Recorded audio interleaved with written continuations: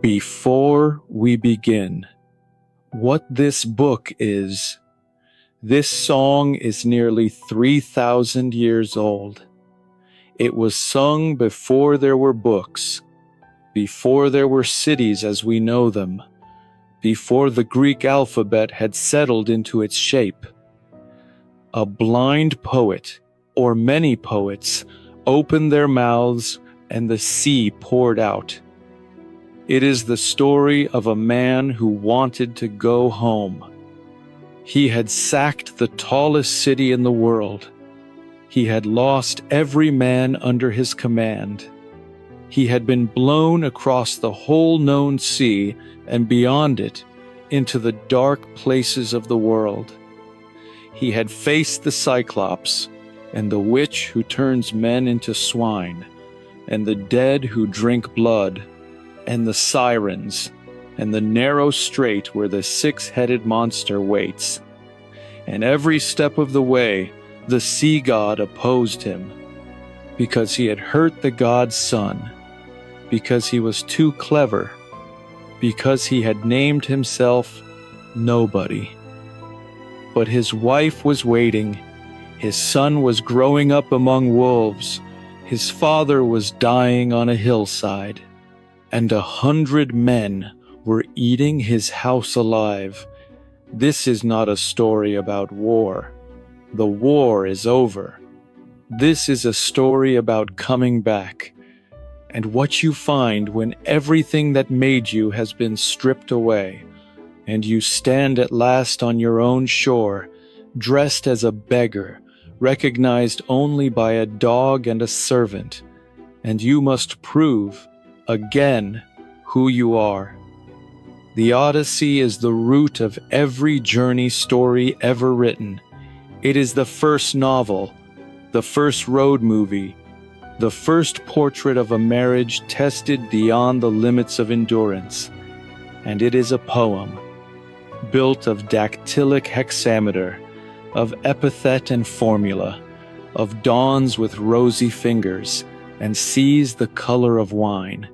We will walk through all 24 books, every song that Homer sang, or his descendants sang, or the voice that comes out of the dark at the beginning of all our literatures sang. This is the Odyssey, by Homer, composed approximately 8 centuries before Christ. My name is Jamil. You are listening to the Classic Mind. Here we read the great books the way they were written, line by line, word by word. No summaries, no paraphrases, no one explaining to you what a great book says. The book itself, alive, in the voice. If you are tired of hearing about philosophy and ready to hear philosophy itself, if you are tired of hearing about literature and ready to hear the actual words, you are in the right place. This is not a lecture. This is a reading, a meditation, a sitting in the quiet with a voice that does not hurry. I invite you to close your eyes and let the book speak. This is the Classic Mind. Sing to me of the man, Muse, the man of twists and turns, driven time and again off course, once he had plundered the hallowed heights of Troy. Many cities of men he saw, and learned their minds. Many pains he suffered, heartsick on the open sea, fighting to save his life and bring his comrades home. But he could not save them from disaster, hard as he strove. The recklessness of their own ways destroyed them all. The blind fools, they devoured the cattle of the sun, and the sun god wiped from sight the day of their return. Launch out on his story, Muse, daughter of Zeus. Start from where you will. Sing for our time too. By now, all the survivors, all who had escaped the sheer destruction, were safely home, fled from the wars and the gale. But one man alone, his heart set on his wife and his return. Calypso, the great goddess, held him deep in her arching caves, craving him for a husband. But then, when the wheeling seasons brought the year around, that year spun out by the gods, when he should reach his home, Ithaca. Though even then no one could escape his trials, not even there, among his loved ones. Then all the gods took pity on him except Poseidon. He raged on, implacable, against the great Odysseus until the hero reached his native land. But now Poseidon had gone to visit the Ethiopians, worlds away, Ethiopians at the farthest limit of mankind, a people split in two, one part where the sun god sets and part where he rises. There the sea lord received the hecatombs of bulls and rams. There he sat and feasted, taking his pleasure. But the other gods, assembled in the halls of Olympian Zeus, were all together there. The father of men and gods was first to speak, sorely troubled, remembering handsome Aegisthus, the man whom Agamemnon's son, renowned Orestes, killed. Recalling Aegisthus now, Zeus addressed the immortal powers. Ah, how shameless the way these mortals blame the gods. From us alone, they say, come all their miseries. Yes, but they themselves, with their own reckless ways, compound their pains beyond their proper share. Look at Aegisthus now. He had no right to marry the wife of Atrides' son and murder him on his return. He knew the doom that lay in wait for him, since we ourselves had warned him, sent Hermes the keen-eyed, our own emissary, saying, don't murder the man, don't court his wife. Beware of revenge from Agamemnon's son, Orestes, when he comes of age and longs for his own native land. So Hermes warned him for all his goodwill, but Aegisthus' heart would not be swayed. He has paid it all now, in a single stroke. At that the goddess Athena, her eyes ashine, replied to Zeus, Father, son of Cronos, king of kings, that man Aegisthus, surely he deserved to die, and the same death for anyone who does what he has done. But my heart breaks for Odysseus, the great, wise, versatile fighter, so long suffering, far from his loved ones on a sea-washed island. The navel of the sea, a wooded island, and there a goddess makes her home, the daughter of Atlas, that malignant sea enchanter, who holds the very pillars of the earth. He stands holding the huge columns that keep earth and heaven apart. His daughter it is who detains the poor grief-worn man, and with her soft and winning words seduces him to forget Ithaca.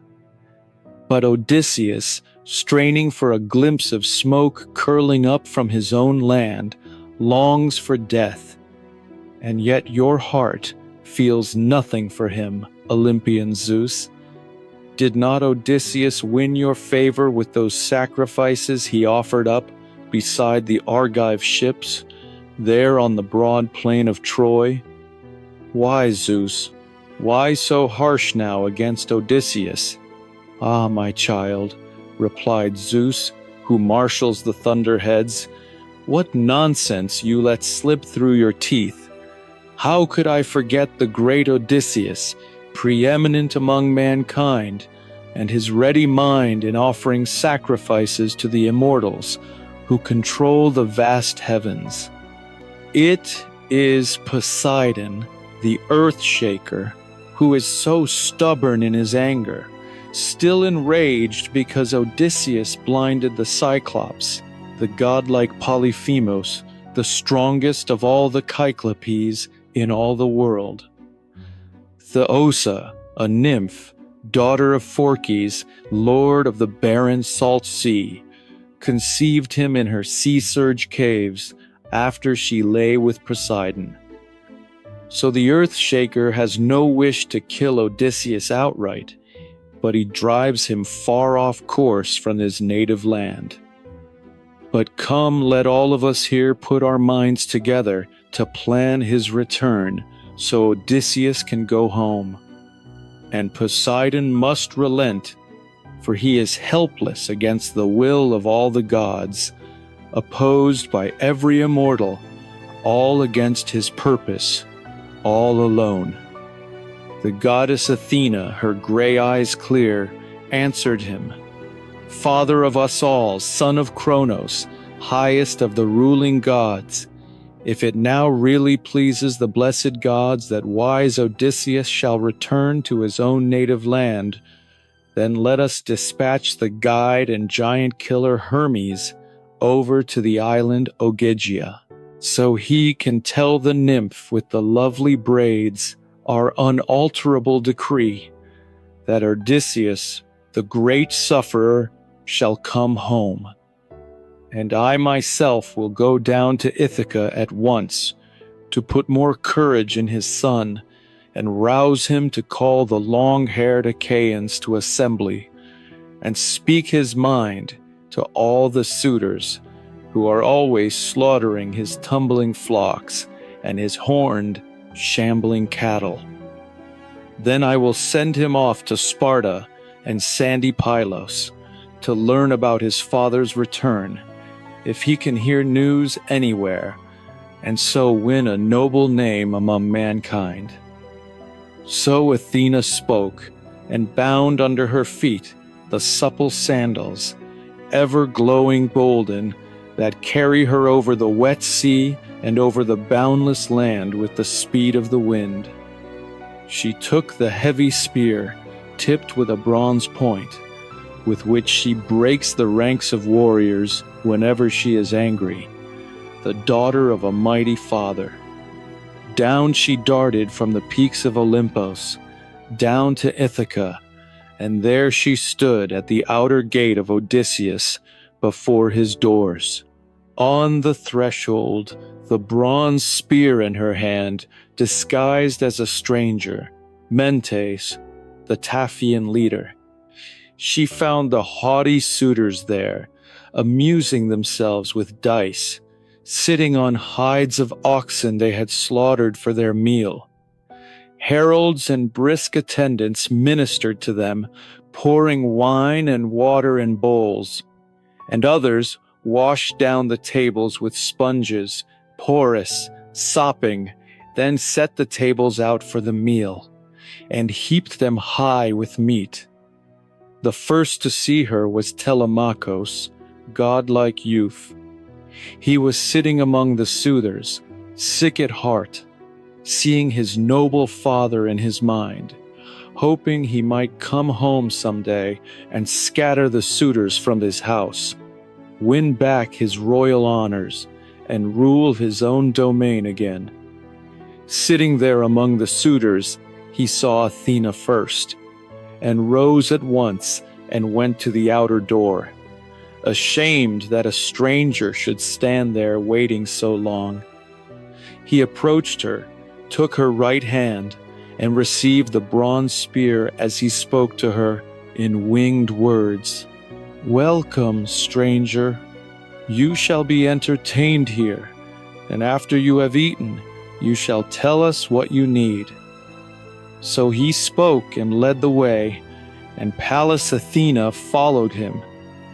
Once they were inside the high-roofed hall, he took her spear and placed it upright in a polished rack against a tall column, where many spears of Odysseus stood in a row, the great-hearted man. Then he led her to a chair and spread a linen cloth upon it, a fine embroidered cloth, and placed a footstool under her feet. He drew a painted bench for himself, apart from the suitors, so the stranger would not lose his taste for food in the uproar of the company, and he might also ask about his absent father. A maid brought water in a fine golden pitcher and poured it over a silver basin for them to rinse their hands, then drew up a polished table. The housekeeper brought bread and laid it down, and the carver lifted platters of roasted meat and set them before the two, and golden cups. A herald came and poured them full of wine, going back and forth, and now the suitors swaggered in and took their places on the chairs and benches, and the heralds poured water for the washing of their hands, and the women servants piled bread in baskets at their elbows, and the young men filled the bowls with wine for drinking. They reached for the good things spread before them, and when they had put away the desire for food and drink, the suitors turned their minds to other things, singing and dancing, the glory of the feast. A herald brought a beautiful lyre and put it in the hands of Eumaeus, the singer whom the suitors forced to sing. He struck the chords, and the prelude began, a beautiful song. Then Telemachus, leaning close to Athena, so no one else could hear, spoke to her. "Dear stranger, will you be vexed at what I say? Here they have nothing else to do, these men, but harp and sing, easy for them, eating another man's stores. And the man himself, his white bones lie rotting in the rain somewhere on a foreign shore, or tumbling in the waves of the sea. If only they could see him back in Ithaca, they would pray to be the swifter on their feet, not the richer in gold or clothing. But now he has died by some evil fate, and we have no comfort left, even if some man on earth should say he will come back. His day of returning has been lost. But come now, tell me this, and tell me plainly. Who are you? Where are you from? Where is your city? Where are your parents? What ship brought you here? How did the sailors get you to Ithaca? Who do they say they are? For I do not think you came on foot. Tell me this too, so I may know it well, whether this is the first time you have come here, or whether you are a guest friend from my father's days. For many were the men who came to our house, like you, when he still went among men. Athena, the gray-eyed goddess, answered, Indeed, I will tell you all. I boast that I am Mentes, son of Aeolus, and I rule the Taphians, the men who love the oar. I have come now with my ship and my crew, sailing over the wine-dark sea, to men of alien tongue, to Temesi for bronze, and I carry gleaming iron. My ship stands waiting by the open country, away from the town, in the harbor of Rhaethron, under the wooded mountain. We boast ourselves as guest friends from our father's days, since long ago. Go to your old father, the hero Laertes, and ask him. He, they say, no longer comes to town, but lives alone in the country with an old woman to serve him, who gives him food and drink when his weary limbs grow tired from dragging himself up and down his vineyard slopes. I have come now because they said your father had come home, but I see the gods have blocked his path, for the great Odysseus is not dead on the earth, but still alive somewhere, imprisoned on a wide sea, on a sea-girt island, and savage men hold him fast. A rough folk who hold him back against his will. Now let me tell you what the gods have put into my heart, what I think will happen, although I am no prophet and have no certain skill in reading birds. He will not be kept away from his own land much longer, not even if iron chains hold him. He is a man of many devices, who will find a way to return. But come now, tell me this, and tell me plainly, are you, tall as you are, the very son of Odysseus? Surely your head and fine eyes are terribly like him. Many were the times we were together before he embarked for Troy, where the best of the Argives went in their hollow ships. And since that time I have never seen him, nor he me. Telemachus answered her with all the wisdom of his years. I shall tell you the truth, stranger. My mother says indeed I am his son. For myself, I do not know. No man knows his own begetting.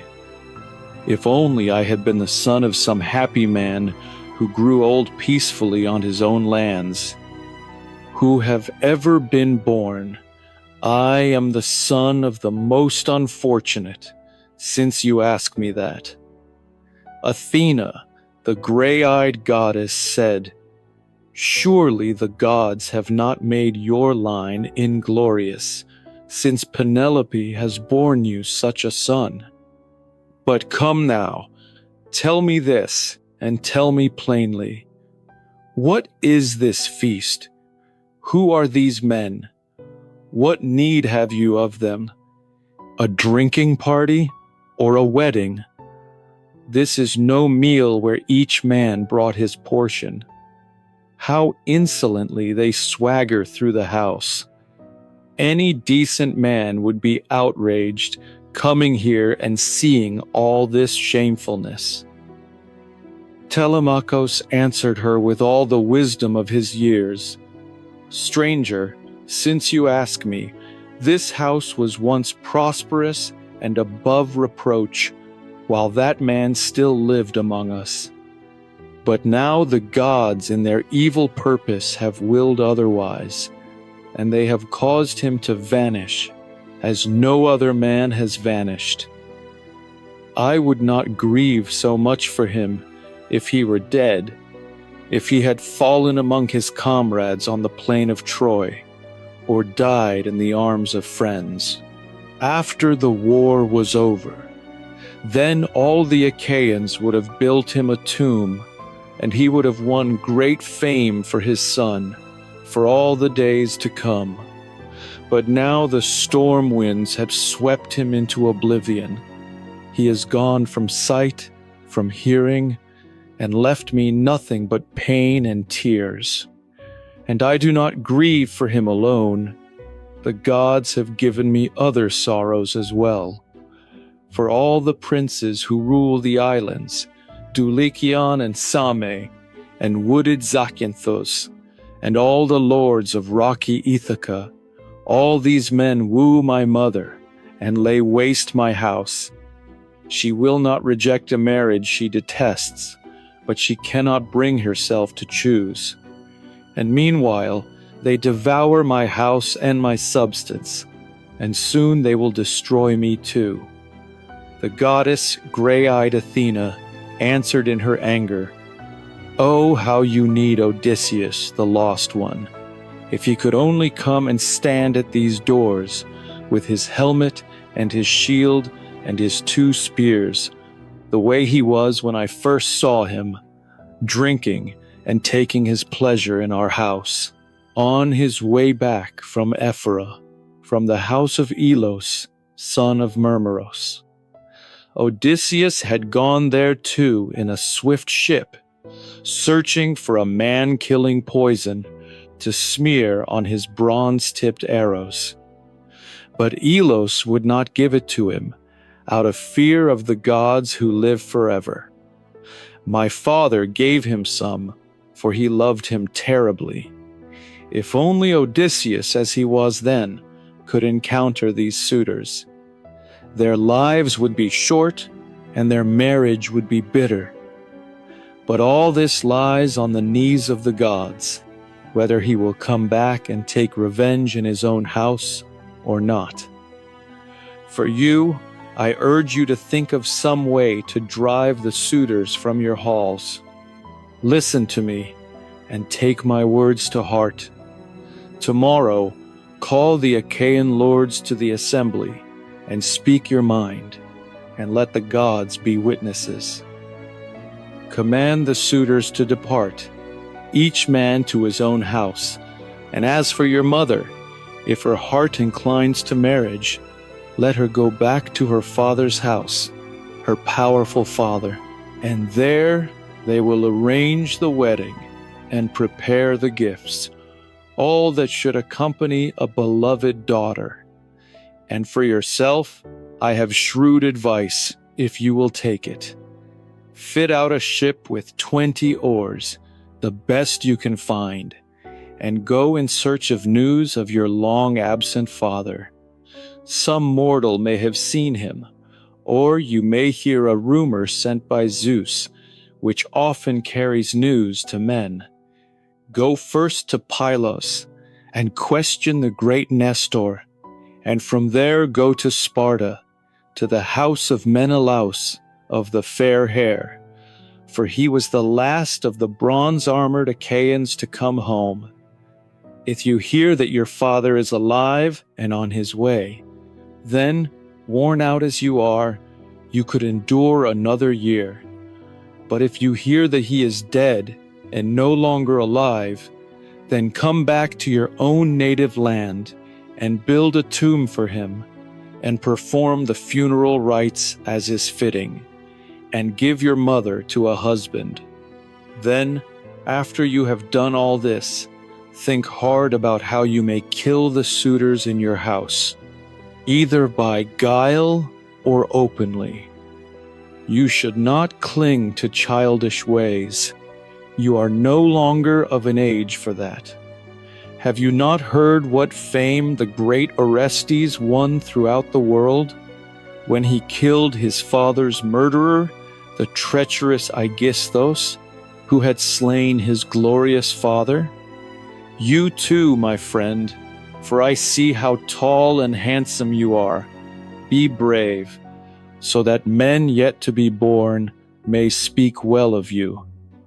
Now I will go down to my swift ship, and to my men, who are waiting for me and chafing at my long delay.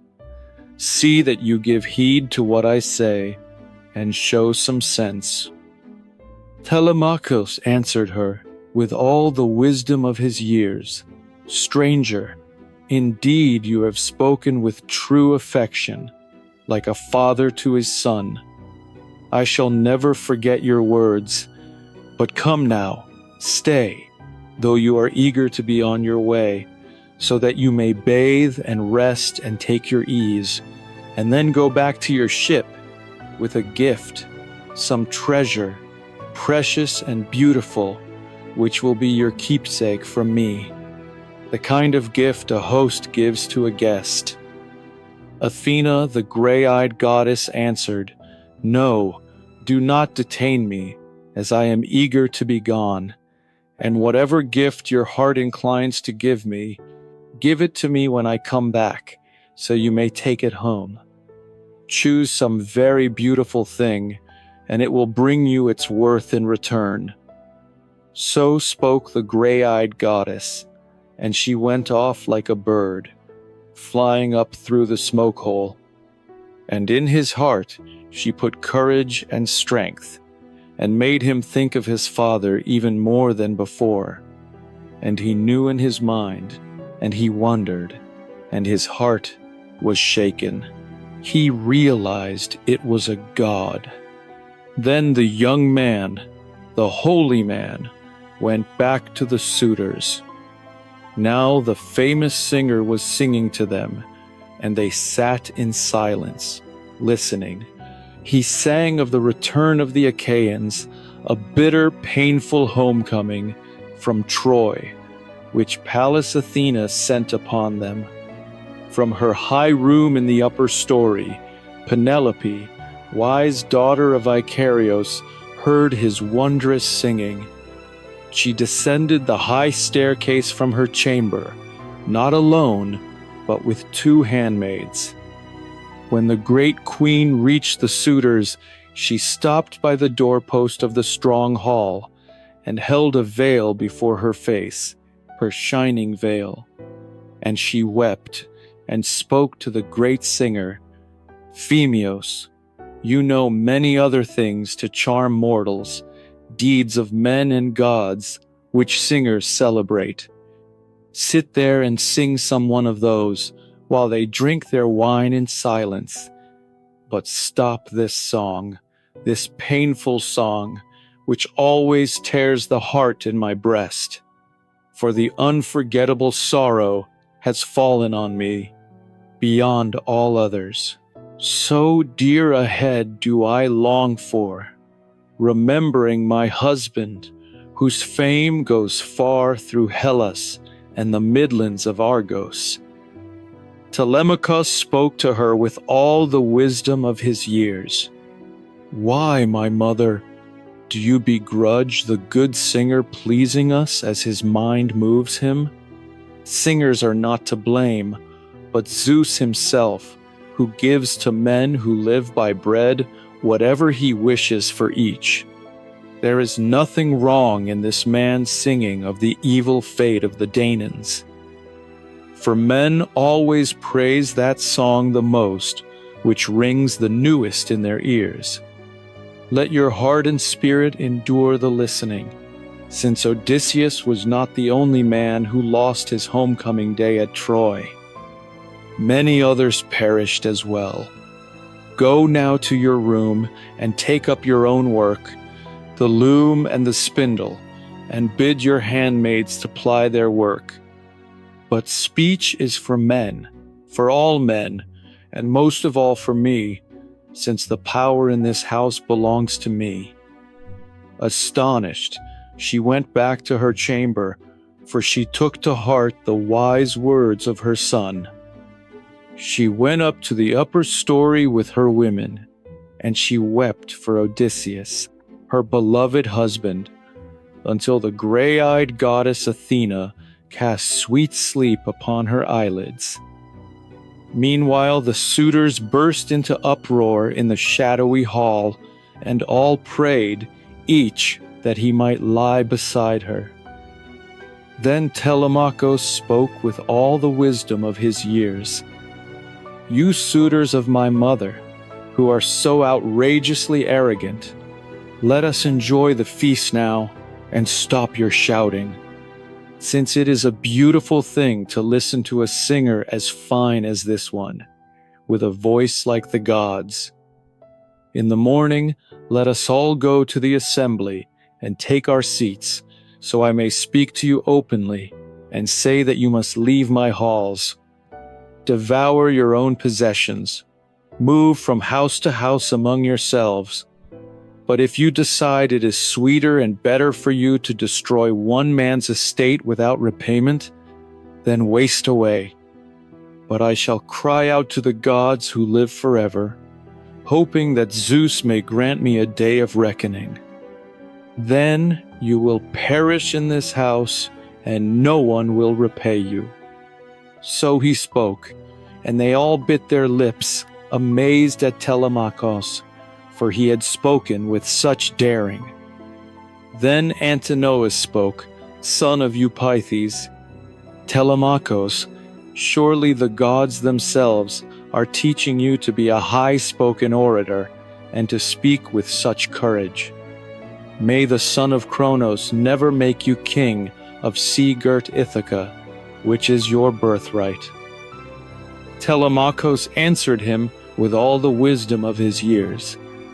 "Antinous, will you be vexed at what I say? I would accept the kingship if Zeus should give it. Do you think that is the worst of human things? It is not bad to be a king. At once his house grows rich, and he himself is held in higher honor. But there are many other princes of the Achaeans, both young and old, on seagirt Ithaca. One of them may take this honor, since the great Odysseus is dead. But I will be lord of my own house, and of the servants whom the great Odysseus took by force for me. Son of Polybos answered him, Telemachus, these things lie on the knees of the gods. Which of the Achaeans will be king on seagirt Ithaca? But may you keep your own possessions and rule your own house. May no man ever come and take your possessions by force, while there are men on Ithaca. But I would ask you about the stranger. Where did this man come from? What country does he claim as his own? Where is his family, his native fields? Did he bring news of your father's return, or did he come on some business of his own? How quickly he leapt up and was gone. He did not wait to be known, and yet he was no mean man, judging by his looks. Telemachus answered him with all the wisdom of his years. Eurymachus, the day of my father's return is lost forever. I no longer put my faith in messages, wherever they come from, nor do I attend to any prophecy when my mother calls some diviner to the house and questions him. This man was a guest friend from my father's days, from Taphos. He says his name is Mentes, son of Aeolus, and he rules the Taphians, the men who love the oar. So Telemachus spoke, though in his heart he knew it was the immortal goddess. Now the suitors turned to dancing and to singing songs, and they made merry, and waited for evening to come. And dark evening came on as they were making merry. Then they all went home to sleep, each man to his own house. But Telemachus went up to his bedroom, built high in the beautiful court, a room that looked out everywhere. And there he went to bed, with much care in his mind. And Euryclea, the daughter of Ops, Hysenor's son, an old woman, carried burning torches before him. Long ago, Laertes had bought her with his own wealth when she was a young girl, and paid the price of 20 oxen, and he honored her in his house as much as his own wife. But he never lay with her, for he feared his wife's anger. She carried the torches for Telemachus, and of all the women in the house, she loved him most, and she had nursed him as a baby.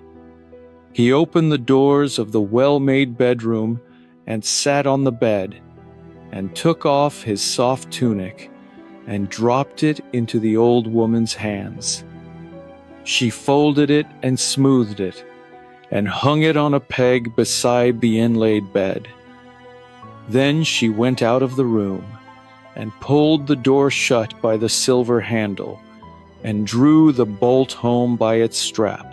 And there Telemachus lay, all night long, covered with a woolen fleece, planning in his mind the journey that Athena had laid out for him. A hero's son awakens. When the young dawn with her rose-red fingers shone once more, the true son of Odysseus sprang from bed and dressed. Over his shoulder he slung his well-honed sword, tied his fine sandals onto his glistening feet, and strode from his room like a god. At once he ordered the clear-voiced heralds to call the long-haired Achaeans to assembly. They called, and the men came crowding quickly. When they had all thronged together, Telemachus went to the meeting place, holding a bronze spear. He was not alone. 2 sleek hounds followed him. Athena poured over him a surpassing grace, and all the people stared at him as he came forward. He sat in his father's seat, and the elders made way for him.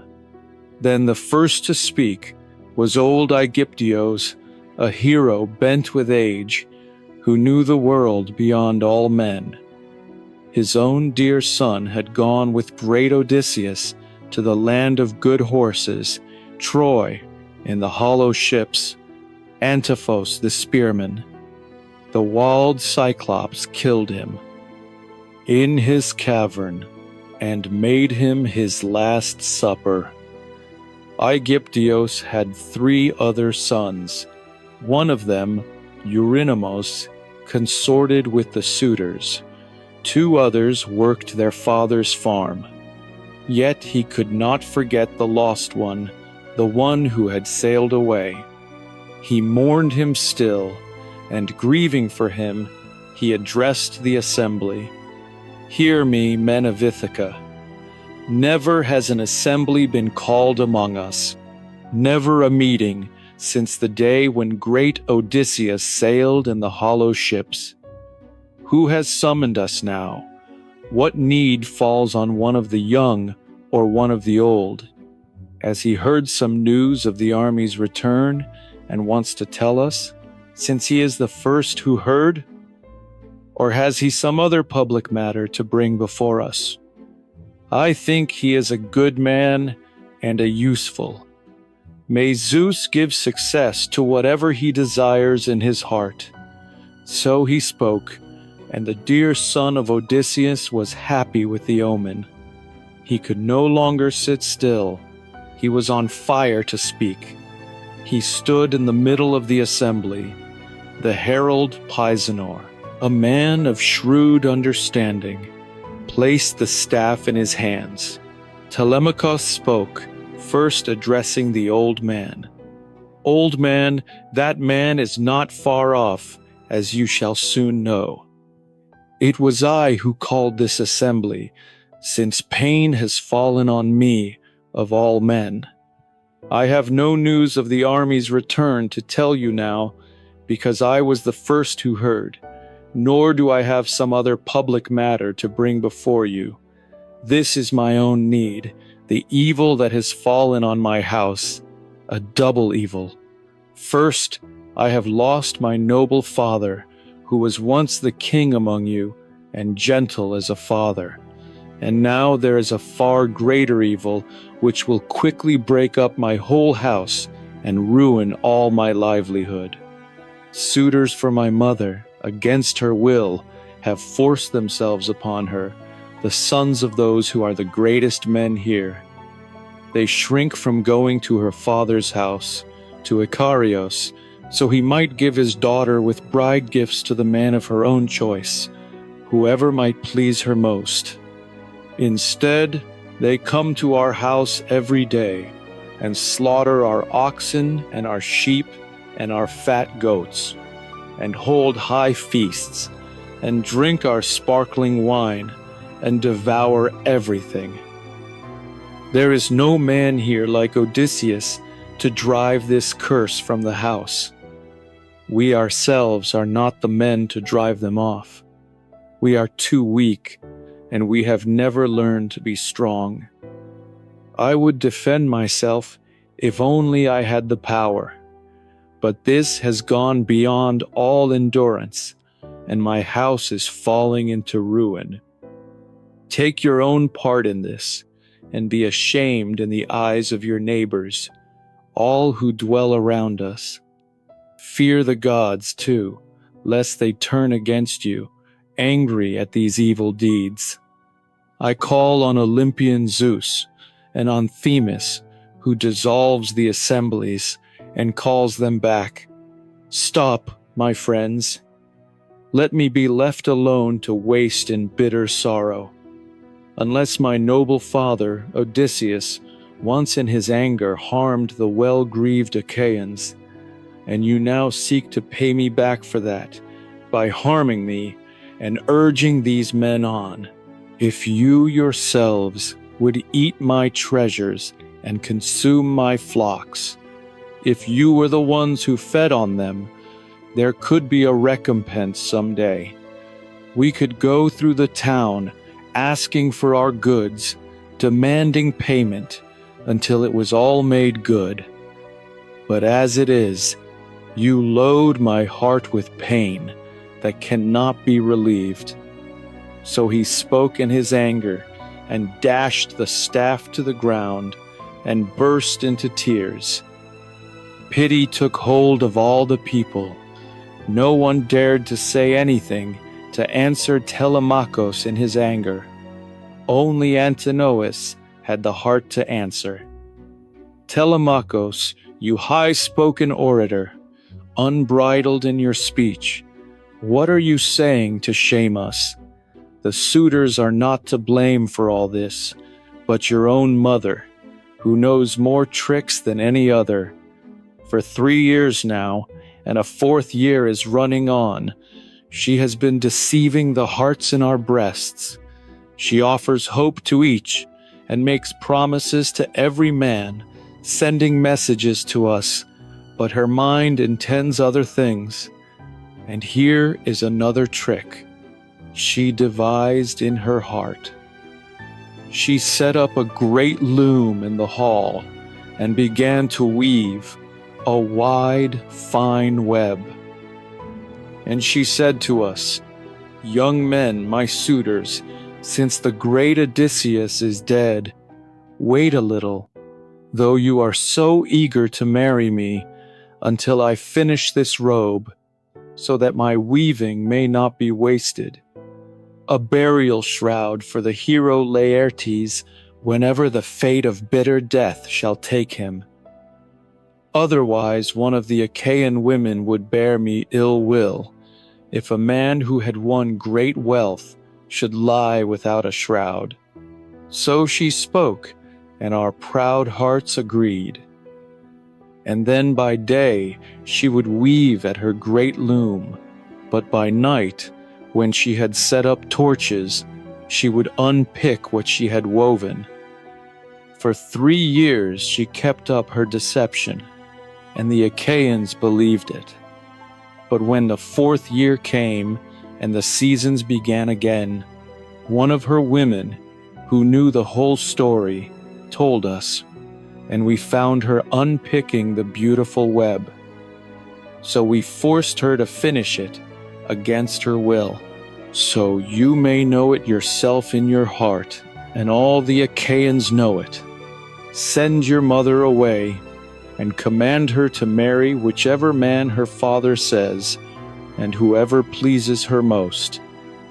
If she goes on too long tormenting the sons of the Achaeans, relying on the gifts Athena has given her, surpassing skill and beautiful work, and good sense, and cunning, beyond any woman we know of, not even the heroines of old, the lovely-haired women of Achaia, could match her wits at their best.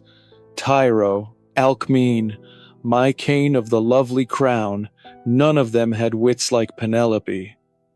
Yet in this one thing her wits fail her.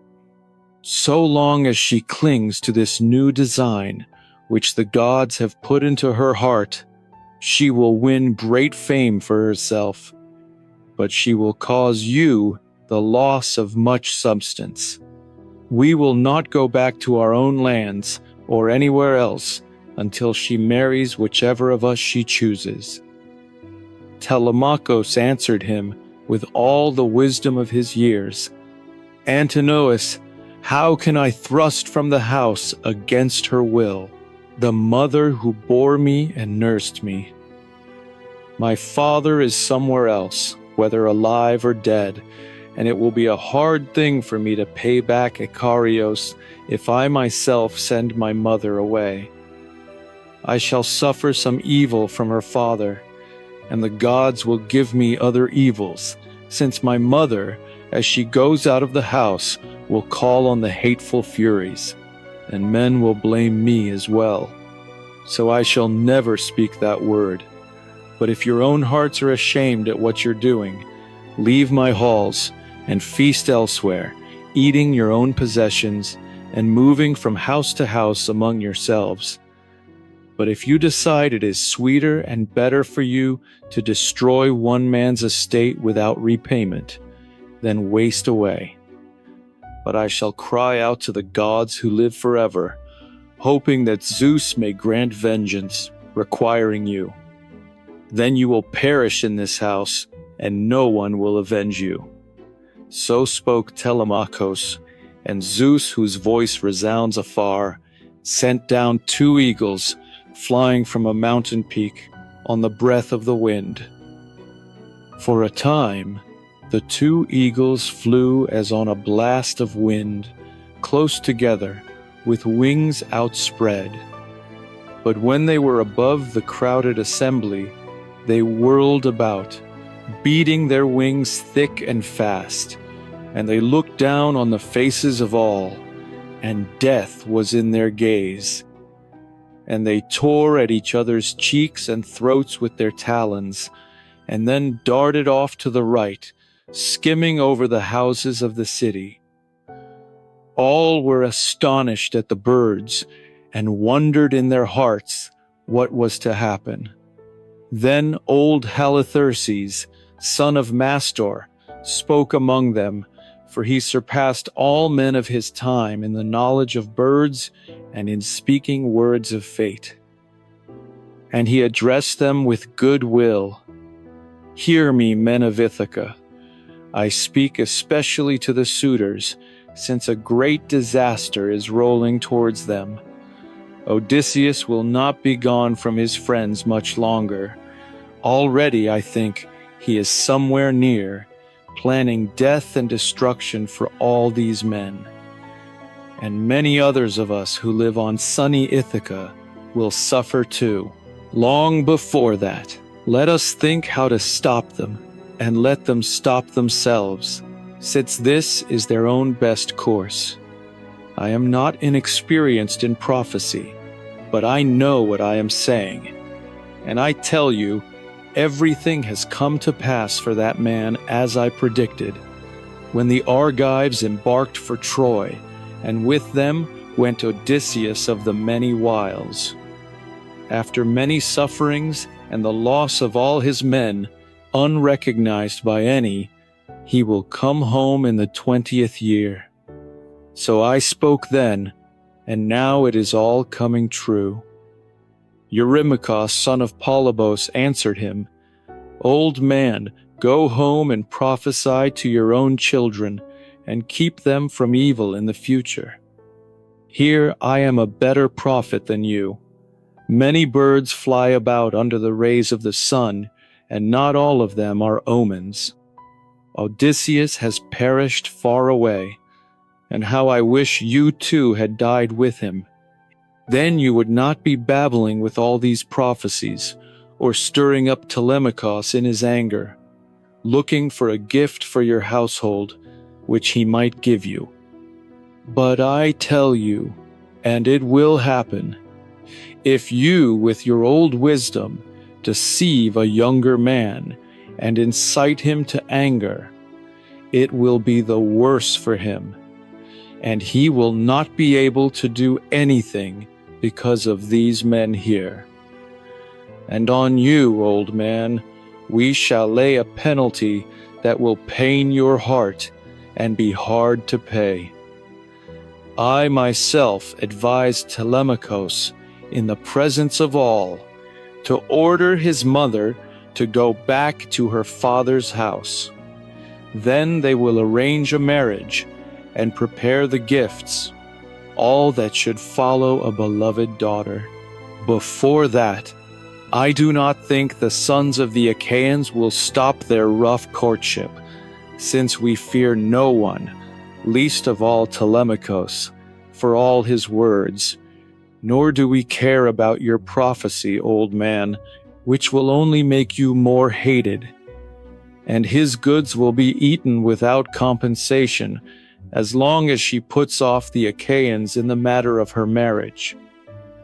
We shall wait here every day, striving for her, nor shall we go after other women for the proper marriages."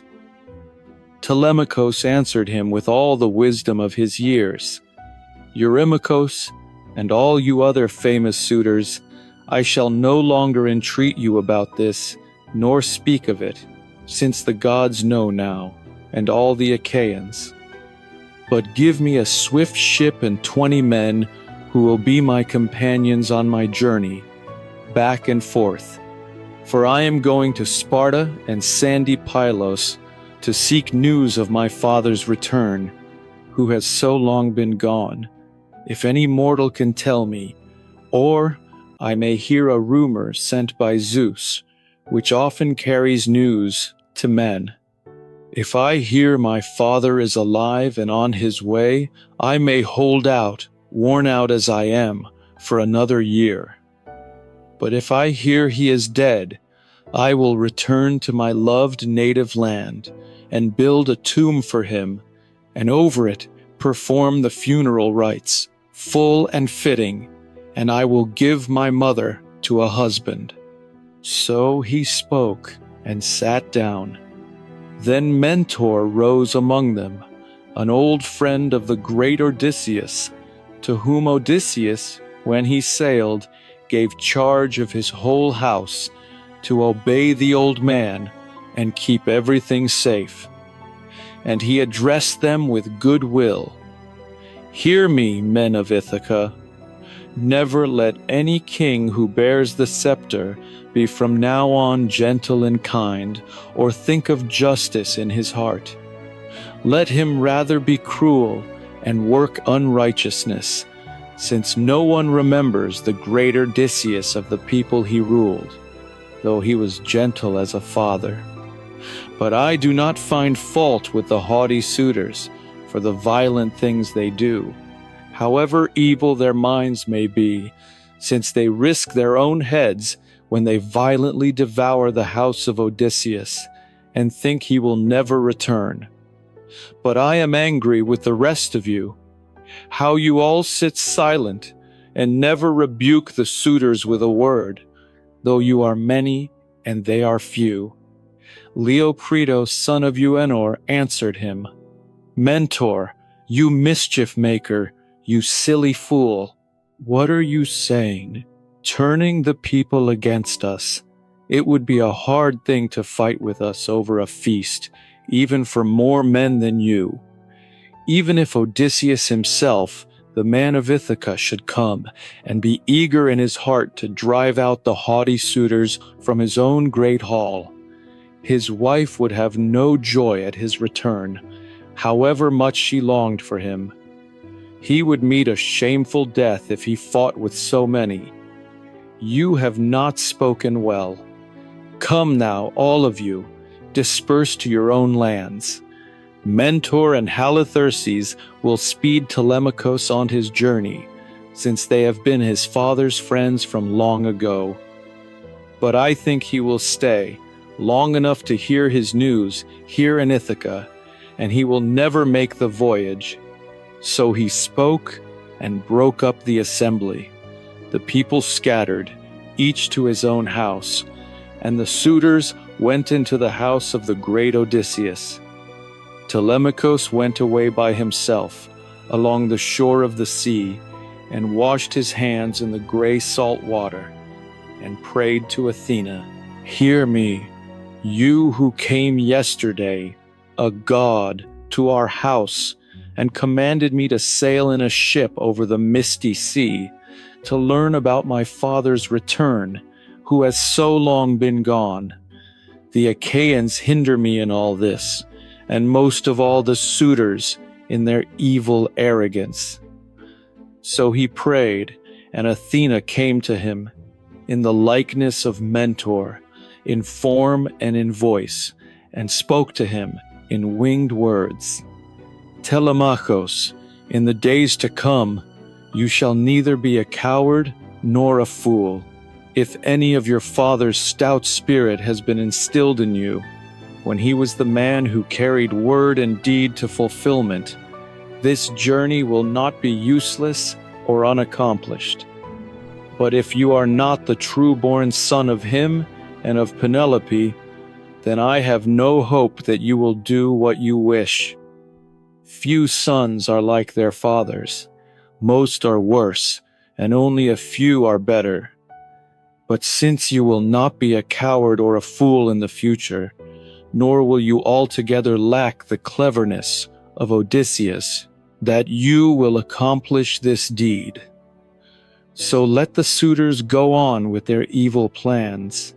They are foolish, and there is no sense or justice in them.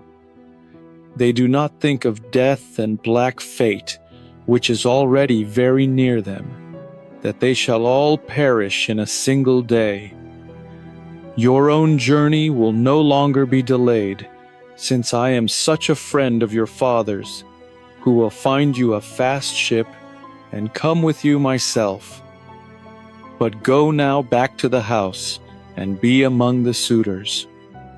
Get ready provisions for the ship, and store everything in jars, the wine and the barley meal, the marrow of men, in skins, and I will soon gather volunteers among the people. And there are many ships in sea-girt Ithaca, both new and old. I will choose the best one for you, and we will quickly fit it out, and launch her on the wide open sea. So spoke Athena, daughter of Zeus, and Telemachus did not wait long after he had heard the goddess's voice. He went home, troubled at heart, and found the haughty suitors in the hall, skinning goats and singing pigs. Antinous laughed and went straight up to Telemachus and took his hand and spoke to him.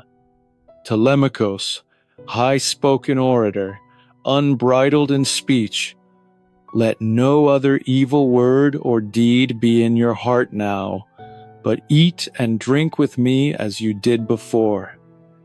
The Achaeans will provide everything for you, a ship and picked oarsmen, so that you may go quickly to sacred Pylos to learn about your renowned father. Telemachus answered him with all the wisdom of his years. Antinous, it is impossible for me to sit among you in silence, proud as you are, and take my pleasure. Is it not enough that you suitors have destroyed my fine possessions while I was still a child? Now that I am grown and can hear what other people say, and my spirit grows within me, I shall try to set the evil fates upon you, whether I go to Pylos or stay here among the people. But I will go, and the journey I speak of will not be wasted, though I go as a passenger, since I possess no ship, and no oarsman. That, I suppose, is what you thought best. He spoke, and drew his hand away from Antinous' hand, easily. The suitors went on with the feast. They insulted him and mocked him. One of them, a young proud man, said, "Surely Telemachus is planning our murder. He will bring men to help him from sandy Pylos or from Sparta. How terribly in earnest he is! Or perhaps he means to go to Ephyra, that rich land, to bring home deadly poison and drop it in the wine bowl to kill us all." And another of the proud young men said, "Who knows, when he goes in his hollow ship, whether he too may die, wandering far from his friends, like Odysseus. He would only give us more work. We would have to divide up all his wealth and give the house to his mother and the man she marries." So they spoke, but Telemachus went down to his father's wide, high-roofed storeroom, where gold and bronze lay piled up, and clothing in chests, and stores of fragrant oil. There stood jars of old sweet wine, which had been kept unmixed, a divine drink, and they were packed in a row against the wall, waiting, if Odysseus, after much suffering, should come home. The double doors, close-fitting, were closed upon it. A housekeeper was in charge there, day and night, who kept everything safe with all her skill. Euryclea, the daughter of Ops, Peisenor's son. Telemachus called her to the room and said, "Nurse, come, draw off wine for me into the jars, the best, after the wine you guard here for the ill-fated one. If ever Odysseus of the seed of Zeus should come home, escaping death and the spirits of death, fill 12 jars and fit them all with covers. Pour barley meal into well-sewn bags, 20 measures of ground barley, and keep this to yourself. Have everything ready, for I shall come for it in the evening, when my mother has gone upstairs and is ready for bed. For I am going to Sparta and sandy Pylos to hear about my dear father, if there is any news of his return."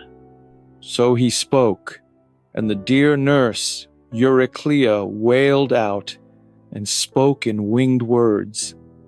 "Dear child, why has this thought come into your mind? Where do you want to go over the wide earth, you, an only son, your mother's darling? Odysseus, the seed of Zeus, has died far from home in some strange land.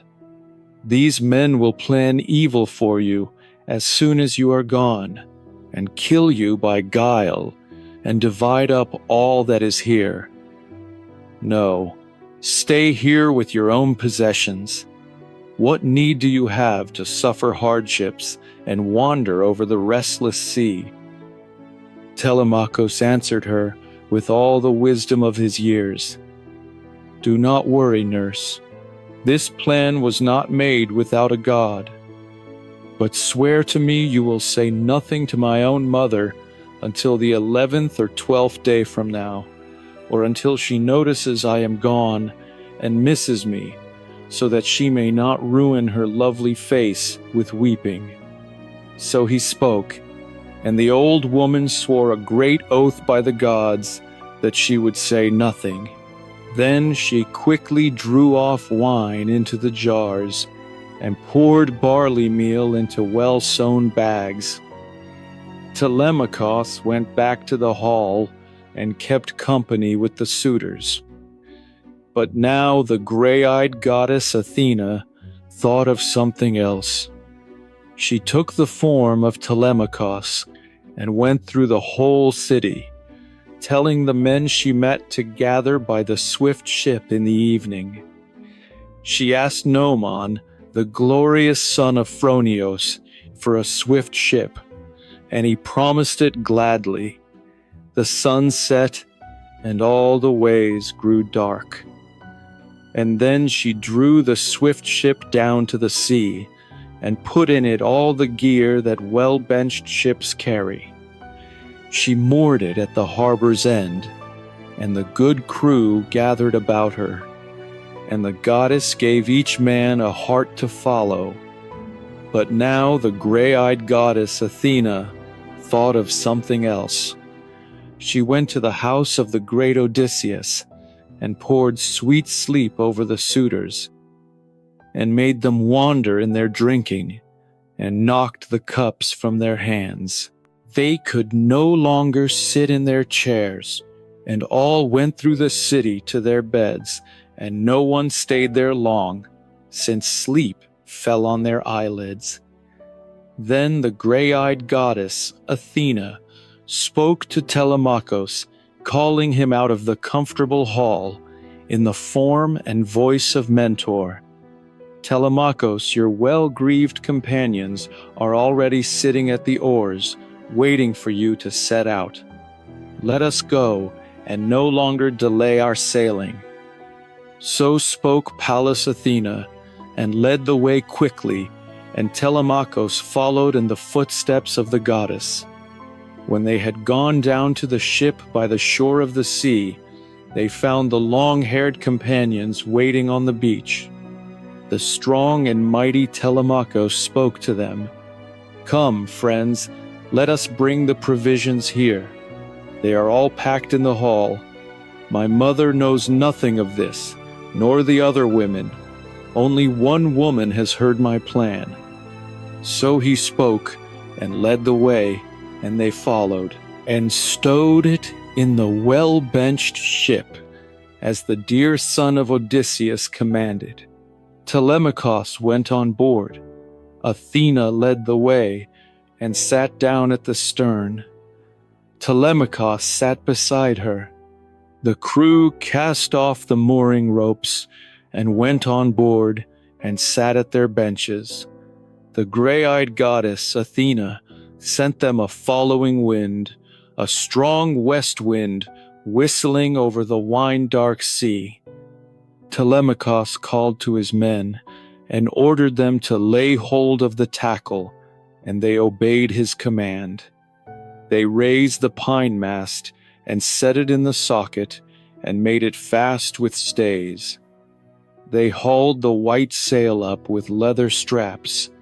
The wind bellied out the sail, and the dark wave hissed loudly about the stem of the ship as she went. She ran over the waves, making her way.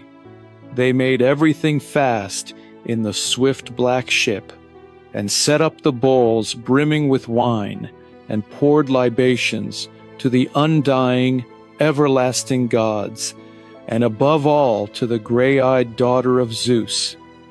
And all night long, until dawn, she ran on her course, cleaving the sea. The Lord of the Western approaches. Now the sun, leaving the beautiful mere, sprang up into the brazen sky to give light to the immortals and to mortal men on the earth, the giver of grain. And they came to Pylos, the well-built citadel of Neleus, where the people on the shore of the sea were offering a sacrifice of black bulls to the dark-haired earth-shaker. There were 9 companies, and 500 men sat in each. And in each company they held 9 bulls, ready for sacrifice.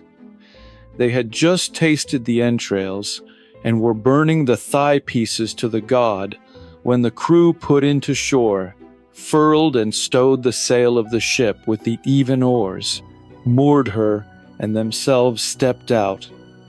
Telemachus disembarked, with Athena leading the way. The gray-eyed goddess spoke to him first. "Telemachus, you must not be the least bit shy. This is why you sailed over the sea, to learn about your father, where the earth has covered him, and what fate he met. Go straight up to Nestor, the tamer of horses. We must learn what counsel he keeps in his heart. Entreat him yourself, so he may tell you the truth. He will not lie, for he is full of wisdom." Telemachus answered her with all the wisdom of his years. "Mentor, how shall I go up to him? How shall I greet him? I have no skill in speaking pointed words. And besides, a young man is shy about questioning an elder."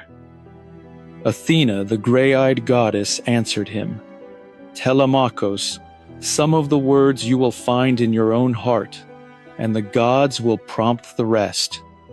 You were not born and raised without the gods' good will." So spoke Pallas Athena, and led the way quickly, and Telemachus followed in the footsteps of the goddess. They came to the place where the men of Pylos were gathered and sitting. Nestor sat there with his sons, and around them their men were roasting meat on spits and putting pieces on for the feast. When they saw the strangers, they all came up together and clasped their hands in welcome, and bade them sit down.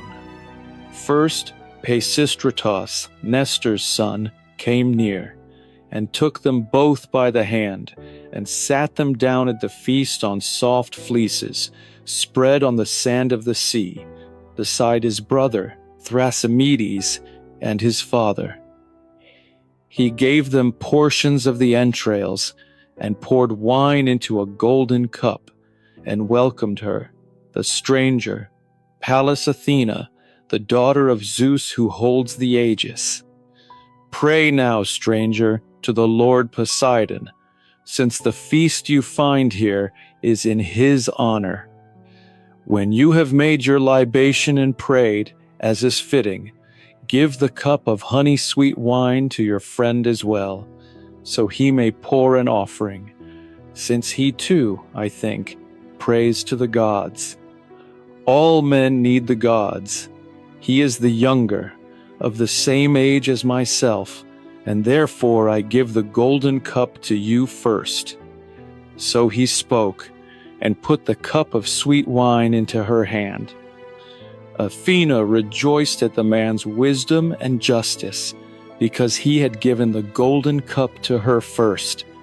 At once she prayed earnestly, "To the Lord Poseidon, hear me, Poseidon, you who hold the earth, and do not refuse to fulfill these prayers for us who call on you. First, grant glory to Nestor and to his sons, and then give generous recompense to all the Pylians for the glorious hecatomb they offer. Grant also that Telemachus and I return, having accomplished what we came here to do in our swift black ship." So she prayed, and herself fulfilled the prayer.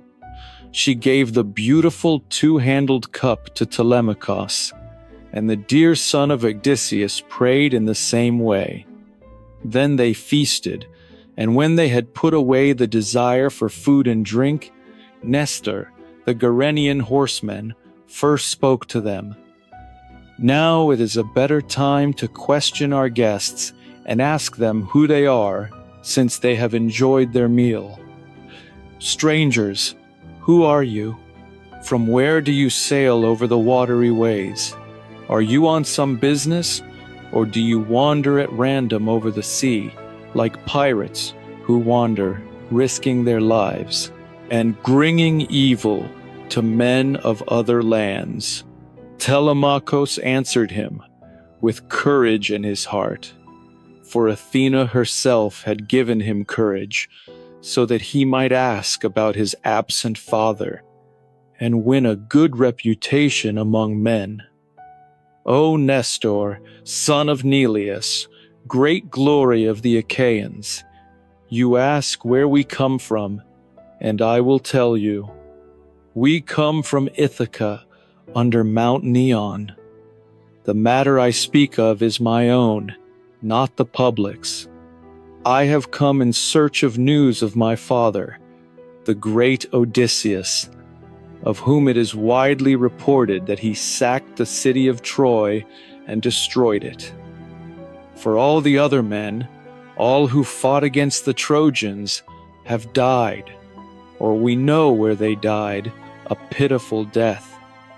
But Zeus has hidden from us even the death of this one man, since no one can say for certain where he died, whether he was killed by enemies on land or lost at sea in the waves of Amphitrite.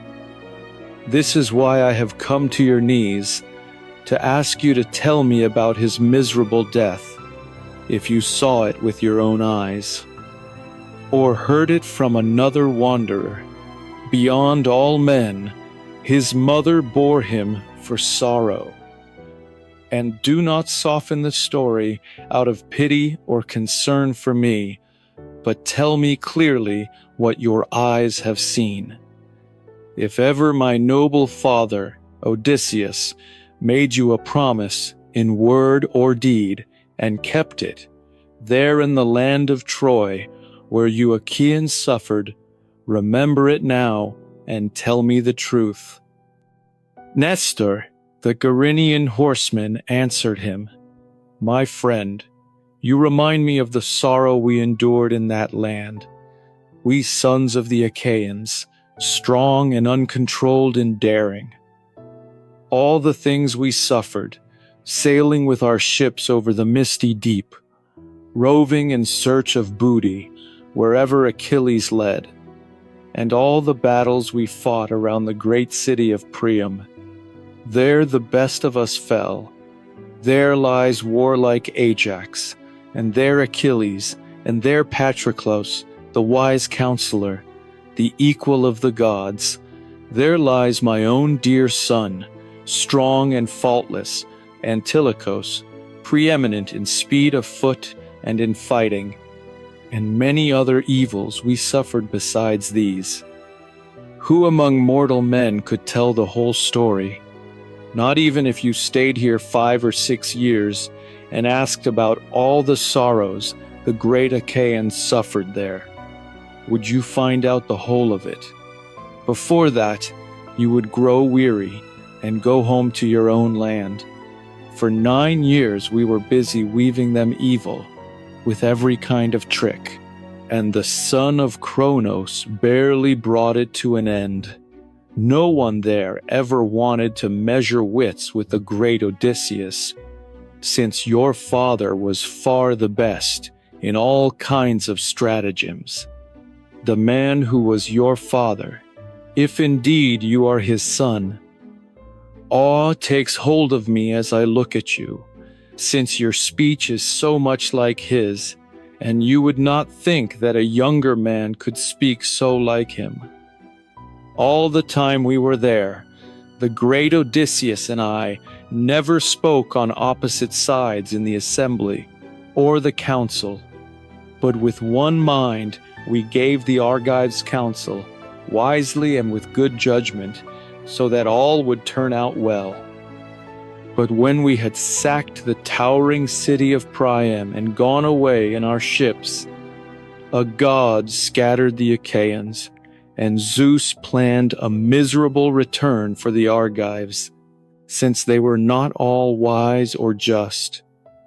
Many of them met an evil fate through the deadly anger of the terrible goddess, the daughter of Zeus, who set strife between the 2 sons of Atreus. They called the Achaeans to assembly, recklessly and against all order, at sunset, and the sons of the Achaeans came, heavy with wine. The 2 men spoke and explained why they had called the people.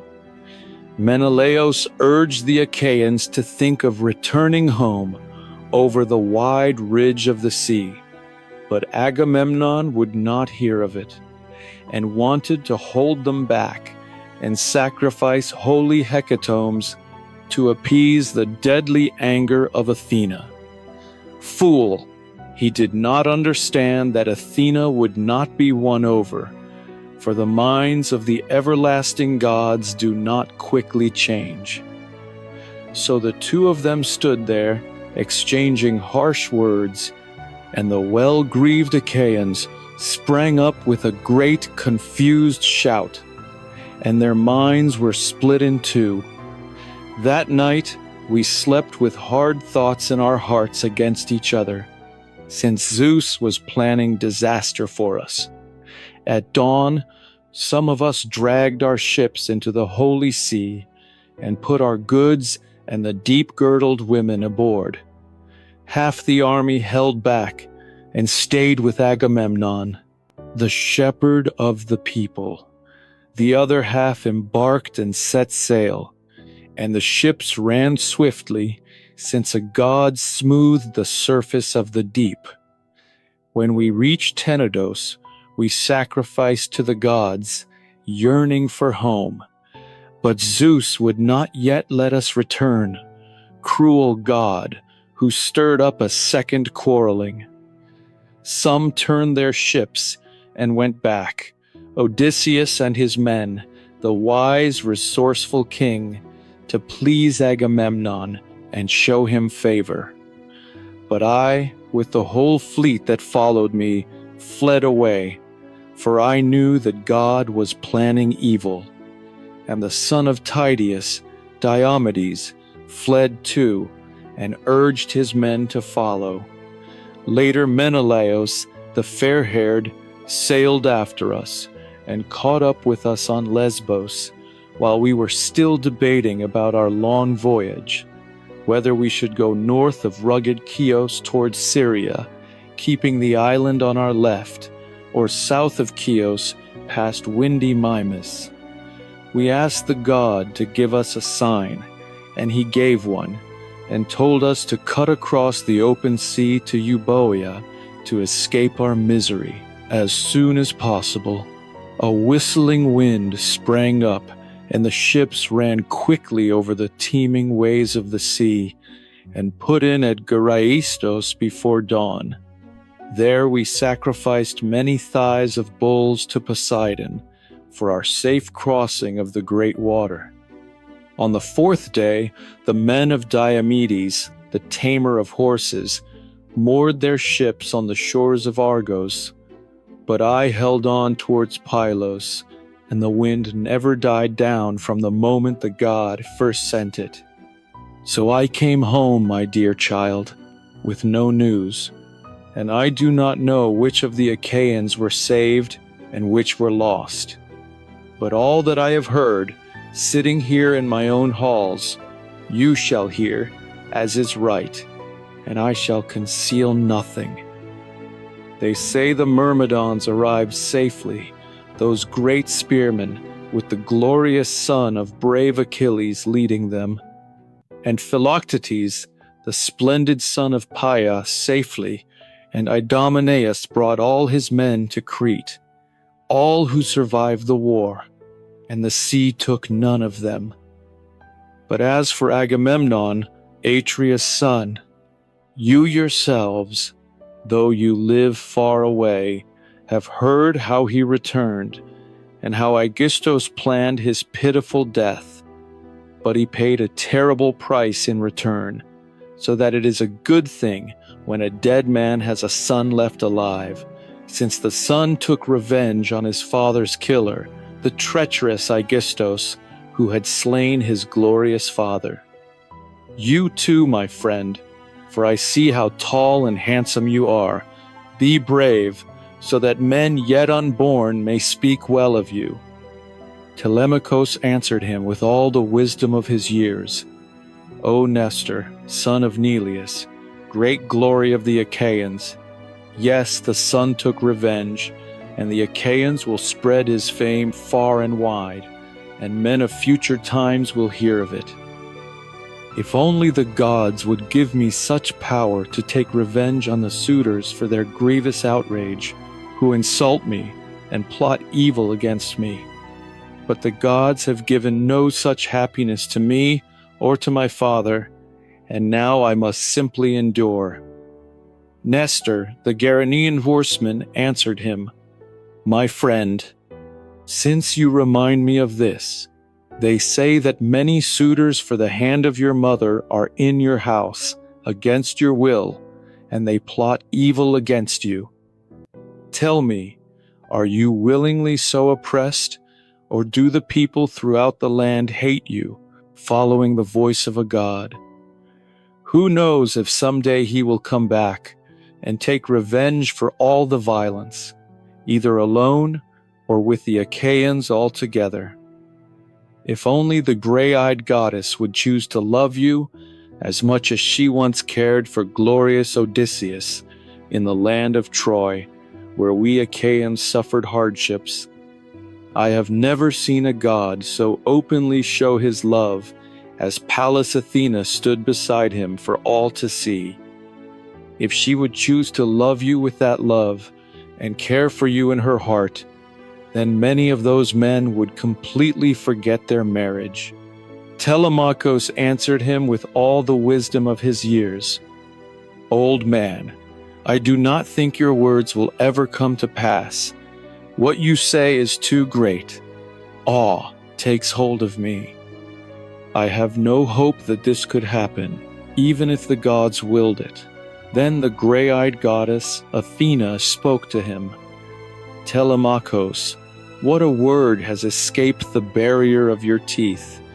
A god could easily bring a man home, even from far away, if he wished.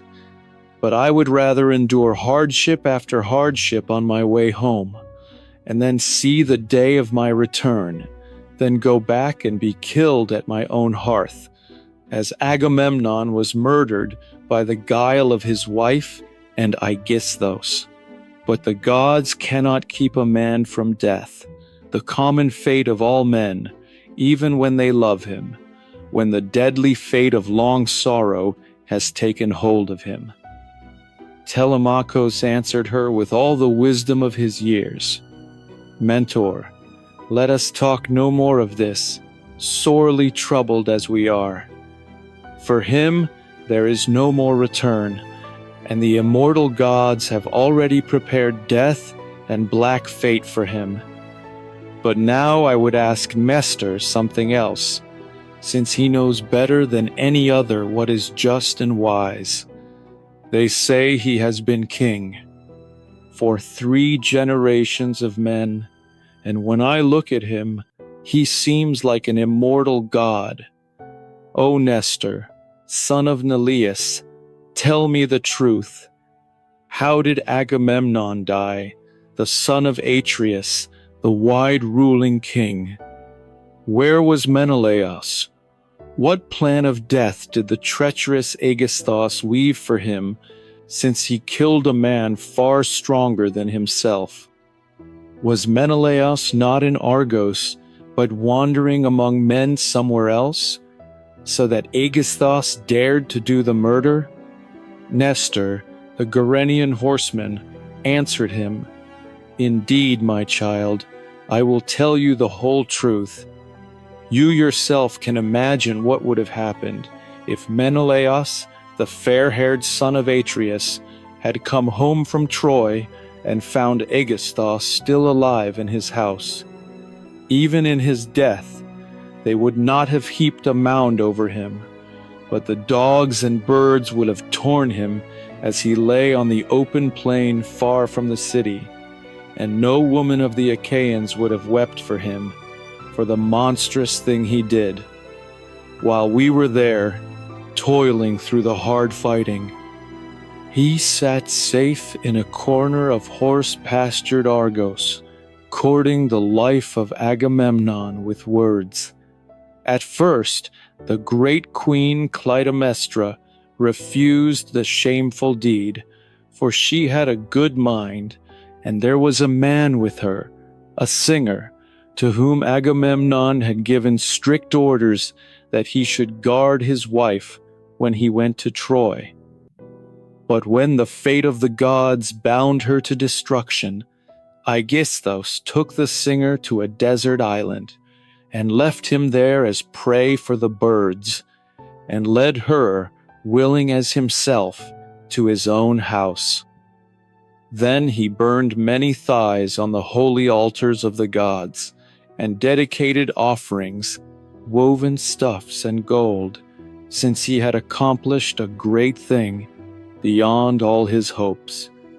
Now Menelaus and I were sailing together from Troy on the friendliest terms when we came to Sunion, the sacred cape of Athens.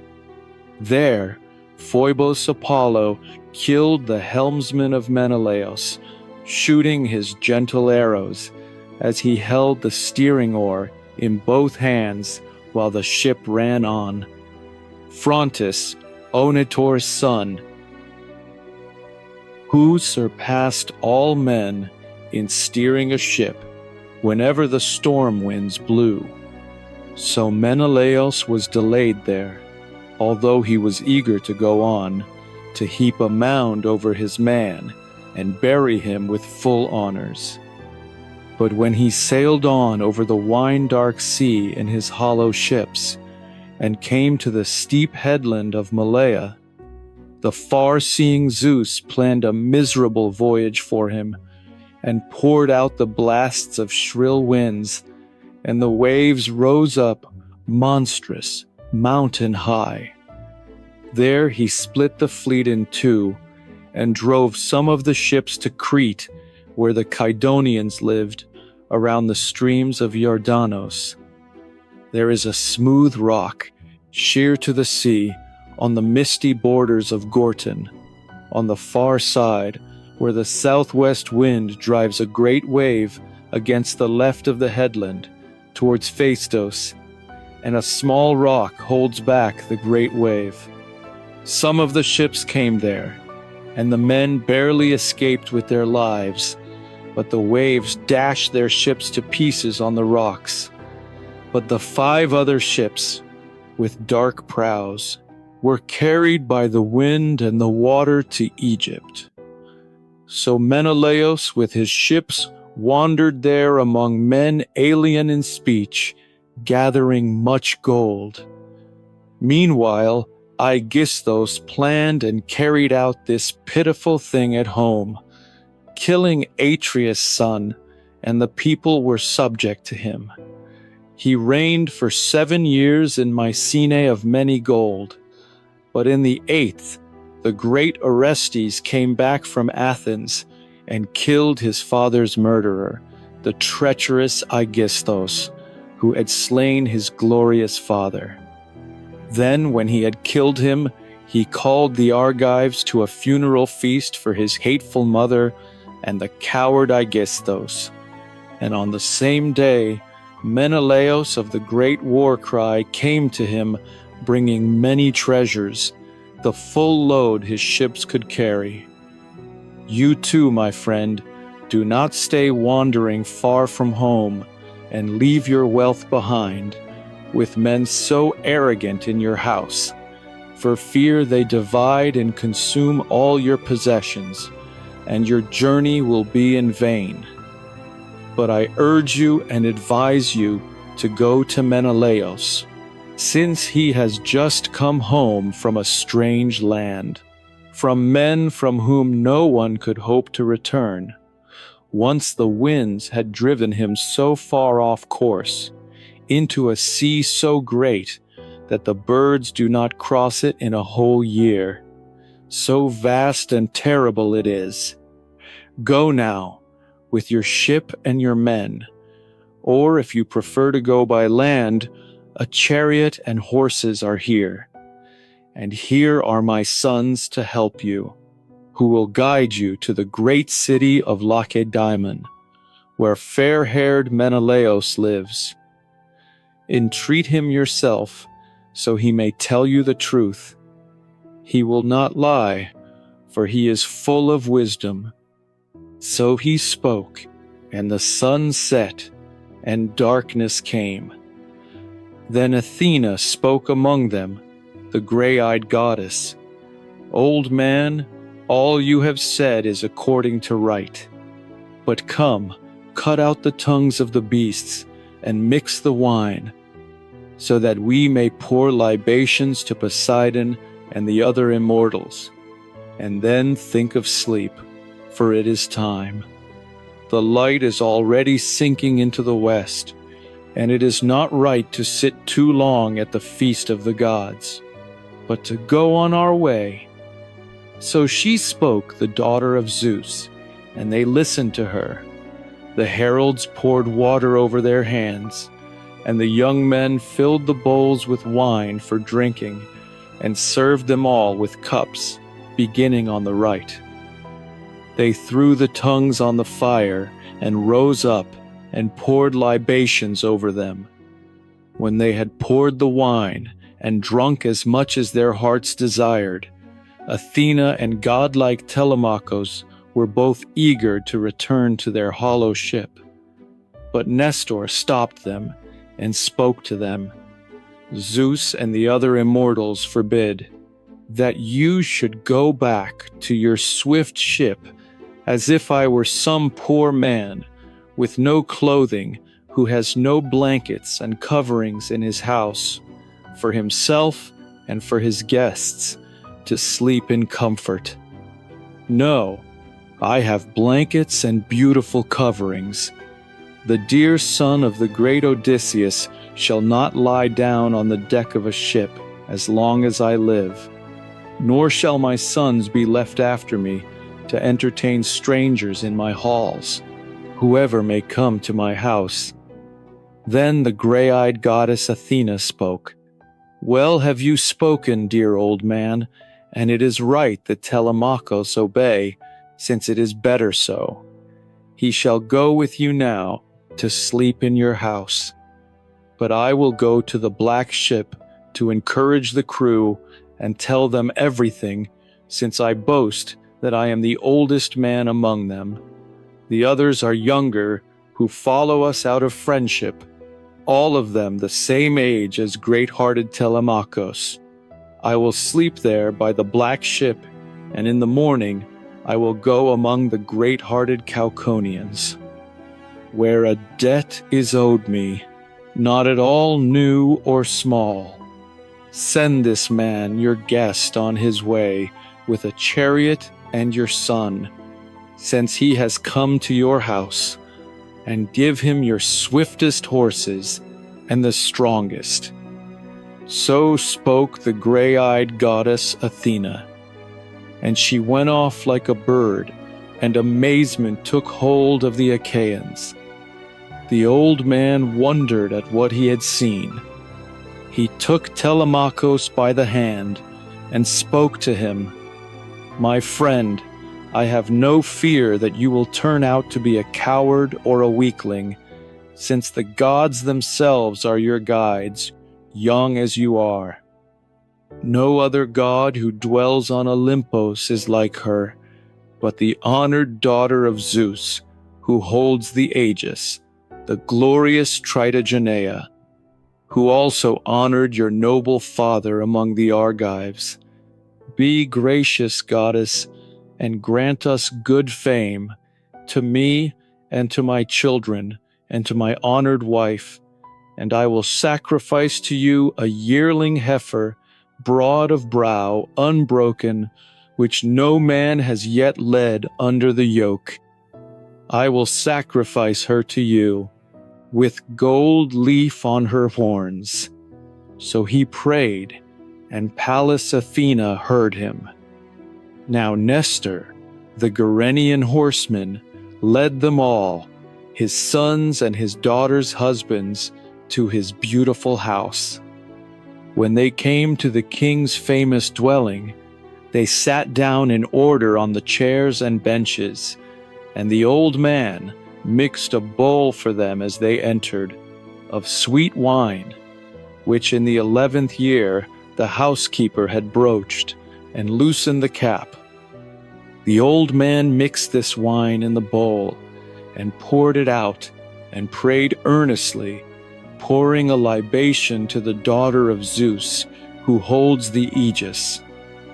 When they had poured the wine, and drunk as much as their hearts desired, they all went home to bed, each to his own house. But the Gerenian horseman Nestor gave Telemachus, the dear son of Odysseus, a bed under the echoing colonnade, and beside him Pisistratus of the good ash spear, the leader of men, who was still the only unwed son in the great house.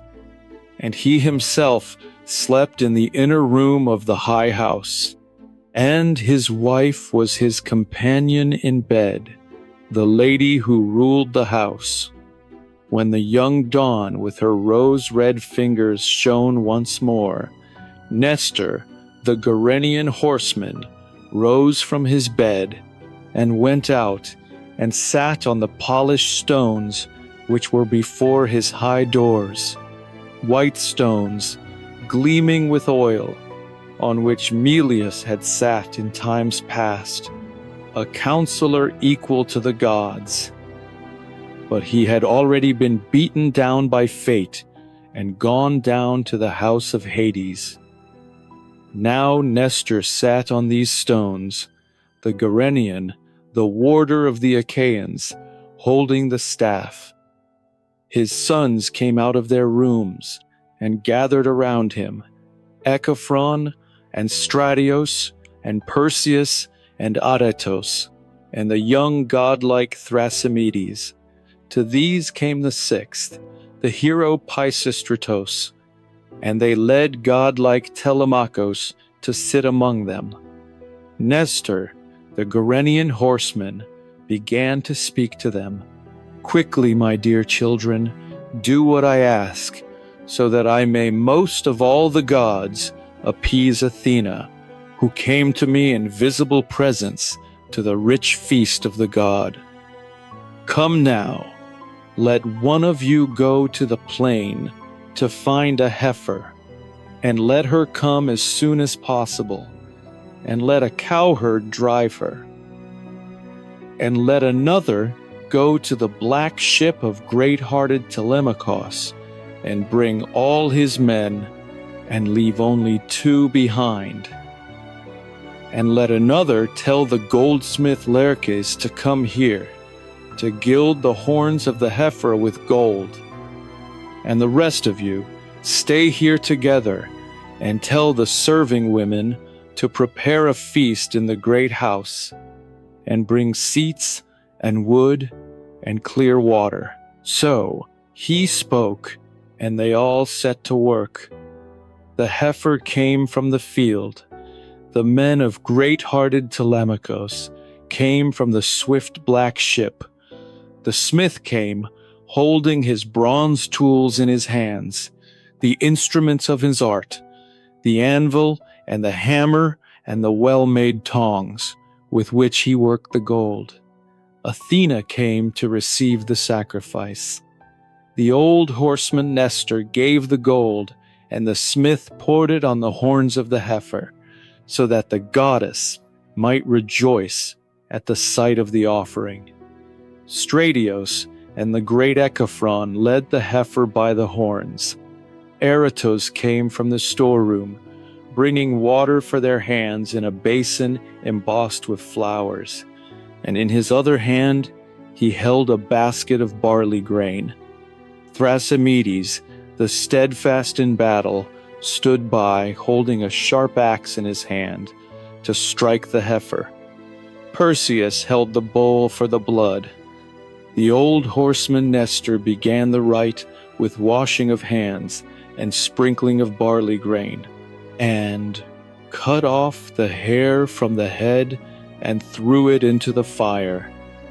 When they had prayed and scattered the barley grain, the son of Nestor, the great-hearted Thrasymedes, came near and struck the blow, and the axe cut through the sinews of the neck and stunned the heifer's strength. The women raised the sacred cry. The daughters and sons' wives and the honored wife of Nestor, Eurydice, the eldest daughter of Clymenos.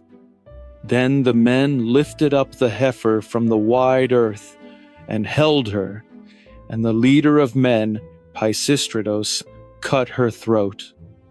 When the black blood had drained out and the spirit left the bones, they quickly cut up the body and cut out the thigh pieces, all according to rite, and covered them with a double layer of fat, and laid raw meat upon them. The old man burned them on the wood, and poured sparkling wine over them, and the young men beside him held the 5-pronged forks. When the thigh pieces were consumed, and they had tasted the entrails, they cut up the rest, and skewered the meat on spits, and roasted it, holding the sharp spits in their hands. Meanwhile, the beautiful Polycaste, the youngest daughter of Nestor, son of Neleus, bathed Telemachus. When she had bathed him and anointed him with oil, she put a fine cloak and a tunic upon him, and he came out of the bath looking like an immortal god. He went and sat beside Nestor, the shepherd of the people. When they had roasted the outer meat and drawn it off the spits, they sat down and feasted, and worthy men waited on them, pouring wine into golden cups. When they had put away the desire for food and drink, Nestor, the Gerenian horseman, began to speak. "My children, come, yoke the horses with the flowing manes for Telemachus, so that he may begin his journey." So he spoke, and they listened and obeyed him well, and quickly yoked the swift horses under the chariot. The housekeeper put food in it, bread and wine, and delicacies, such as kings nurtured by Zeus should eat. Telemachus stepped up into the beautiful chariot, and beside him Pisistratos, the son of Nestor, the leader of men, stepped up, and took the reins in his hands, and lashed the horses to start them. And the two of them flew eagerly, and left the steep citadel of Pylos. All day long they shook the yoke which they carried about their necks. The sun set, and all the ways grew dark, and they came to Pherae, to the house of Diocles, who was the son of Ortilochos, whom the river Alpheus begot. They slept the night there, and he gave them guest presents.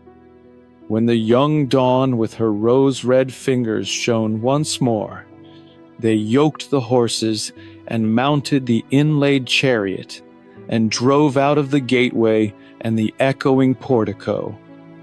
Pisistratos lashed the horses, and the pair flew on eagerly, and they came to the plain of wheat, where they quickly finished the journey. So well did the swift horses carry them. The sun set, and all the ways grew dark. The king and queen of Sparta. They reached the hollow land of Lacedaemon, and drove to the house of illustrious Menelaus. They found him in his halls, celebrating the wedding feast of his son and his flawless daughter, with many kinsmen gathered round. His daughter he was sending to the son of Achilles, breaker of men, for he had promised her in Troy. And now the gods were bringing the marriage to pass. So he was speeding her on her way with chariots and horses to the famous city of the Myrmidons, where her lord ruled. But for his son he brought a bride from Sparta, Alector's daughter, the stalwart Megapenthes, born to him by a slave woman. For the gods had given Helen no more children after she bore the lovely Hermione, a girl with the beauty of golden Aphrodite. So they feasted under the high roof, friends and neighbors of renowned Menelaus, taking their pleasure, and among them a great god sang, striking the lyre, and two acrobats whirled through their midst, dancing to the tune. The young men, the son of Nestor and the lord Telemachus, stopped their horses at the gate of the great house. Eteoneus, the trusty squire of renowned Menelaus, saw them and went through the hall to tell the shepherd of the people. He came close and spoke in winged words. Menelaus, nurtured by Zeus, here are two strangers, men who look like the seed of great Zeus. Shall I unharness their horses now, or send them on to someone else who will receive them kindly? Flushed with anger, Menelaus answered, Eteoneus, son of Boethous, you were never a fool before, but now you are talking like a silly child. We too have eaten the bread of many hosts before we came home, and Zeus grant we may see an end to suffering in the future. Go, unharness the strangers' horses, and bring the men in to share our feast. So he spoke, and the man ran off through the hall, calling to the other ready servants. They unharnessed the sweating horses from the yoke, and tied them at the stalls, and threw down spelt, mixed with white barley. They tilted the chariot against the shining wall, and led the two men into the holy house. They stared in wonder at the palace of the king, nurtured by Zeus, for a brightness as of the sun or moon filled the high house of illustrious Menelaus. When they had sated their eyes with looking, they went into the polished baths and bathed. When the maids had bathed them and rubbed them with oil, and wrapped them in thick cloaks and tunics, they sat on chairs beside Menelaus, the son of Atreus. A maid brought water in a beautiful golden pitcher and poured it over a silver basin so they could rinse their hands, and she drew up a polished table. The housekeeper brought bread and set it before them, and the carver lifted platters of all kinds of meat and set golden cups beside them. Menelaus, the fair-haired, welcomed them. "Help yourselves to food and welcome. After you have eaten, we will ask who you are, for your breeding is not lost in you. But you are of the race of kings, nurtured by Zeus, who hold the scepter, since churls could not beget such sons as you." So he spoke, and put before them the fat ox chine, roasted meat, his own portion, and they reached for the good things set before them. When they had put away the desire for food and drink, Telemachus spoke to the son of Nestor, bending his head close, so that no one else could hear.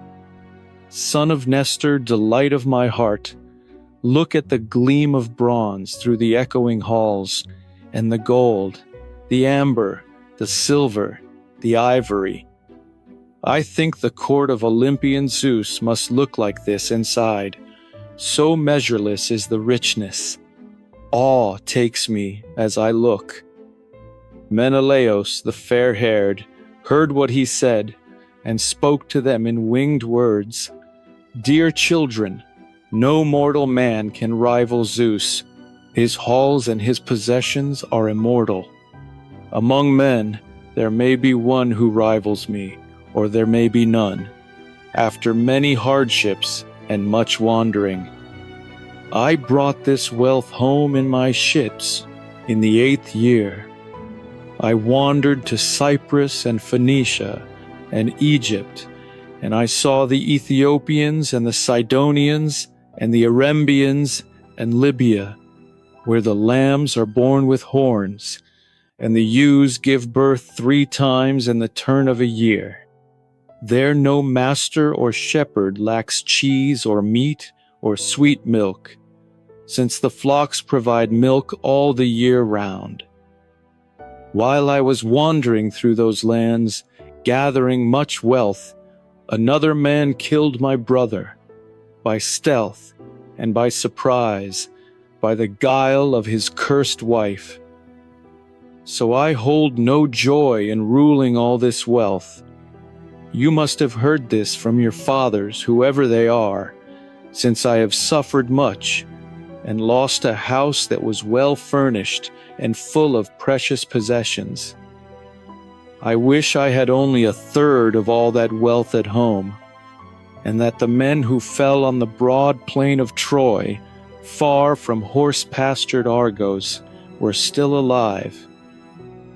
Yet though I grieve for all of them, and sorrow sitting in my halls, sometimes I ease my heart with weeping, and sometimes I stop, for a man quickly tires of chill lamentation.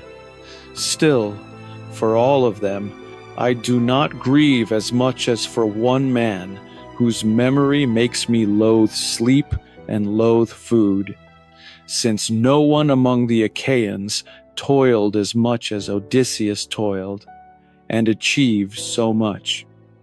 For him, sorrows were fated, and for me, unforgetting grief. For he has been gone so long, and we do not know whether he is alive or dead. I think old Laertes grieves for him, and wise Penelope, and Telemachus, whom he left behind, a newborn child in his house. So he spoke, and stirred in Telemachus a longing to weep for his father. A tear fell from his eyes to the ground when he heard his father's name. and he held his purple cloak before his eyes with both hands. Menelaus noticed it, and wondered in his heart whether he should let him speak of his father himself, or whether he should question him first, and test him in everything.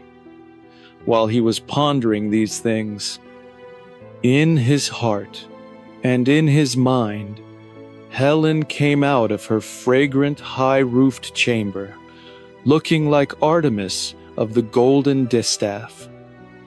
Adreste drew up her beautiful chair, Alcippe brought a rug of soft wool, and Philo carried her silver basket, which Alcandre gave her, the wife of Polybos, who lived in Thebes of Egypt, where houses store the greatest wealth in the world.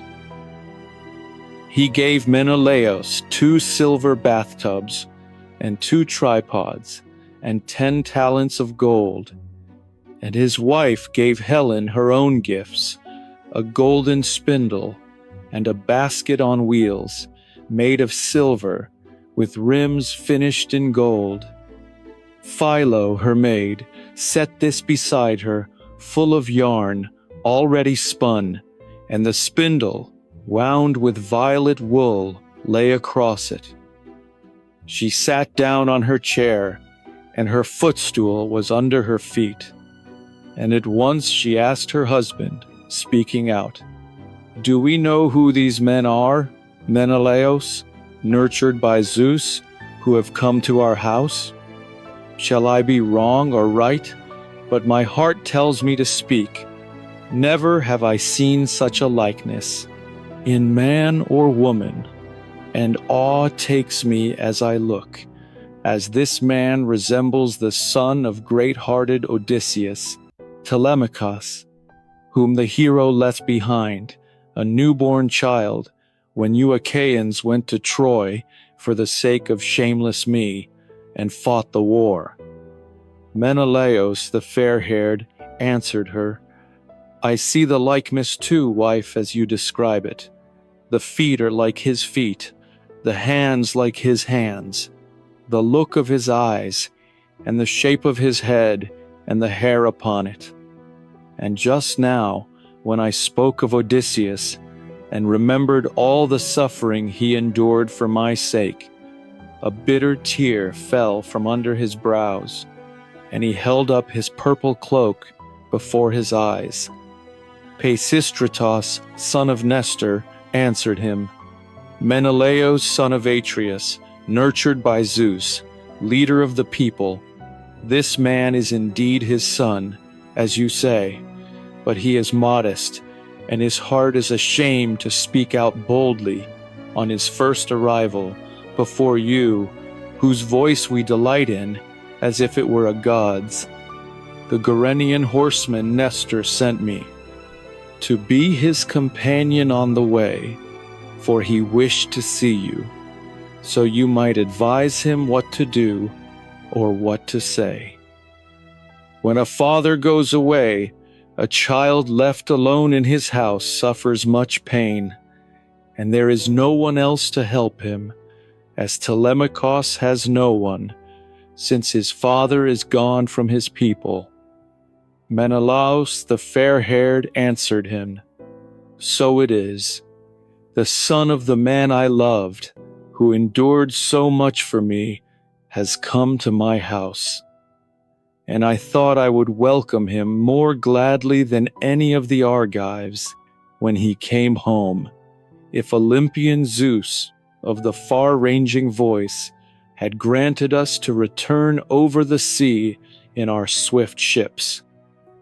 I would have given him a city in Argos, and built him a house, and brought him from Ithaca with his possessions and his son and all his people, emptying one of the towns that stand round about and are ruled by me.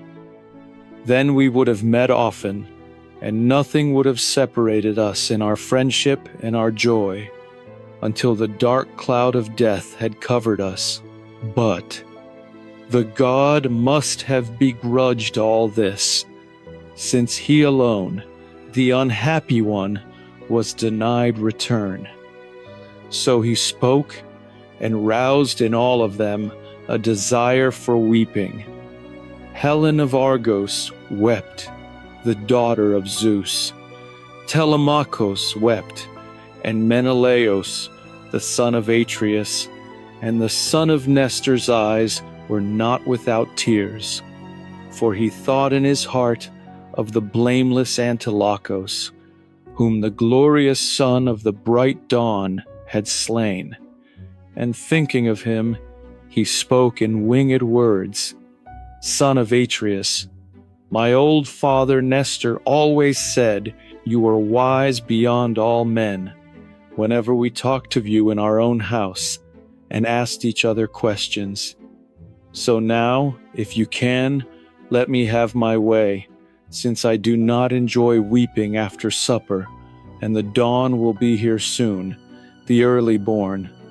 I do not mourn too much for the dead, though they die by fate. This is the only honor we pay to miserable mortals, to cut our hair and let a tear fall from our cheeks. I too have a dead brother, not the worst of the Argives, and you must have known him, though I never met him or saw him. They say he surpassed all men, Antilochus, in speed of foot and in fighting. Menelaus the fair-haired answered him, My friend, you have said all that a man of sense would say or do, even one who is older than you. You speak as the son of such a father should, and you are wise in the way you speak.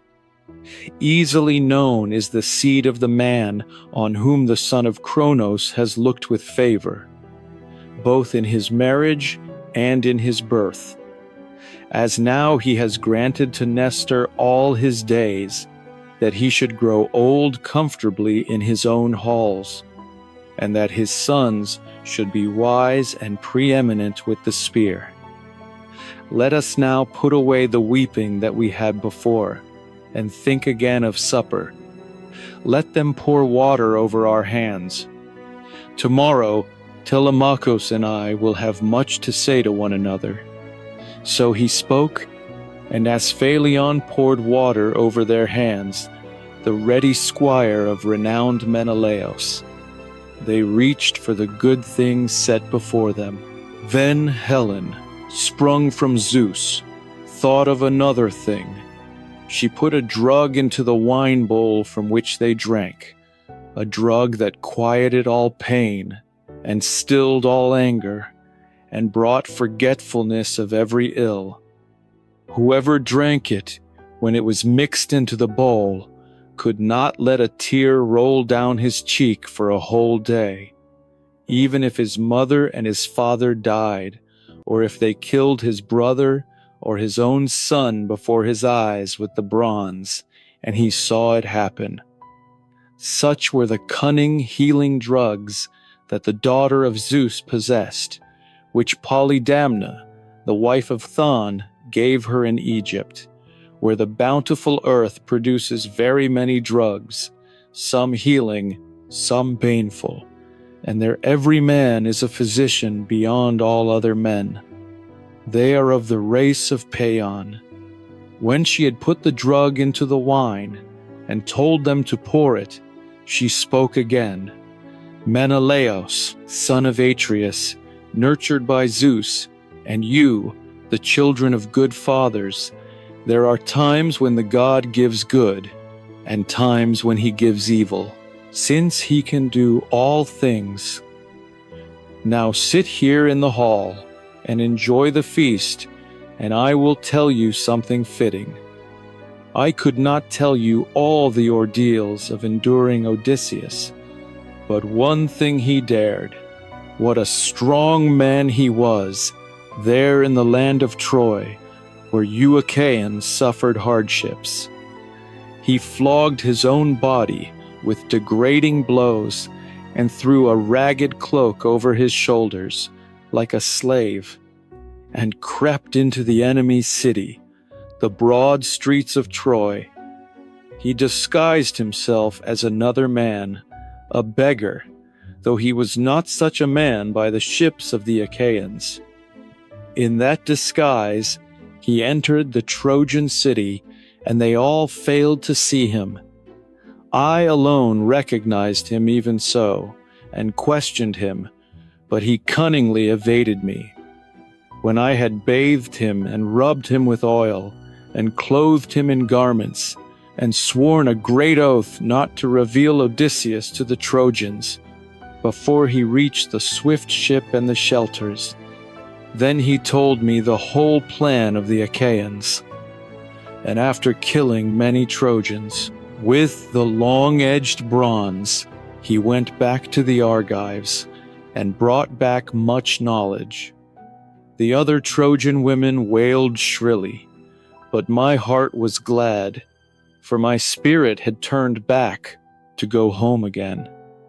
And I grieved at the madness that Aphrodite sent me, when she led me there, away from my own native land, leaving my daughter, my bridal chamber, and my husband, a man who lacked nothing in wisdom or in looks.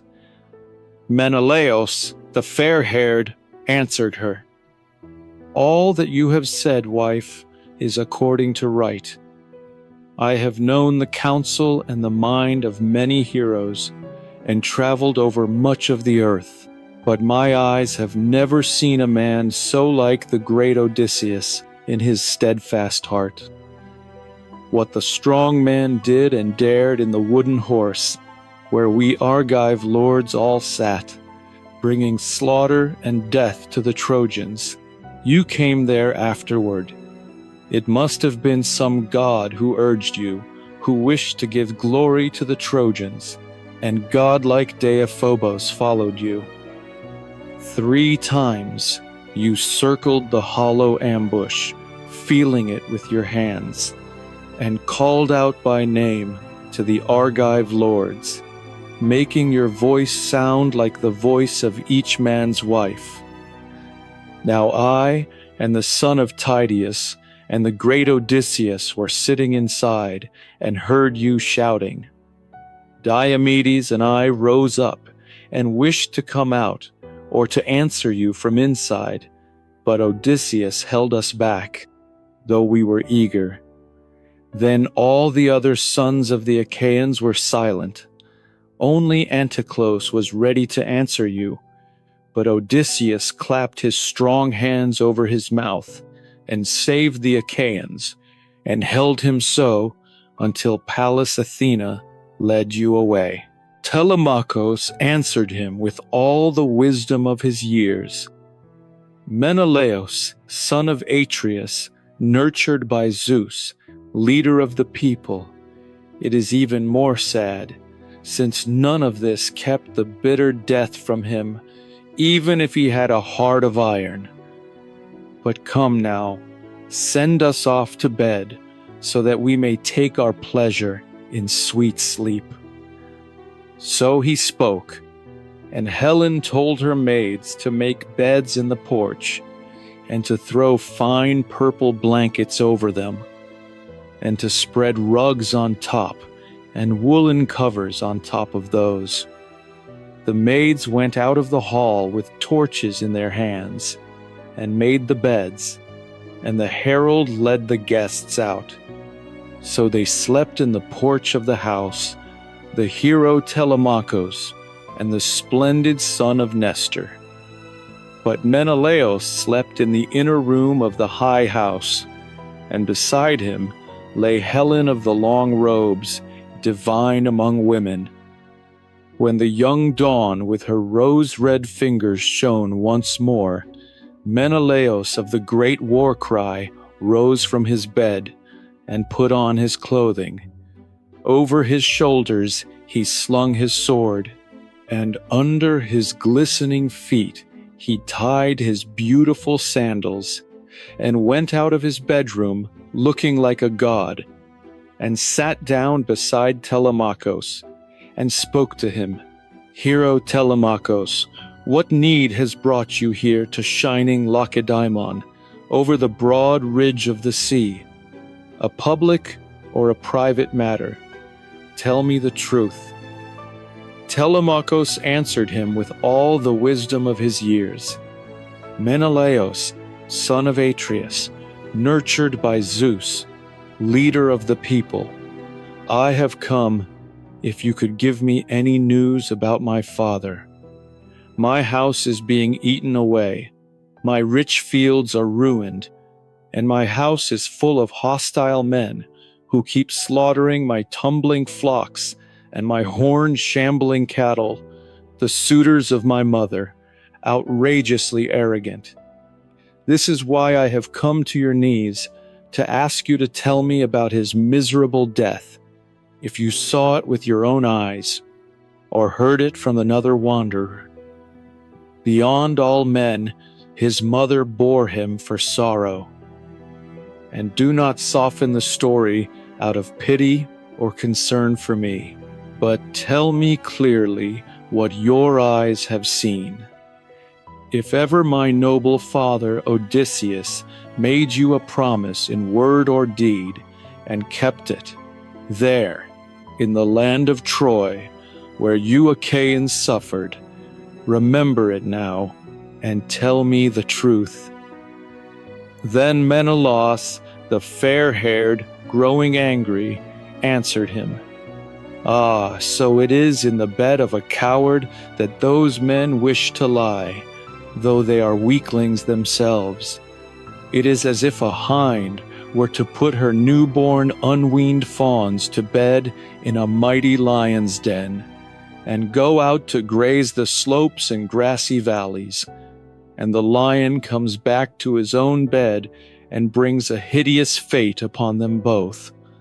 So Odysseus will bring hideous fate upon those men.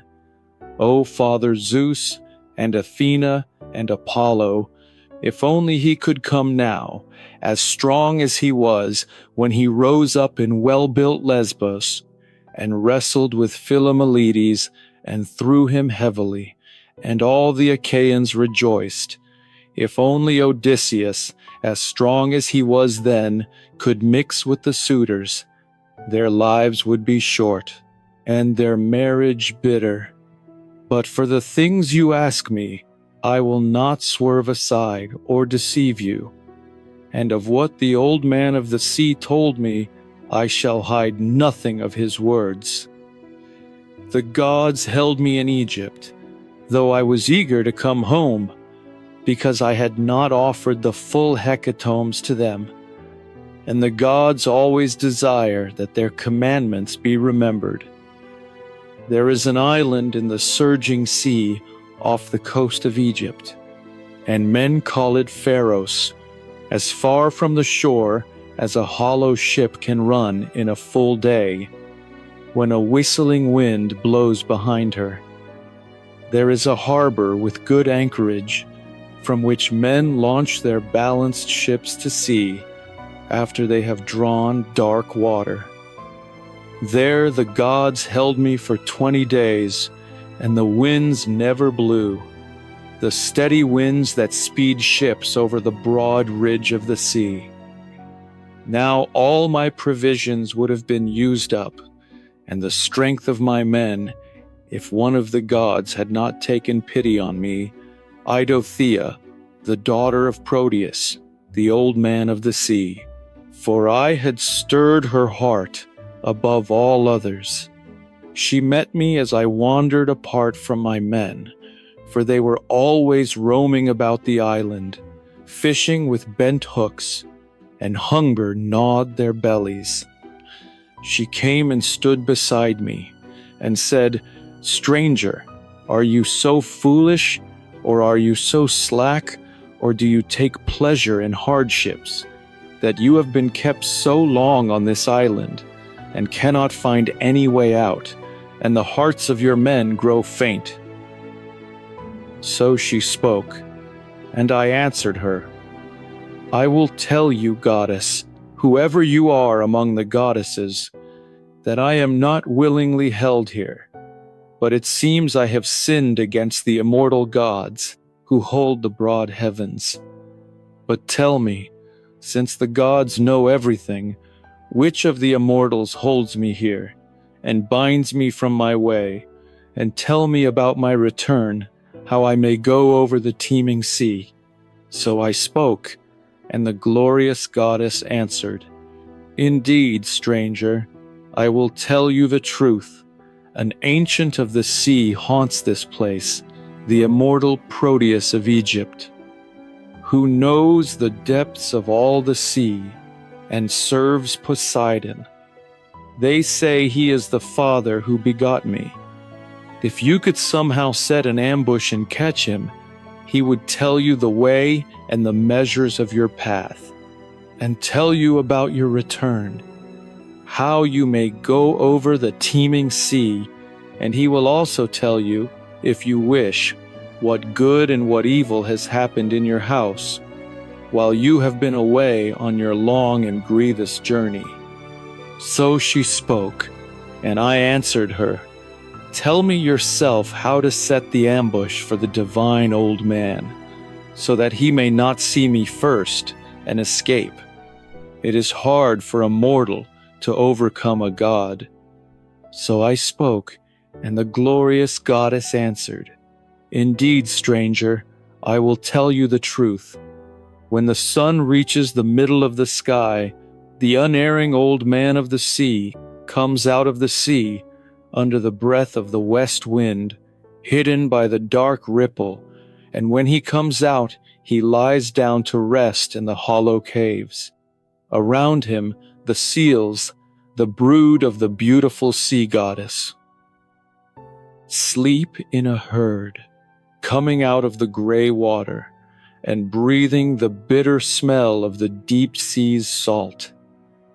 There I will lead you when the dawn appears and set you in ambush, and you must pick out 3 of your men, the best you have on your well-benched ships.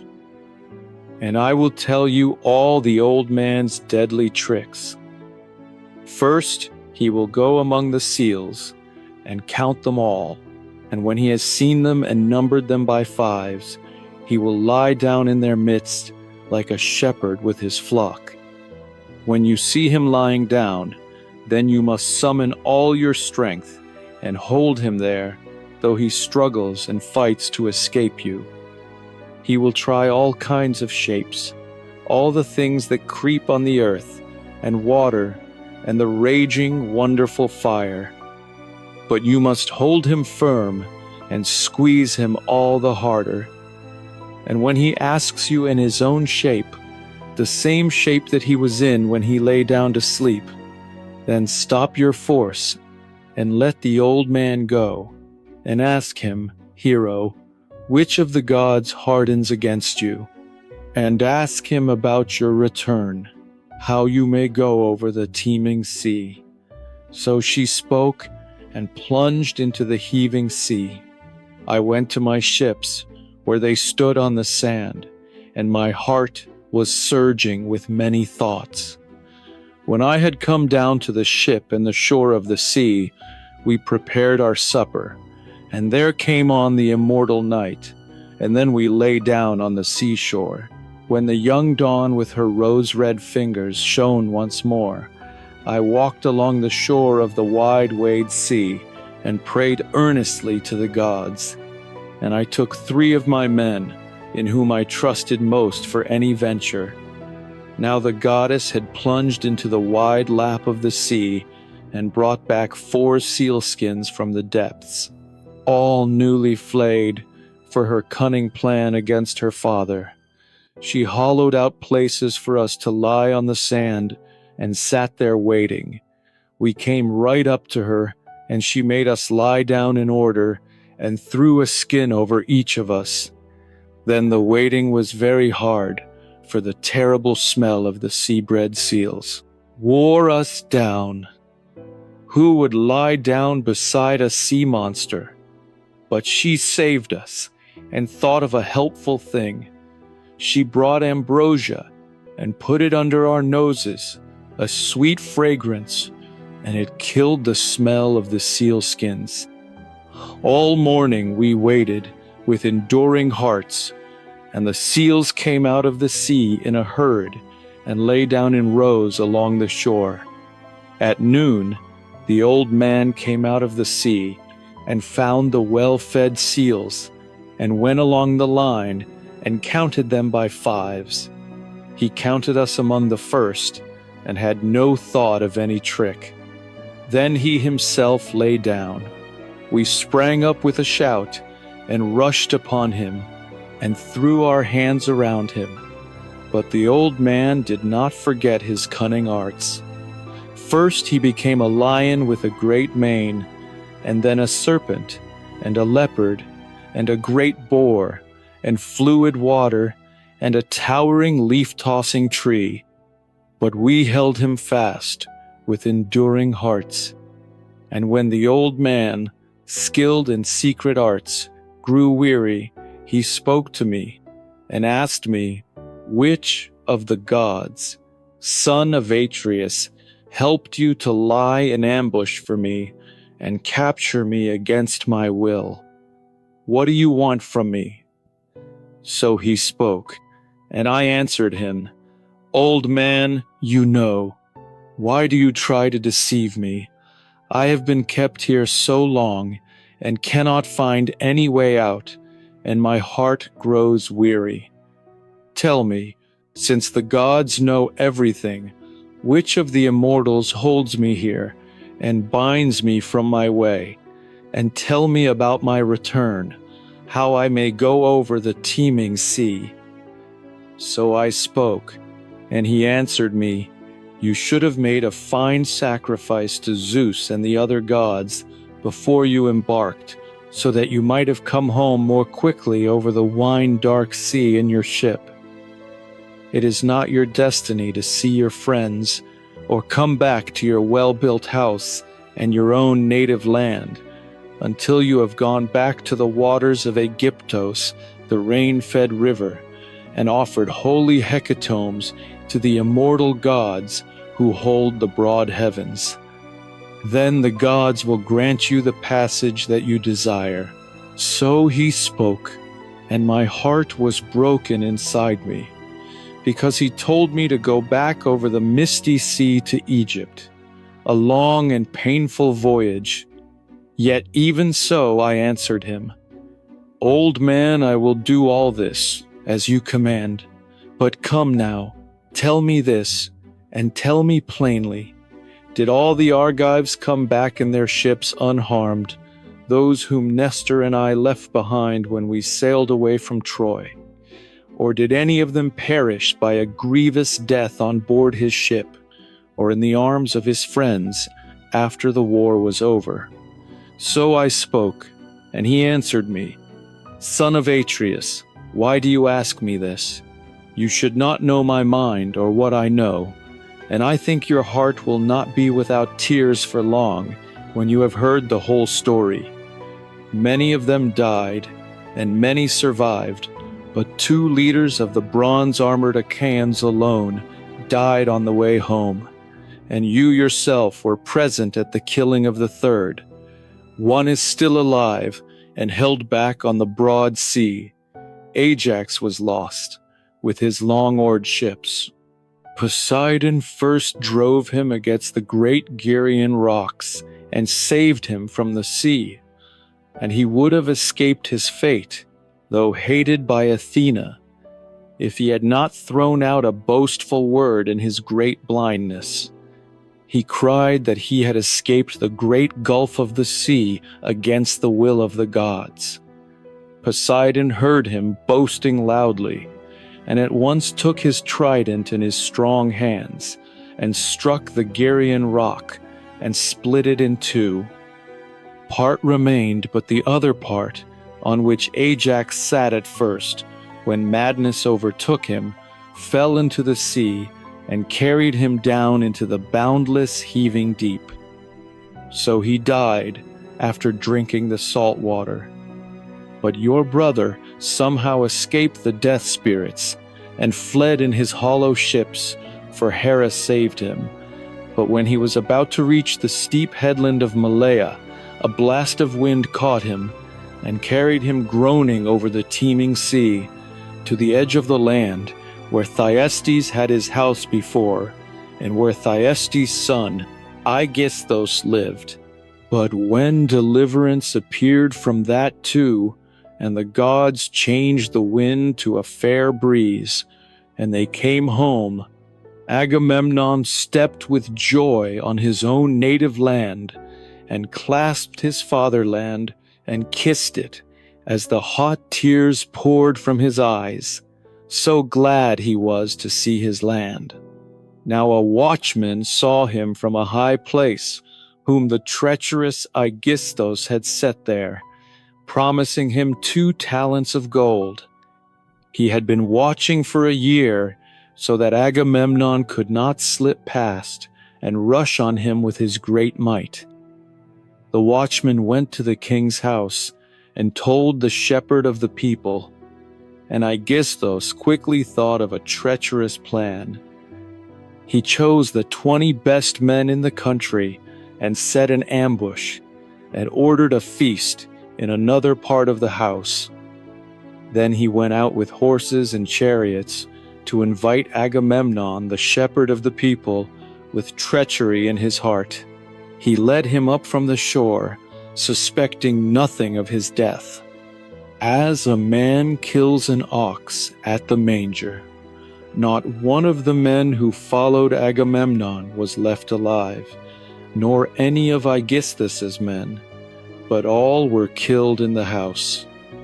So he spoke, and my heart was broken inside me, and I sat on the sand and wept, and my heart no longer wished to live and see the light of the sun.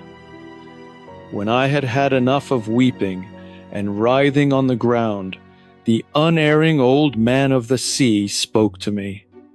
Son of Atreus, do not weep on any longer, for we shall gain nothing from it. Instead, try with all speed to come back to your own native land. You may find Aegisthus still alive, or Orestes may already have struck him down, and you will be there for his funeral feast. So he spoke, and my heart and my proud spirit were comforted inside me, even in my sorrow, and I spoke to him in winged words. I know about these 2, but name me the 3rd man who is still alive and held back on the broad sea, or dead. I will listen, though I am grieved. So I spoke, and he answered me. That is the son of Laertes, who lives in Ithaca. I saw him on an island, shedding large tears in the halls of the nymph Calypso, who holds him back by force. And he cannot come back to his own native land, since he has no ships with oars, and no men to send him off over the broad ridge of the sea. But for you, Menelaus, nurtured by Zeus, it is not fated to die in horse-pastured Argos. But the deathless gods will send you to the Elysian plain, at the ends of the earth, where Rhadamanthys the fair-haired lives, and life is easiest for men.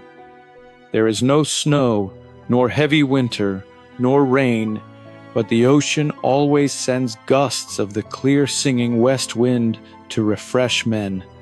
You will have this, because you are the husband of Helen, and the son-in-law of Zeus. So he spoke, and plunged into the heaving sea. I went to my ships, and my godlike men with me, and my heart was surging with many thoughts. When we had come down to the ship and the shore of the sea, we prepared our supper, and there came on the immortal night. And then we lay down on the seashore. When the young dawn with her rose-red fingers shone once more, we dragged our ships into the holy sea, and set up masts and sails, and the men went on board and sat on their benches, and struck the gray water with their oars. I went back to the waters of Egypt, the rain-fed river, and moored the ships, and offered the full hecatombs. When I had quenched the anger of the eternal gods, I heaped a mound over Agamemnon, so that his glory would never die. When I had done this, I sailed away, and the immortals gave me a wind, and brought me quickly to my own native land. But come now, stay with me in my halls, until the 11th or 12th day comes. Then I will send you off in splendor, and give you beautiful gifts, 3 horses and a polished chariot, and a beautiful cup, so that you may pour libations to the deathless gods, and remember me all your days. Telemachus answered him with all the wisdom of his years, Son of Atreus, do not keep me here too long. I could sit with you for a whole year, and not miss my home or my parents, for I take wonderful delight in listening to your words. But my friends are already impatient in sacred Pylos, and you would hold me back too long. And for the gift you speak of, let it be something that I can carry. Horses I will not take to Ithaca, but will leave them here for you, since you rule a wide plain, where the clover grows, and the galingale, and the wheat, and the barley, with white spreading ears. But in Ithaca there are no wide courses, or meadowland, but it is goat country, and I love it more than any land where horses graze. None of the islands that slant to the sea is fit for driving horses, or rich in meadows, and Ithaca least of all. So he spoke, and Menelaus of the great war cry smiled, and stroked him with his hand, and spoke to him, You are of good blood, my child, as your words show. I will change the gift, since I can do this. Of all the gifts that lie stored in my house, I will give you the most beautiful and the most valuable. I will give you a finely wrought bowl, all of silver, with rims of gold, the work of Hephaestus, which Phaidemos, the king of Sidon, gave me when his house sheltered me on my way home. I would like to give you this. So they talked together, and the banqueters came into the king's hall, bringing their own sheep and wine, strength-giving, and their wives, with beautiful headdresses, brought them bread. So they were busy about dinner in the halls. But in front of the house of Odysseus, the suitors were amusing themselves with throwing of discs and javelins on the leveled ground, where they always played in their arrogance. Antinous sat there, and godlike Eurymachus, the leaders of the suitors, who were far the best in their strength. Noemon, son of Phronios, went up to Antinous and addressed him, asking, Antinous, do we know in our hearts or not when Telemachus will be back from sandy Pylos? He went off in my ship, and now I need her to cross to the plain of Elis, where I have 12 mares, and under them strong mules, unbroken, and I want to drive off one of them to break him in. So he spoke, and they were amazed in their hearts, for they did not think he had gone to Pylos, Neleus' city, but was somewhere on his own lands, with the flocks or with the swineherd. Antinous, son of Eupeithes, answered him, Tell me the truth. When did he sail, and what young men went with him, picked men from Ithaca, or his own hired servants and slaves? He could have done that as well. And tell me this clearly, so that I may know it well. Did he take the black ship from you by force, against your will, or did you give it to him willingly, because he persuaded you with words? Noemon, son of Phronios, answered him, I gave it to him willingly. What else could anyone do when a man like that with so many cares on his mind, ask me. It would have been hard to refuse. The young men who are the noblest in the land after ourselves went with him, and I noticed that Mentor went on board as leader, or a god who looked like Mentor in every way. But this I wonder about. I saw goodly Mentor here at dawn, yesterday, though he had embarked on the ship for Pylos before, and went off to his father's house. But the proud hearts of the two suitors were angered. They made the suitors sit down together and stop their games, and Antinous, son of Eupeithes, spoke among them, angry, and his dark heart was completely filled with fury, and his eyes were like shining fire. It is a monstrous thing how Telemachus has accomplished his voyage with such insolence, though we said he would not do it. In spite of all of us, against our will, a mere boy has gone and launched a ship and picked the best men in the land. He will begin to be a danger to us. May Zeus destroy his strength before he reaches our measure. So give me a swift ship and 20 men, so that I may watch for his return and set an ambush in the strait between Ithaca and rocky Samos. Then his voyage after his father will have a sorry end." So he spoke, and they all approved and urged him on, and at once they rose up and went into the house of Odysseus. Now Penelope was not unaware for long, but knew what the suitors were planning deep in their hearts. For the herald Medon told her, who heard them scheming as he stood outside the court, and they wove their plot within. He went through the house to tell Penelope, and as he stepped over the threshold, Penelope asked him, "Herald, why have the famous suitors sent you here? To tell the maids of the great Odysseus to stop their work and prepare a feast for them. May they never woo again or gather anywhere else, and may this feast be their last, the last of all their feasts, you who crowd together and destroy the substance of Telemachus.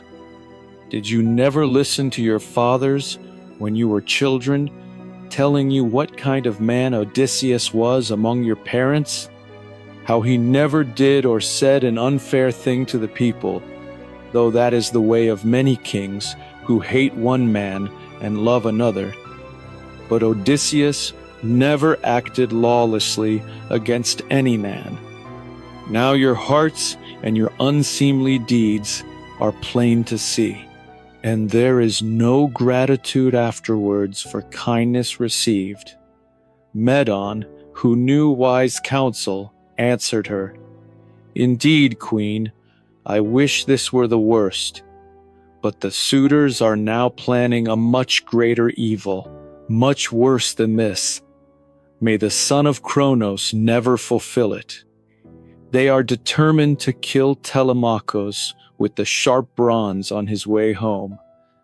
He went in search of news of his father to sacred Pylos and glorious Sparta."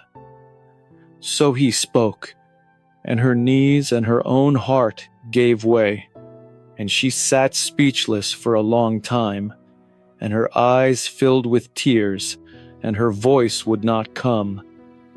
At last she spoke to him, "Herald, why did my child go away? There was no need for him to go on swift ships, the horses of the sea, which carry men over the great water. Did he want his name to be lost among men as well?"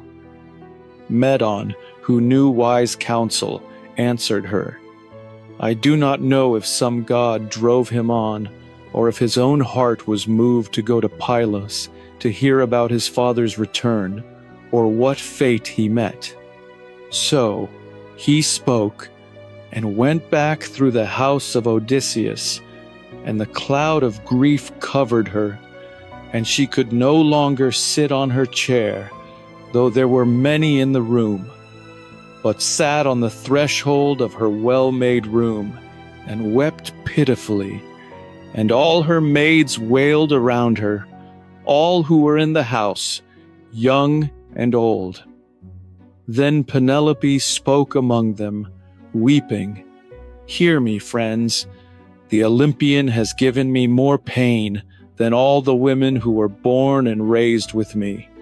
First I lost my noble husband, the lion-hearted, who was glorious for all kinds of valor among the Danaans, and his fame goes far through Hellas and the midlands of Argos.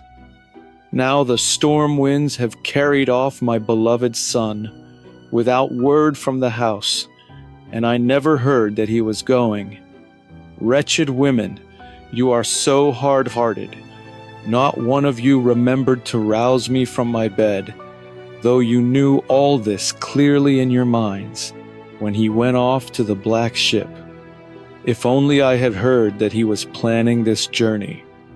He would have stayed here, no matter how eager he was to go, or he would have left me dead in the house.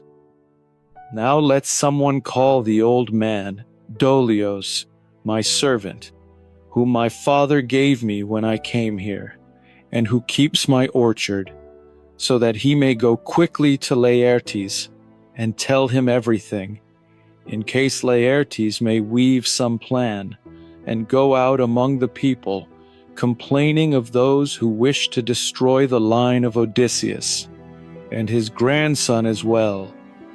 Then Euryclea, the dear nurse, answered her, "Dear lady, kill me with your pitiless bronze, or let me be in the house. But I shall not hide the truth from you. I knew all this, and gave him whatever he asked for, bread and sweet wine, and he made me swear a great oath that I would not tell you until the 12th day, or until you missed him and heard he had gone, so that you would not ruin your lovely face with weeping. But now bathe yourself, and put on clean clothes, and go up to your upper room with your handmaids, and pray to Athena, the daughter of Zeus, who holds the Aegis. She may save him from death. And do not grieve the poor old man, for I do not think the line of Arcasios is altogether hated by the blessed gods. But there will still be one to hold the high-roofed house and the rich fields beyond." So she spoke and calmed her lamentation and stilled her weeping eyes. Penelope bathed and put on clean clothes and went up to her upper room with her handmaids and put barley grains into a basket and prayed to Athena, "Hear me, Atritone, daughter of Zeus, who holds the Aegis. If ever resourceful Odysseus burned fat thighs of oxen or sheep in his halls, remember them now for my sake, and save my son, and protect him from the suitors in their evil arrogance." So she spoke, and raised the sacred cry, and the goddess heard her prayer. Now the suitors made an uproar through the shadowy hall, and thus one of the proud young men would say, "The much-courted queen is preparing a marriage for us, and she does not know that the death of her son has been contrived." So one would speak, though they did not know what was really happening. But Antinous addressed them, "You foolish men, avoid such words altogether, in case someone goes inside and tells her. Now come on silently, let us rise up and carry out the plan which pleased all our hearts." So he spoke, and chose 20 men, the best, and they went to the swift ship and the shore of the sea. First they dragged the ship into the deep water, and set up the mast and sail. and fitted the oars to the leather straps, all in due order, and spread the white sail. Their ready squires brought the weapons. They moored the ship high up in the deep water, and themselves disembarked and took their supper there, and waited for evening to come. But Penelope lay in her upper room without food, touching no food or drink, pondering whether her blameless son would escape death or be cut down by the haughty suitors. As a lion at bay paces to and fro, fearing the crowd of hunters that have closed their cunning ring around him, so she paced until sweet sleep came upon her, and she slept, and all her limbs relaxed. Now the gray-eyed goddess Athena thought of another thing.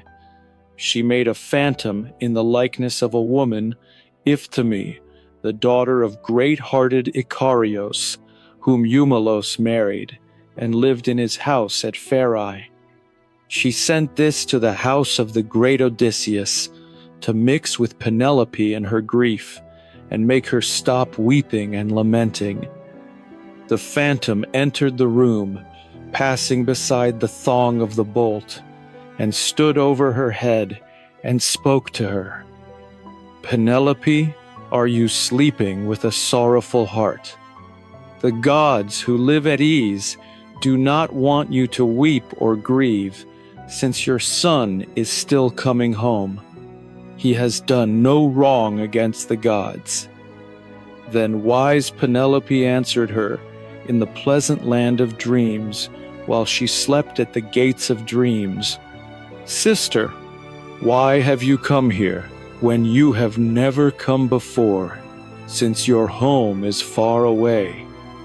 You tell me to stop the sorrow and the many pains that torment my heart and spirit. First I lost my noble husband, the lion-hearted, who was glorious for all kinds of valor among the Danaans, and his fame goes far through Hellas and the midlands of Argos. Now my beloved son has gone off in a hollow ship, a child, who knows nothing of hardships or the assembly of men. I mourn for him even more than for my husband, and I shudder for him, and I am afraid that something may happen to him, either among the people where he has gone, or on the sea. Many hostile men are plotting against him, longing to kill him before he reaches his own land." The shadowy phantom answered her, "Courage, do not be too afraid in your heart. Such a guide goes with him as other men would pray to have beside them, since she is able, Pallas Athena. She takes pity on you and your sorrow, and she has sent me now to tell you this." Wise Penelope answered her, "If you are indeed a god, and heard the voice of a god, tell me of that other unhappy one, whether he is still alive and sees the light of the sun, or whether he is already dead and in the house of Hades."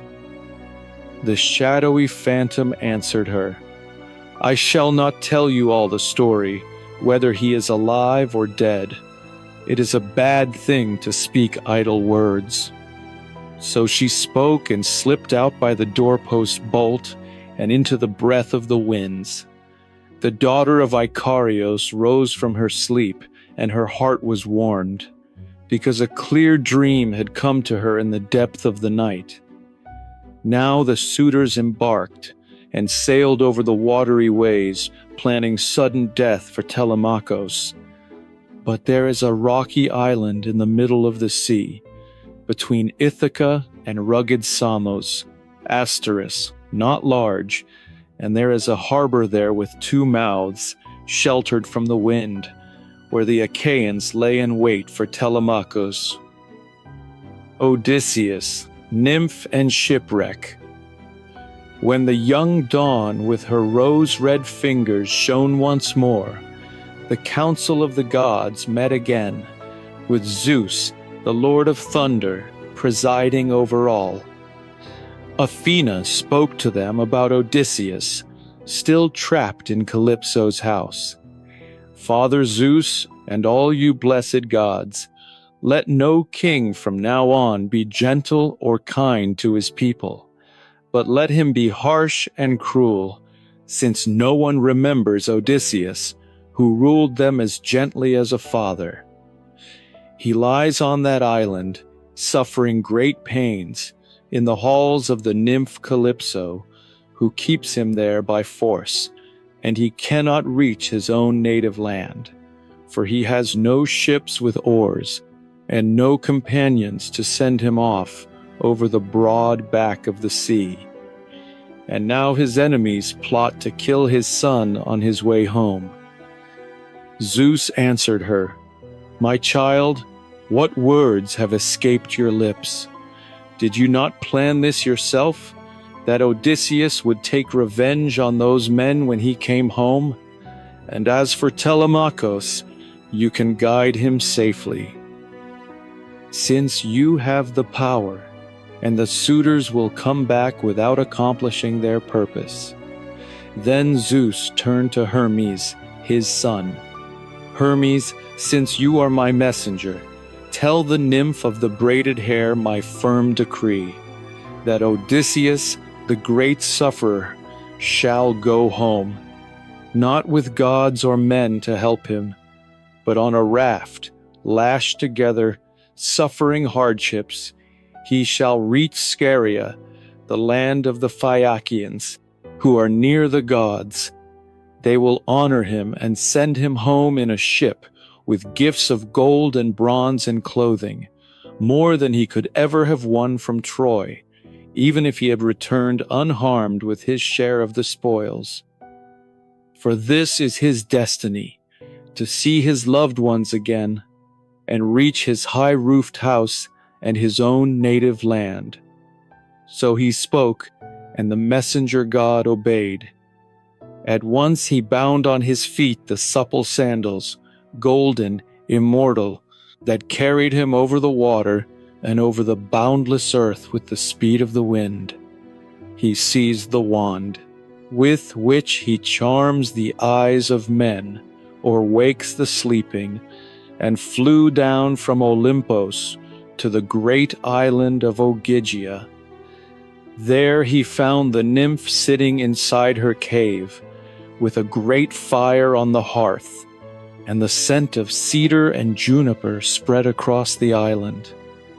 She was singing with a beautiful voice, and weaving at her loom with a golden shuttle. Around her cave grew a thick wood, alder, poplar, and fragrant cypress, where long-winged birds nested, owls and hawks and sea crows. A vine rich with leaves spread over the rock, heavy with ripening grapes. 4 springs in a row flowed with shining water, and soft meadows spread around, thick with parsley and violet. Even a god would marvel at the sight. Hermes stood there and marveled. Then he went into the wide cave. Calypso knew him at once, for the gods know each other, even when they live far apart. But Odysseus was not there, for he was sitting on the shore, weeping as always, breaking his heart with tears and sighs, staring out at the barren sea. Calypso made Hermes sit on a shining chair and asked him, "Hermes, what brings you here? You are welcome, though you have never come before. Tell me what you want, and I will do it if I can, and if it is right." So she spoke, and set a table before him with ambrosia and red nectar. The messenger god ate and drank. When he had finished, he said, "You ask me why I came, and I will tell you.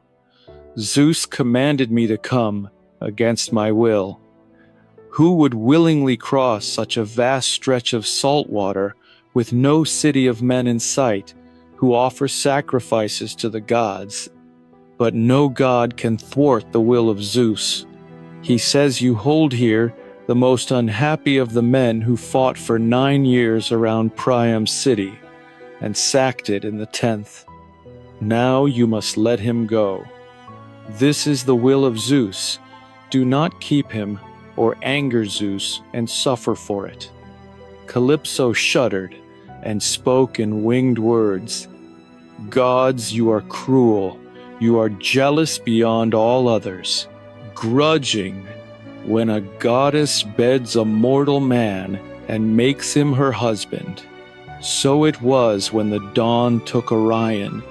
You gods were jealous until Artemis killed him in Ortygia. So it was when Demeter gave way to her passion and lay with Iasion in the thrice-plowed field. Zeus killed him with a thunderbolt. And now you are angry with me because I have a mortal man. I saved him, drifting alone on the keel of his ship, after Zeus shattered it with a thunderbolt on the wine-dark sea. All his men were lost, but the wind and the water carried him here. I loved him and cherished him and promised to make him immortal and ageless. But since no god can thwart the will of Zeus, let him go, if Zeus so orders, over the barren sea. But I will not escort him, for I have no ships or oars. I will tell him how to build a raft and give him food and wine and clothe him, and send a wind to carry him home without harm, if the gods will it." Hermes answered, "Send him off quickly, and do not anger Zeus." So he spoke, and the great god departed. Calypso went to the shore and found Odysseus sitting where the waves broke, his eyes wet with tears, for his life was draining away in sorrow for his home. He no longer loved the nymph, but lay with her at night, unwilling, in her willing bed. And by day he sat on the rocks, weeping and staring at the sea. She stood beside him and said, "Unhappy man, do not waste your life here any longer. I am sending you away. Go, cut long timbers with an axe, and build a broad raft, and set a platform on it, so that it will carry you over the misty sea. I will fill it with bread and water and red wine, and give you clothing, and send a following wind, so that you may reach your home unharmed, if the gods will it." Odysseus shuddered and answered her, "Lady, you have something else in mind, not my homecoming, when you tell me to cross the great gulf of the sea on a raft, a dangerous thing, which even swift ships, rejoicing in the wind of Zeus, cannot cross. I will not go on a raft against your will, unless you swear a great oath that you will not plot some other evil against me." So he spoke, and Calypso smiled and stroked him with her hand. "You are a scoundrel, but clever and no fool in your thinking. So be it. I swear by the earth and the broad heaven and the downward water of the Styx, the greatest and most terrible oath of the gods, that I will not plot any other evil against you. What I say is what I would plan for myself if I were in such need. There is some wisdom in me, and my heart is not made of iron." So she spoke, and led the way quickly, and he followed. When they reached the cave, she set a table before him with food and drink. Odysseus ate and drank, and Calypso sat opposite him, and her maids set ambrosia and nectar before her. When they had finished, "Son of Laertes, resourceful Odysseus, so you would go home now. to your own native land. Go then, and farewell. But if you knew the sorrows fated for you before you reach your land, you would stay here with me and be immortal, however much you long for your wife, whom you think of day after day. Yet I boast that I am no less than her in beauty or in stature, for mortal women cannot rival the immortal goddesses. Odysseus answered her, Goddess, do not be angry with me. I know that the wise Penelope falls far short of you in beauty. She is mortal, and you are immortal, and ageless. Yet even so, I long for my home and the day of my return. If some god strikes me on the wine-dark sea, I will endure it. I have a heart that bears hardship, and I have suffered much already on the sea and in the war. Let this come too. So he spoke, and the sun set, and darkness came. They went into the inner chamber and lay together in love. When the young dawn shone once more, Odysseus put on his cloak and tunic, and the nymph put on a shining silver robe with a golden belt. She gave him a great axe of bronze with an olive handle and a polished adze, and led him to the edge of the island, where tall trees grew, alder and poplar and pine, long seasoned, dry, that would float high on the water. She showed him where the great trees grew and went back to her cave. Odysseus went to work. He cut down 20 trees and trimmed them with the bronze axe and smoothed them straight. Then Calypso brought him an auger, and he bored holes in the timbers and hammered them together with pegs and joints. As wide as a man designs the hull of a broad merchant ship, so wide Odysseus made his raft. He set up a deck and fitted it to the long ribs, and finished it with a long gunwale. He set a mast in the middle with a yard arm and made a steering oar. Then he fenced the sides with wickerwork and poured ballast into the hold. Calypso brought him cloth to make a sail, and he made that too, and fitted braces and sheets and ropes. Then with levers he dragged the raft down to the shining sea. On the 4th day all was finished, and on the 5th day Calypso sent him off, after she had bathed him and dressed him in fragrant clothes. She put a skin of dark wine on board, and a skin of water, and a sack of food, and many delicacies, and sent a gentle warm wind behind him. Odysseus spread his sail, and sat at the helm, and the swell carried him. He never closed his eyes, but watched the Pleiades and the Boades that set so late, and the bear, which men call the wain, which turns in one place and watches Orion, and alone has no share in the baths of the ocean. For Calypso had told him to keep the bear on his left hand as he sailed over the sea. 17 days he sailed, and on the 18th the shadowy mountains of the Phaeacian land appeared, like a shield on the misty sea.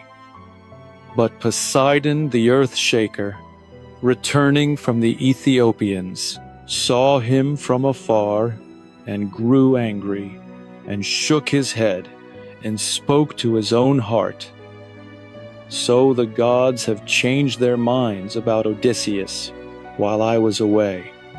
He is almost at the Phaeacian land, where it is fated that he escape the great net of sorrow. But I will still give him his fill of trouble. So he spoke, and gathered the clouds, and stirred the sea with his trident, and roused the blasts of every wind, and covered the earth and sea with night. The winds came together, the east wind and the south wind, the west wind and the north wind, and a great wave rose up. Then Odysseus's knees gave way, and he spoke to his own great heart. "Ah, wretched me! What will happen now? I fear the goddess spoke the truth when she said I would suffer many sorrows on the sea before I reached my home. Now Zeus has covered the wide heaven with clouds and stirred up the sea, and the blasts of every wind rage.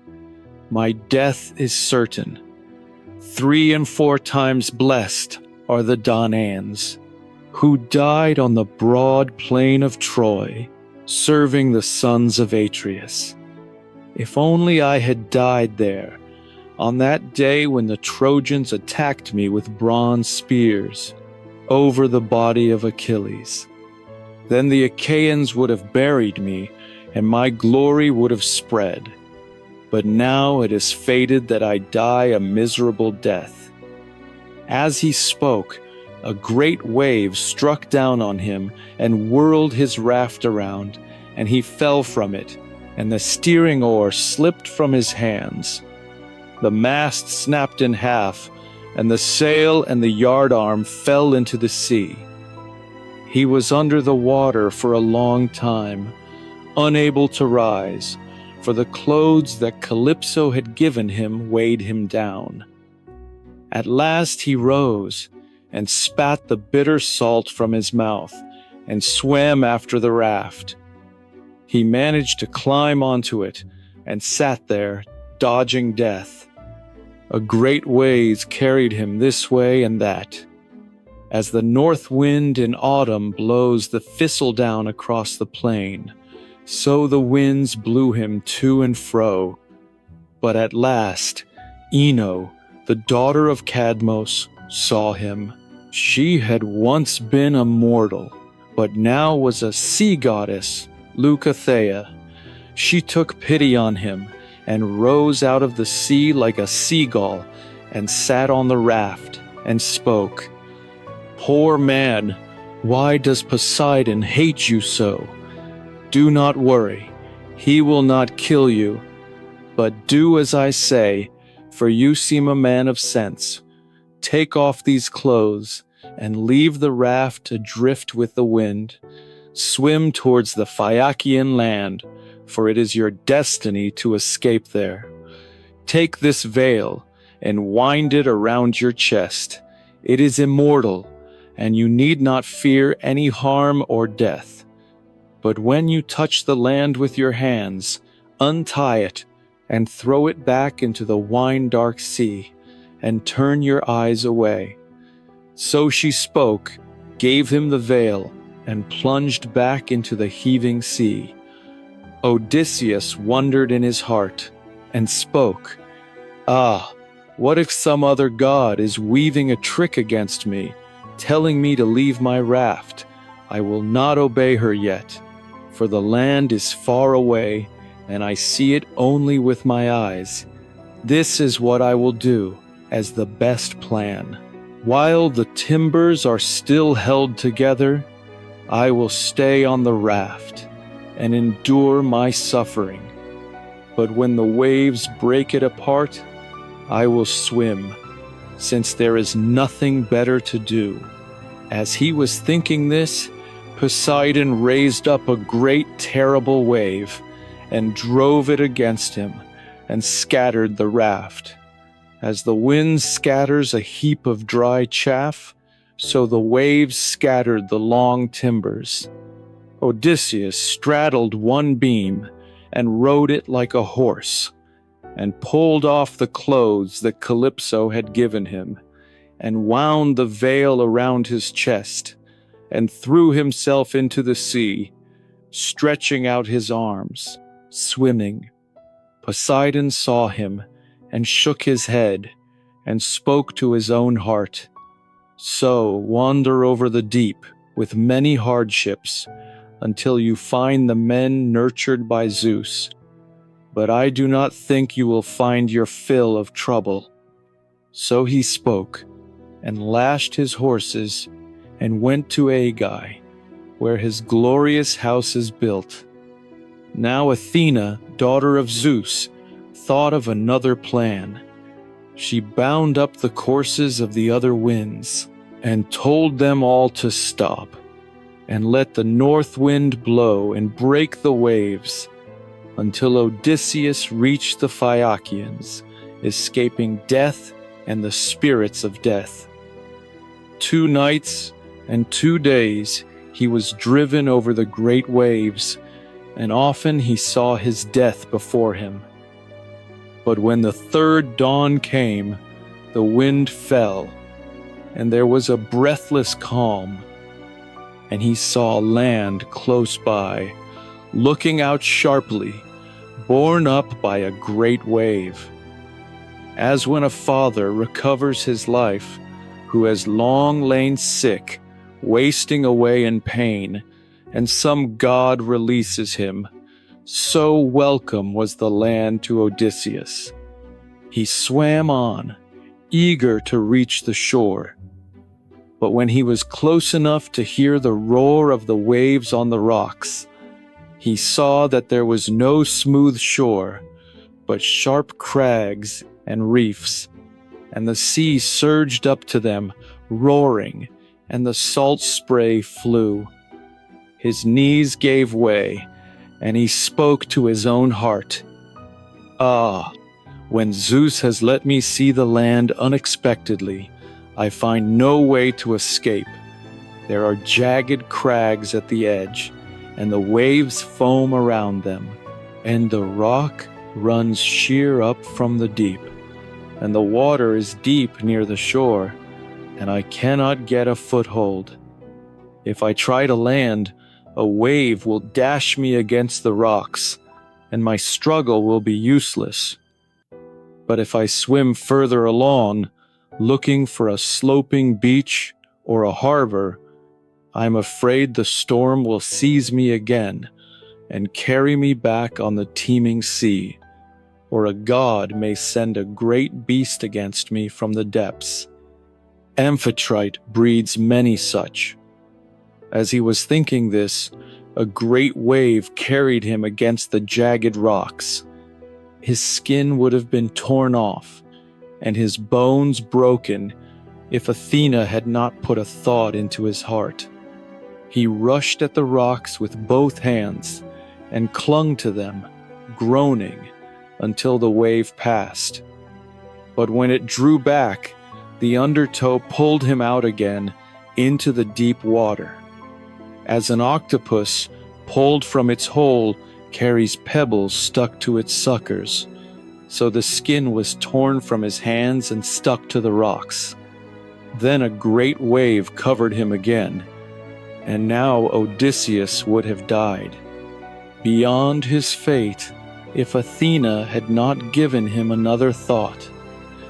He swam out beyond the breakers, and looked along the shore for a sloping beach or a harbor. He came to the mouth of a beautiful river, the best place for a landing, with smooth stones and shelter from the wind. He prayed to the river god, "Hear me, Lord, whoever you are. I come to you, fleeing from the sea and the threats of Poseidon. Respect a suppliant and have pity on me." So he spoke, and the river stayed its current, and made a calm before him, and brought him safely to the shore. Odysseus climbed out, bent double, and his swollen knees gave way. The salt water poured from his nose and mouth, and he lay breathless, unable to move, overcome with exhaustion. When his breath came back, he untied the veil and threw it back into the river, and the current carried it down to the sea, where Ino took it in her hands. But Odysseus lay on the shore and kissed the earth and spoke to his own heart. What will become of me now? If I stay here all night by the river, the frost and the heavy dew may kill me, for the wind blows cold from the river towards dawn. But if I climb up the hill into the dense wood and sleep in the thicket, I may escape the cold, but I am afraid that wild beasts will hunt me down. As he thought, the plan seemed best. He went towards the wood and found 2 olive trees growing close together, one wild, one tame, their branches so intertwined that neither the wind nor the rain nor the sun could pierce them. Odysseus crept beneath them and made a bed of fallen leaves, enough to cover 2 or 3 men in a winter storm. He lay down in the middle and covered himself with leaves, as a burning brand is buried in ashes at the edge of a field to save the seed of fire. Then Athena poured sleep over his eyes and closed his eyelids and released him from all his toil. The Princess and the Stranger. So the great Odysseus slept there, overcome with sleep and exhaustion, while Athena went to the city and the land of the Phaeacians. They used to live in the wide spaces of Hyperia, near the Cyclops, who were stronger than they and raided them.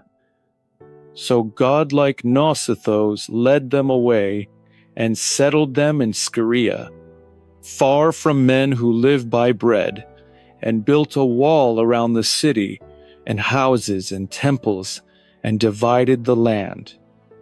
But now he had gone down to the house of Hades, and Alcinous ruled, wise in counsel from the gods. Athena went to his house to plan the return of great Odysseus. She went to the decorated room where the young princess slept, Nausicaa, the daughter of great-hearted Alcinous, beautiful as the gods.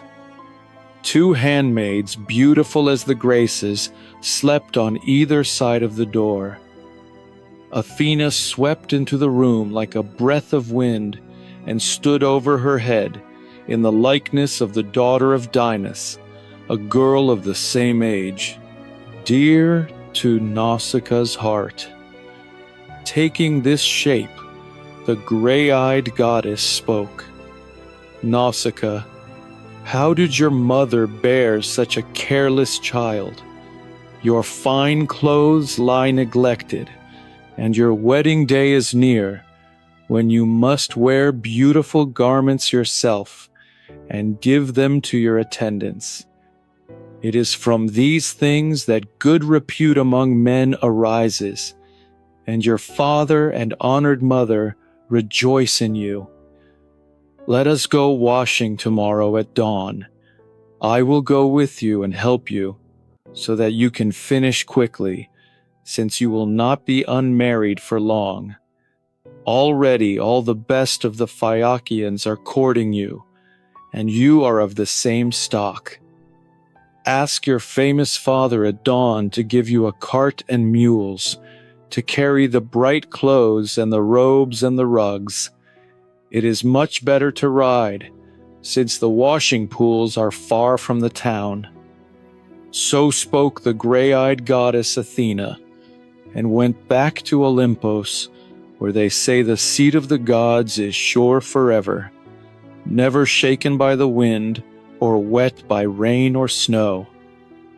But the bright air stretches cloudless, and a white radiance plays over all.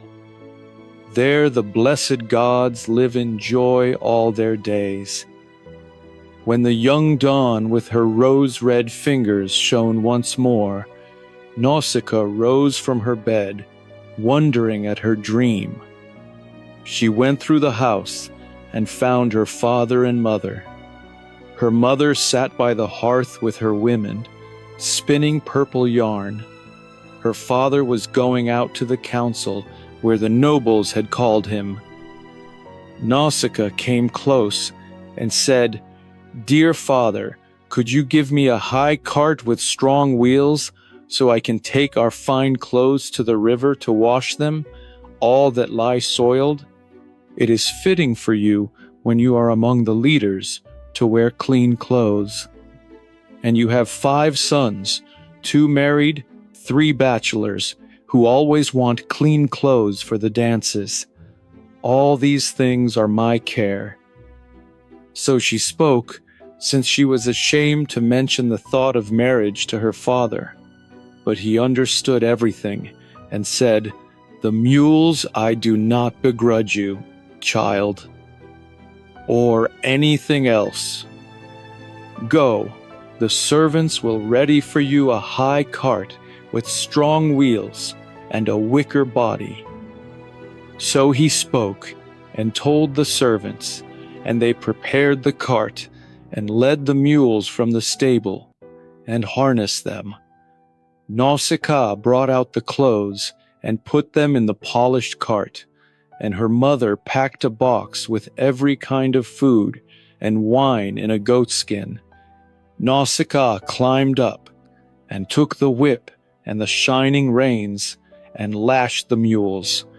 They trotted eagerly, carrying the clothes and the princess, not alone, but with her handmaids.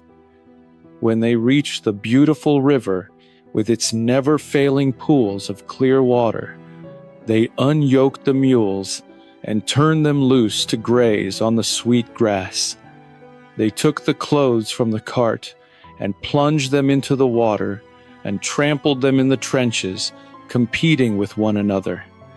When they had washed them clean, they spread them out on the shore where the waves had washed the gravel smooth. Then they bathed themselves and rubbed themselves with oil, and ate their meal by the river bank, and waited for the clothes to dry in the sun. When they had enjoyed their food, the princess and her maids, they began to play with a ball, throwing it to one another, and Nausicaa led the singing.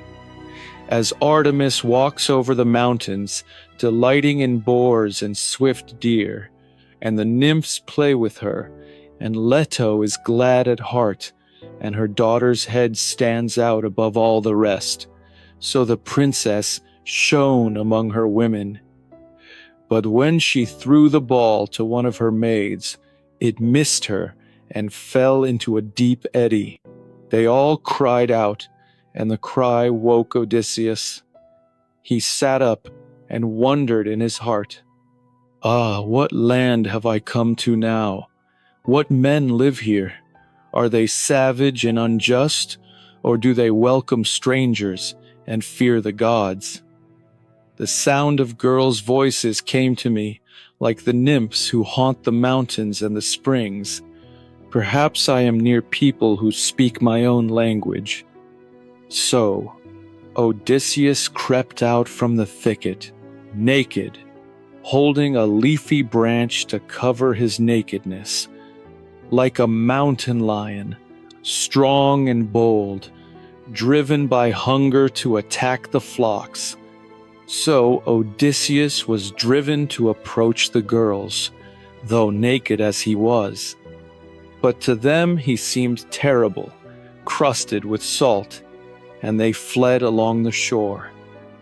Only Nausicaa stood her ground, for Athena had put courage into her heart and taken the fear from her limbs.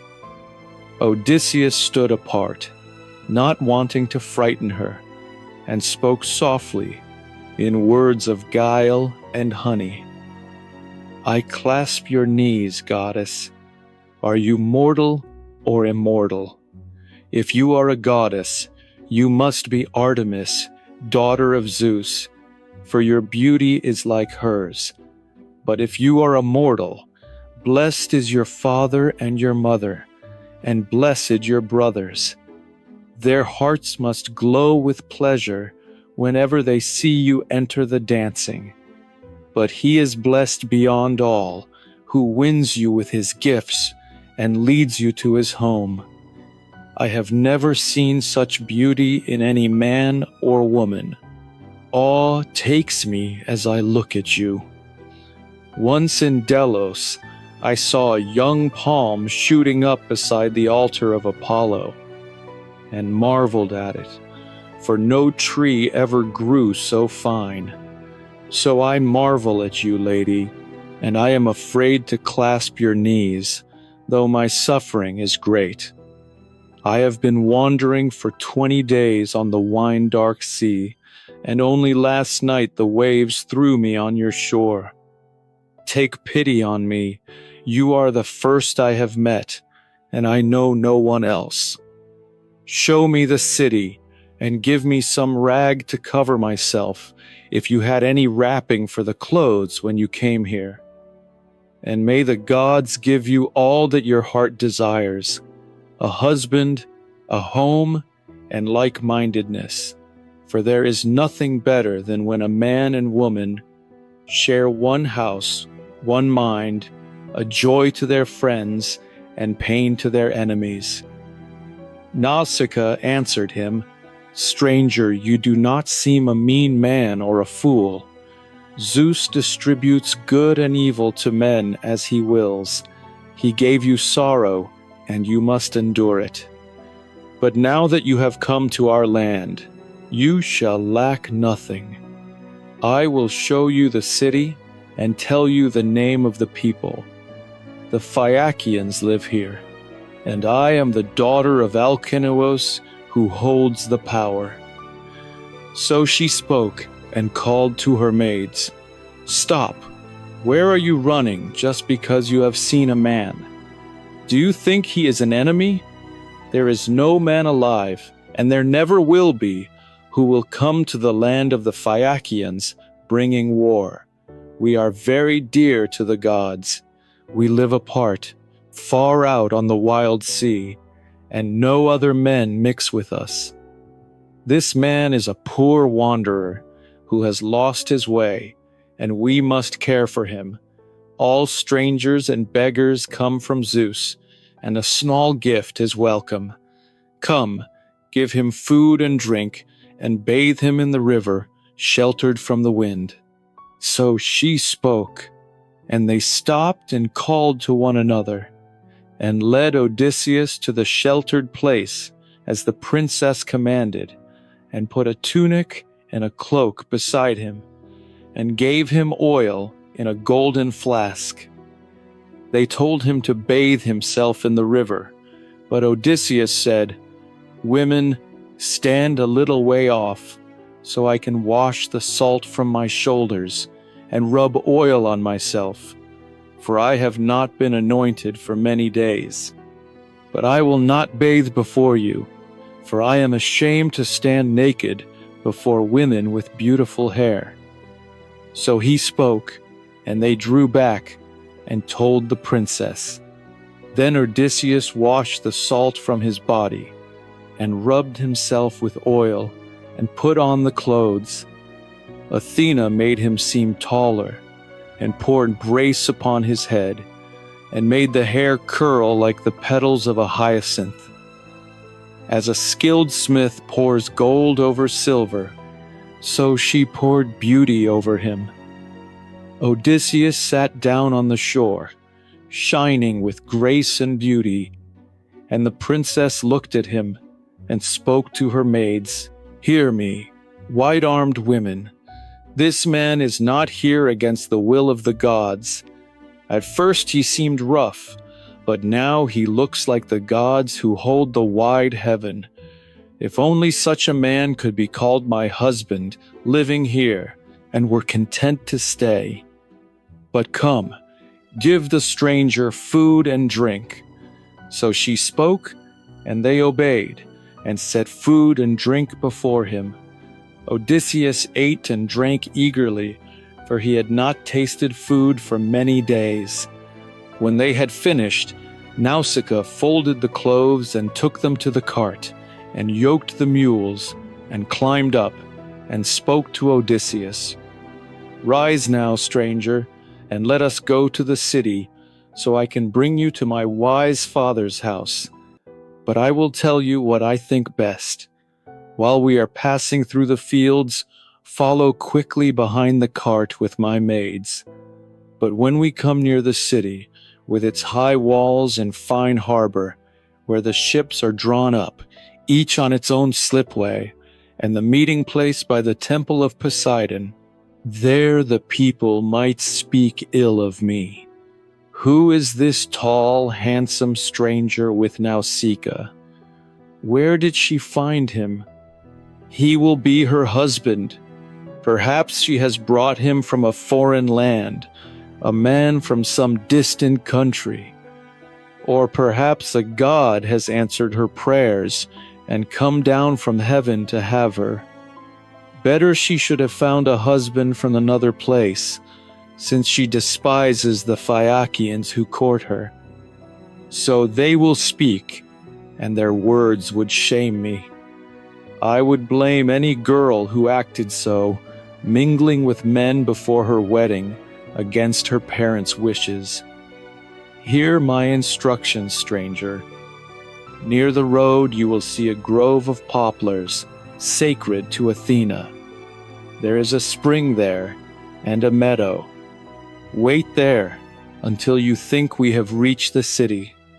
Then go in and ask for the house of Alcinous. Anyone, even a child, can show you. Pass through the hall and go to my mother. She sits at the hearth, spinning purple yarn, a marvel to see, with her maids behind her. My father's chair is beside hers, where he drinks his wine like a god. But go past him and clasp my mother's knees if you want to see your homecoming day. So she spoke and lashed the mules, and they trotted on. Odysseus and the maids followed, and the sun set, and they came to the sacred grove of Athena. There Odysseus sat down and prayed to the daughter of Zeus. Hear me, Atratone, daughter of Zeus who holds the aegis. Listen to me now, since you never listened before when Poseidon struck me. Grant that I may come to the Phaeacians as a friend, and that they may pity me. So he prayed, and Pallas Athena heard him, but she did not appear to him, for she respected her father's brother, who still raged against Odysseus until he reached his home. So Odysseus, the great sufferer, prayed there in the sacred grove, while the strong mules carried the princess towards the city. When she reached her father's famous house, she stopped at the gates, and her brothers gathered around her like gods and took the mules and carried the clothes inside. She went to her own room, where her nurse, Eumaeus, lit a fire for her. This woman had been brought from Apera by sea long ago, and chosen as a prize for Alcinous, since he was king over all the Phaeacians, and the people obeyed him like a god. She had nursed Nausicaa in the halls, and now she lit her fire and prepared her supper. Meanwhile, Odysseus rose to go to the town, and Athena poured a thick mist around him, so none of the proud Phaeacians would see him and challenge him or ask who he was. As he was about to enter the lovely city, the gray-eyed goddess met him in the form of a young girl carrying a pitcher. She stopped before him, and Odysseus asked, "My child, could you lead me to the house of Alcinous, who rules this people? I am a stranger here, suffering and far from home, and I know no one in this city." The gray-eyed goddess answered, "Yes, stranger, I will show you the house you ask for, since it lies near my father's own. But follow me in silence, and do not look at any man or ask questions. These people do not love strangers, nor welcome men from afar. They trust in their swift ships, which carry them over the great gulf of the sea, a gift from Poseidon, and their ships are as swift as a wing or a thought. So spoke Pallas Athena, and led the way quickly, and Odysseus followed. The Phaeacians did not see him passing through the town, for Athena would not allow it, and she covered him with her divine mist. Odysseus marveled at the harbors and the balanced ships, at the meeting places and the long walls, capped with palisades, a wonder to see. When they reached the king's famous house, the gray-eyed goddess spoke. "Here is the house you asked for, stranger. You will find the kings at a feast. Go in and do not be afraid. A bold man is better in all things, even if he comes from abroad. You will find the queen first. Her name is Arete, and she comes from the same stock as the king, Alcinous. First Nausicaa was born of Poseidon and Paraboea, the loveliest of women, the youngest daughter of great Eurymedon, who ruled the overweening giants, and destroyed his own people and himself. Poseidon lay with her, and begot Nausicaa, who ruled the Phaeacians, and fathered Rhexenor and Alcinous. Rhexenor had one daughter, Arete, and Apollo struck him down, a bridegroom still in his halls. Alcinous married Arete, and honored her as no other woman on earth is honored, among those who now keep house under their husbands. She has always been honored by her own children, by Alcinous, and by the people who gaze at her as a goddess and call out to her as she walks through the town. She has a generous heart, and if she is kindly disposed to you, there is hope that you will see your friends and reach your high-roofed house and your own native land." So spoke the gray-eyed goddess Athena, and went over the barren sea, leaving the lovely Scheria, and came to Marathon and broad-wayed Athens, and entered the strong house of Erechtheus. But Odysseus went towards the famous house of Alcinous, and his heart was heavy with thought as he stood there before the bronze threshold. For the high house of Alcinous shone like the sun and moon. The walls were of bronze, with a blue frieze of lapis lazuli, and the doors were of gold, guarded by golden dogs on either side, silver and gold, which Hephaestus made with immortal skill to guard the house of Alcinous all his days. Inside, chairs were ranged against the walls, covered with fine-spun cloths, the work of women, and the leaders of the Phaeacians sat there, eating and drinking, for they held a continual feast. Golden youths stood on pedestals, holding torches to light the feasters through the night.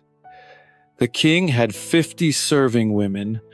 Some grind the yellow grain on millstones, some weave at looms, or spin like poplar leaves trembling.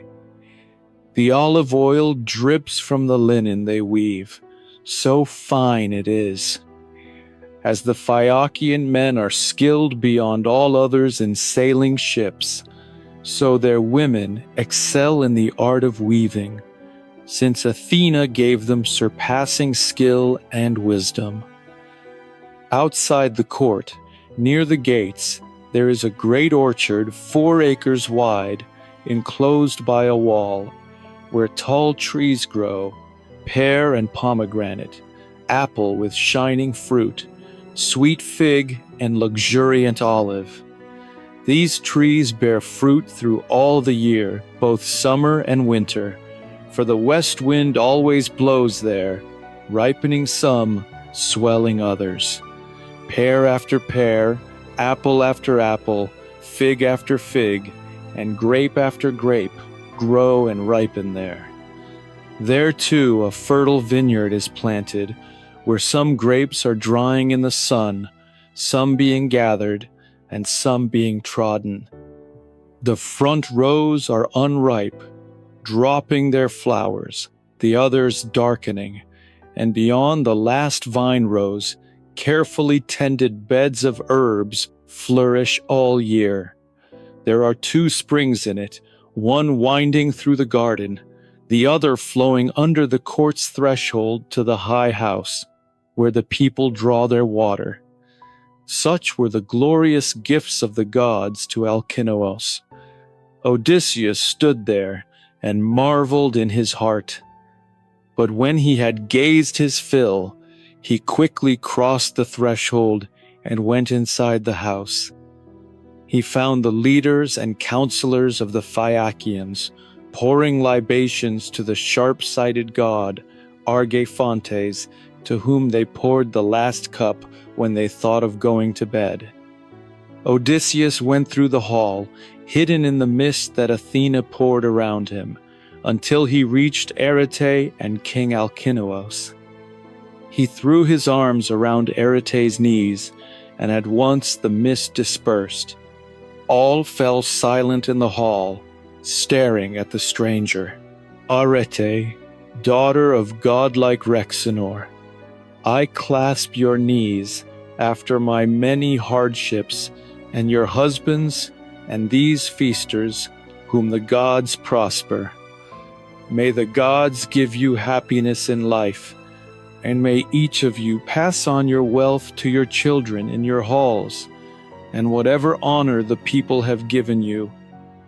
But help me to return home, and quickly, since I have long suffered hardship, far from my friends. So he spoke, and sat down in the ashes of the hearth by the fire. All were silent, and sat speechless for a long time. At last, the old hero Echeneos spoke, the eldest of all the Phaeacians. He was skilled in speech, and knew many ancient things. He spoke with good will. Alcinous, it is not fitting that a stranger sit in the ashes on the hearth. All of us are waiting for you to speak. Come, raise the stranger and give him a chair, and order a libation to be poured, so we may pray to Zeus, who protects suppliants, and let the housekeeper give him food. He took Odysseus by the hand, and raised him from the ashes, and sat him on a shining chair, moving his own son, Laodamas, aside, who sat next to him and was his favorite. A maid brought water in a golden pitcher, and poured it over a silver basin, and drew up a polished table. The housekeeper brought bread, and the carver lifted platters of meat, and Odysseus ate and drank. Alcinous spoke to the herald, Pontonous, mix a bowl of wine, and serve it to all in the hall, so we may pour a libation to Zeus, who protects suppliants. So he spoke, and Pontonous mixed the honey-sweet wine, and served it to all. When they had poured their libations, and drunk as much as their hearts desired, Alcinous spoke, Hear me, leaders of the Phaeacians.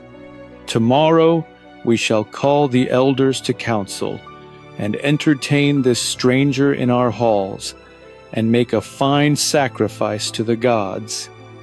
Then we shall think of his escort, so that he may return to his home without hardship or pain. And quickly, even if it lies far away, and if he is one of the immortals, come down from heaven, the gods are planning something new. They have always appeared to us when we offered glorious hecatombs and feasted beside us, sitting where we sit.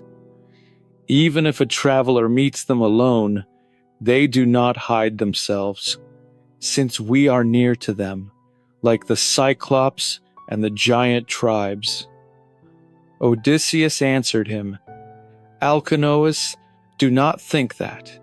I am not like the immortals, in body or in nature. I am a mortal man, like those you know, the most miserable of all.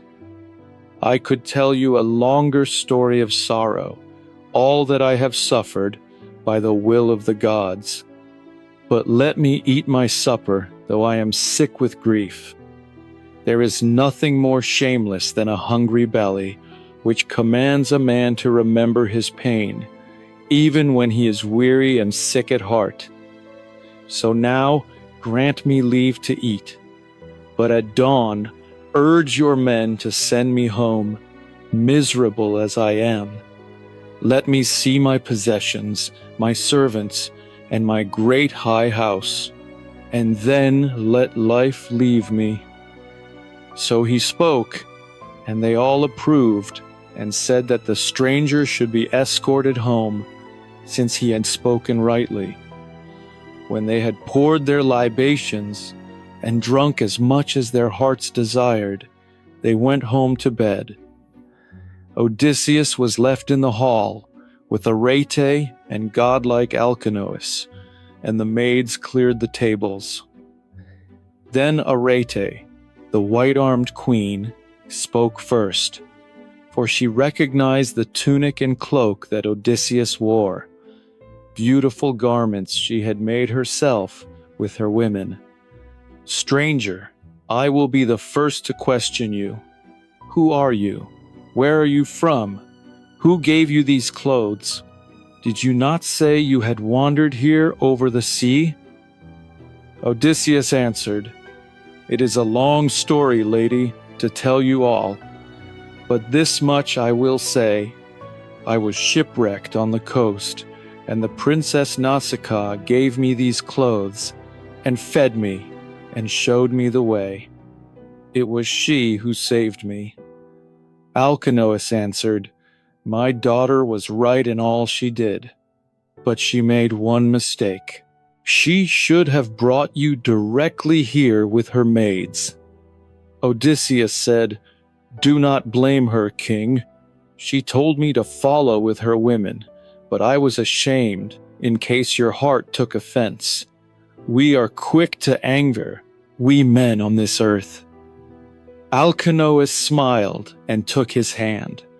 Stranger, I am not the kind to be angry without cause. Better order in all things. I wish, O Father Zeus, Athena, Apollo, that you, being such a man as you are, and thinking as I do, could marry my daughter and be called my son, and stay here. I would give you a house and possessions if you would stay, but no one will hold you back against your will. Tomorrow you shall have your escort. You will lie down and sleep while they row you over the calm sea, and you will reach your home or wherever you wish, even if it lies far beyond Euboea, the most distant land, which our people saw when they carried Rhadamanthus to visit Tydeus, son of Gaia. They went there and back in a single day without labor. You will see for yourself that my ships are the best, and my young men the best at driving the sea with oars. So he spoke, and Odysseus, the great sufferer, rejoiced and prayed aloud. Father Zeus, grant that Alcinous fulfill all that he has said. May his glory never die, and may I reach my home. So they talked together, and Arete told her maids to make a bed in the porch, with fine purple blankets and rugs and woolen covers. They went out with torches and made the bed, and stood beside Odysseus, saying, "Rise, stranger, your bed is ready." So Odysseus lay down and slept there, on the corded bed, under the echoing porch. Alcinous slept in the inner chamber, with his wife beside him. When the young dawn, with her rose-red fingers, shone once more, the sacred king Alcinous rose from bed, and Odysseus, the sacker of cities, rose beside him. Alcinous led the way to the assembly ground, and they sat on the polished stones. Athena went through the town in the likeness of a herald, calling the men to the meeting. She stood among them and said, "Come, leaders and counselors of the Phaeacians, go to the assembly to hear about the stranger who has just come to the house of Alcinous after wandering the sea like a god in his looks." So she spoke and stirred their hearts, and soon the assembly filled with men. They looked at Odysseus, the wise son of Laertes, and wonder took them, for Athena had poured grace over him and made him taller and stronger, so that the Phaeacians would welcome him and honor him, and he might win the games. When the assembly was full, Alcinous stood up and spoke. "Hear me, leaders and counselors of the Phaeacians. This stranger, I do not know who he is, has come to my house in his wanderings, from men of the east or west. He asks for an escort and entreats us to grant it. Let us help him as we have helped others, and let no one who comes to my house suffer hardship for lack of escort. Let us draw a black ship into the sea for her first voyage, and choose 52 young men, the best in the land, and make the oars fast. Then come back to the house and feast, and I will provide well for all. And summon the great singer Demodocus, to whom the god has given surpassing song, to delight us." So he spoke, and they rose and went to the shore, and drew a black ship into the water, and set up the mast and sail, and fitted the oars, and spread the sail, and moored her in the deep water. Then they went back to the great house of Alcinous, the halls filled with men, young and old. Alcinous sacrificed 12 sheep to them, and 8 white-tusked boars, and 2 shambling oxen. These they flayed and dressed, and prepared a fine feast. The herald Pontonous led the singer in, whom the muse loved above all others, though she gave him both good and evil. She took away his eyes, but gave him sweet song. Pontonous set a silver-studded chair for him among the feasters, leaning it against a tall column, and hung the clear-toned lyre above his head, and showed him how to reach it with his hands. He set a table beside him, with a basket and a cup of wine, so he could drink whenever he wished. They reached for the good things before them, and when they had put away the desire for food and drink, the muse urged the singer to sing of the glorious deeds of heroes, from a story whose fame reached the broad heaven.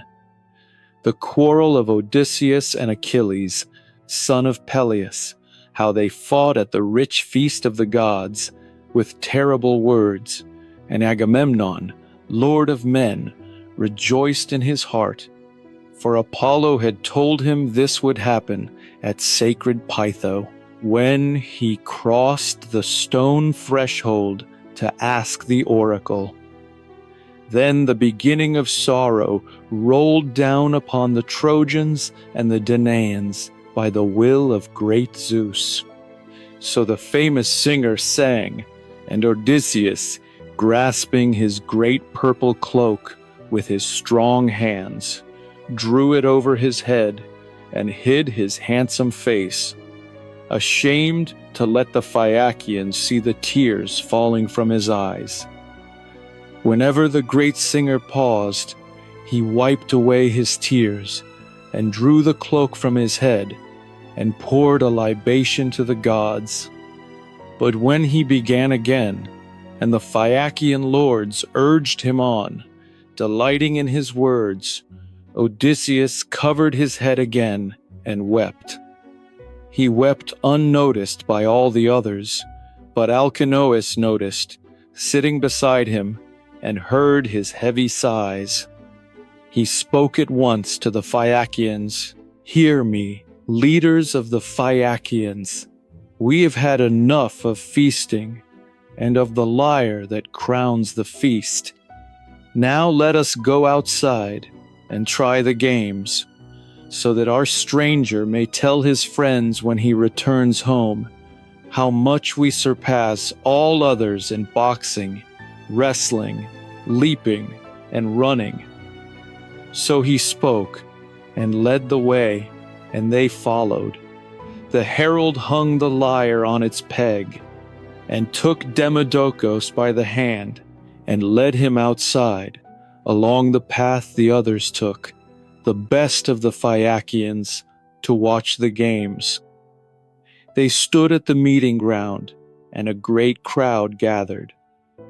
Many young men rose up to compete: Acronios, Ochialos, Elatrius, Noteus, Primneus, Anchialos, Eretmius, Ponteus, Proreus, Phoen, Anabessineos, Amphialos, son of Polynios, Tectanides, and Euryalus, like Ares, the bane of men. Now Baulides, the best in looks and form of all the Phaeacians, after the blameless Laodamas. 3 sons of Alcinous rose up, Laodamas, Halios, and godlike Clytoneus. First they competed in the foot race. They ran from the start, flying in a cloud, and Clytoneus was far the best, and won by the length of a furrow that mules plow in a field. Then they wrestled, painful wrestling, and Euryalus won over all the best. In the jump, Amphialus was best. In the discus, Elytraeus far outthrew them all. And Laodamas, the good son of Alcinous, won the boxing match. When they had all enjoyed the games, Laodamas spoke among them. "Come, friends, let us ask the stranger if he knows any sport. He is not a mean man in build. Look at his thighs and calves, his neck, his strength. He is not lacking in youth, though worn down by many hardships. There is nothing worse than the sea to break a man, however strong he is." Euryalus answered him, "Laodamas, you have spoken well. Go yourself and ask him." So Laodamas went through the crowd and stood before Odysseus and said, "Father stranger, come and try the games, if you have skill in any. What greater glory can a man have in life than that which he wins with his hands and feet? Come, try, and throw off the cares from your heart. Your journey will not be long now. The ship is already launched, and the crew is ready." Odysseus answered, "Laodamas, why do you mock me?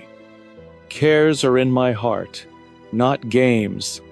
I have suffered much, and have no heart for sport. I sit in your assembly, longing for my return, and entreating the king and all the people."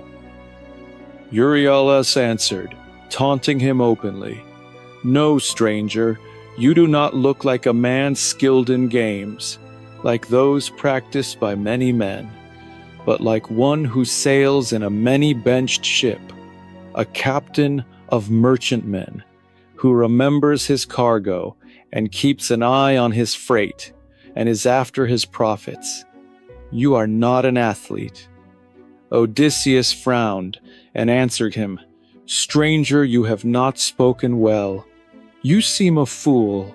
The gods do not give all their gifts to one man, beauty, wisdom, and eloquence. One man is mean in looks, but a god crowns his words with beauty, and people gaze at him with pleasure, and he speaks unfalteringly, with a winning modesty, and stands out in any gathering.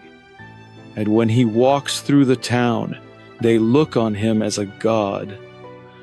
Another looks like an immortal, but no grace crowns his words. So you are a striking man.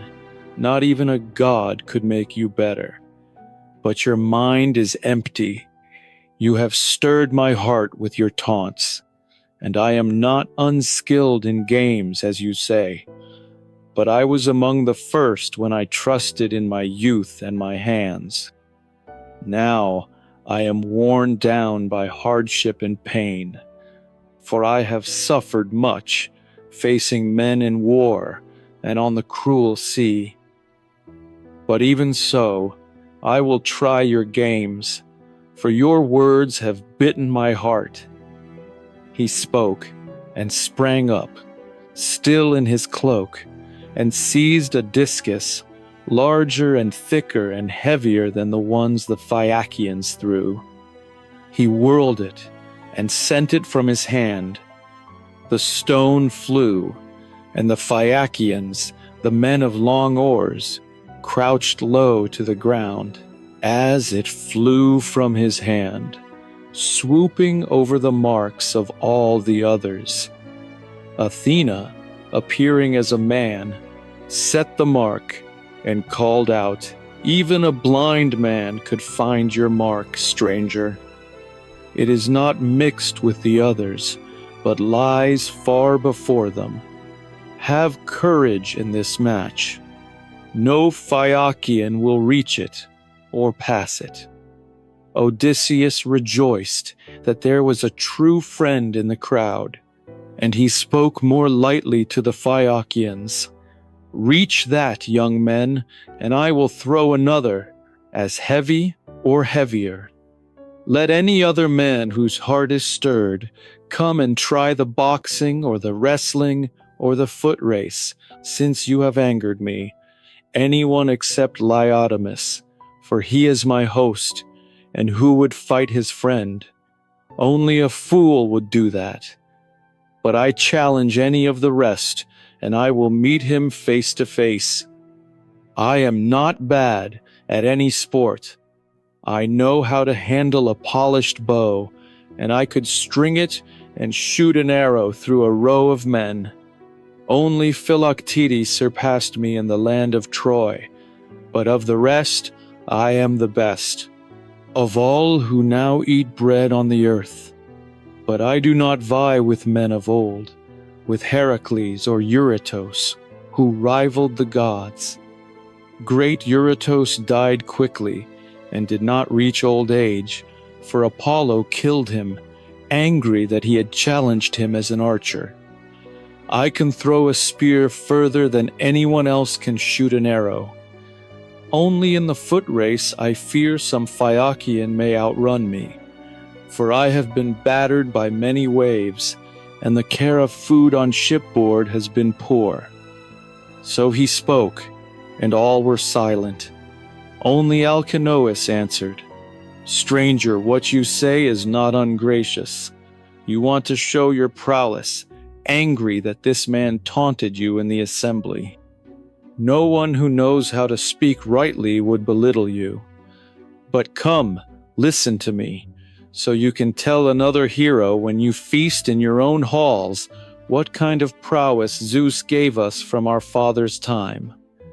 We are not perfect boxers or wrestlers, but we run fast and are the best sailors, and we love feasting, the lyre, dancing, changes of clothing, warm baths, and bed. Come, you Phaeacian dancers, the best of you, dance, so that the stranger may tell his friends when he returns home how much we surpass all others in sailing, running, dancing, and song. And let someone bring the clear lyre for Demodocus." So he spoke, and the herald brought the lyre. 9 umpires rose up to manage the dancing ground, and the young men began the dance. Odysseus watched and marveled at the flash of their feet. Then Demodocus struck his lyre and sang the love of Ares and Aphrodite, how they lay together in the house of Hephaestus in secret. The sun god saw them and told Hephaestus, who went to his forge and hammered out a net, fine as a spider's web, and spread it around the bed. When Ares and Aphrodite lay down together, the net fell on them, and they could not move. Hephaestus called all the gods to witness, and Poseidon begged him to free them, and he did, and Ares fled to Thrace, Aphrodite to Paphos, where the Graces bathed her and anointed her with oil. So the singer sang, and Odysseus rejoiced in his heart, and the Phaeacians, the men of long oars, listened. Then Helios and Laodamas danced alone with a purple ball, throwing it high and catching it, and no one else could do it.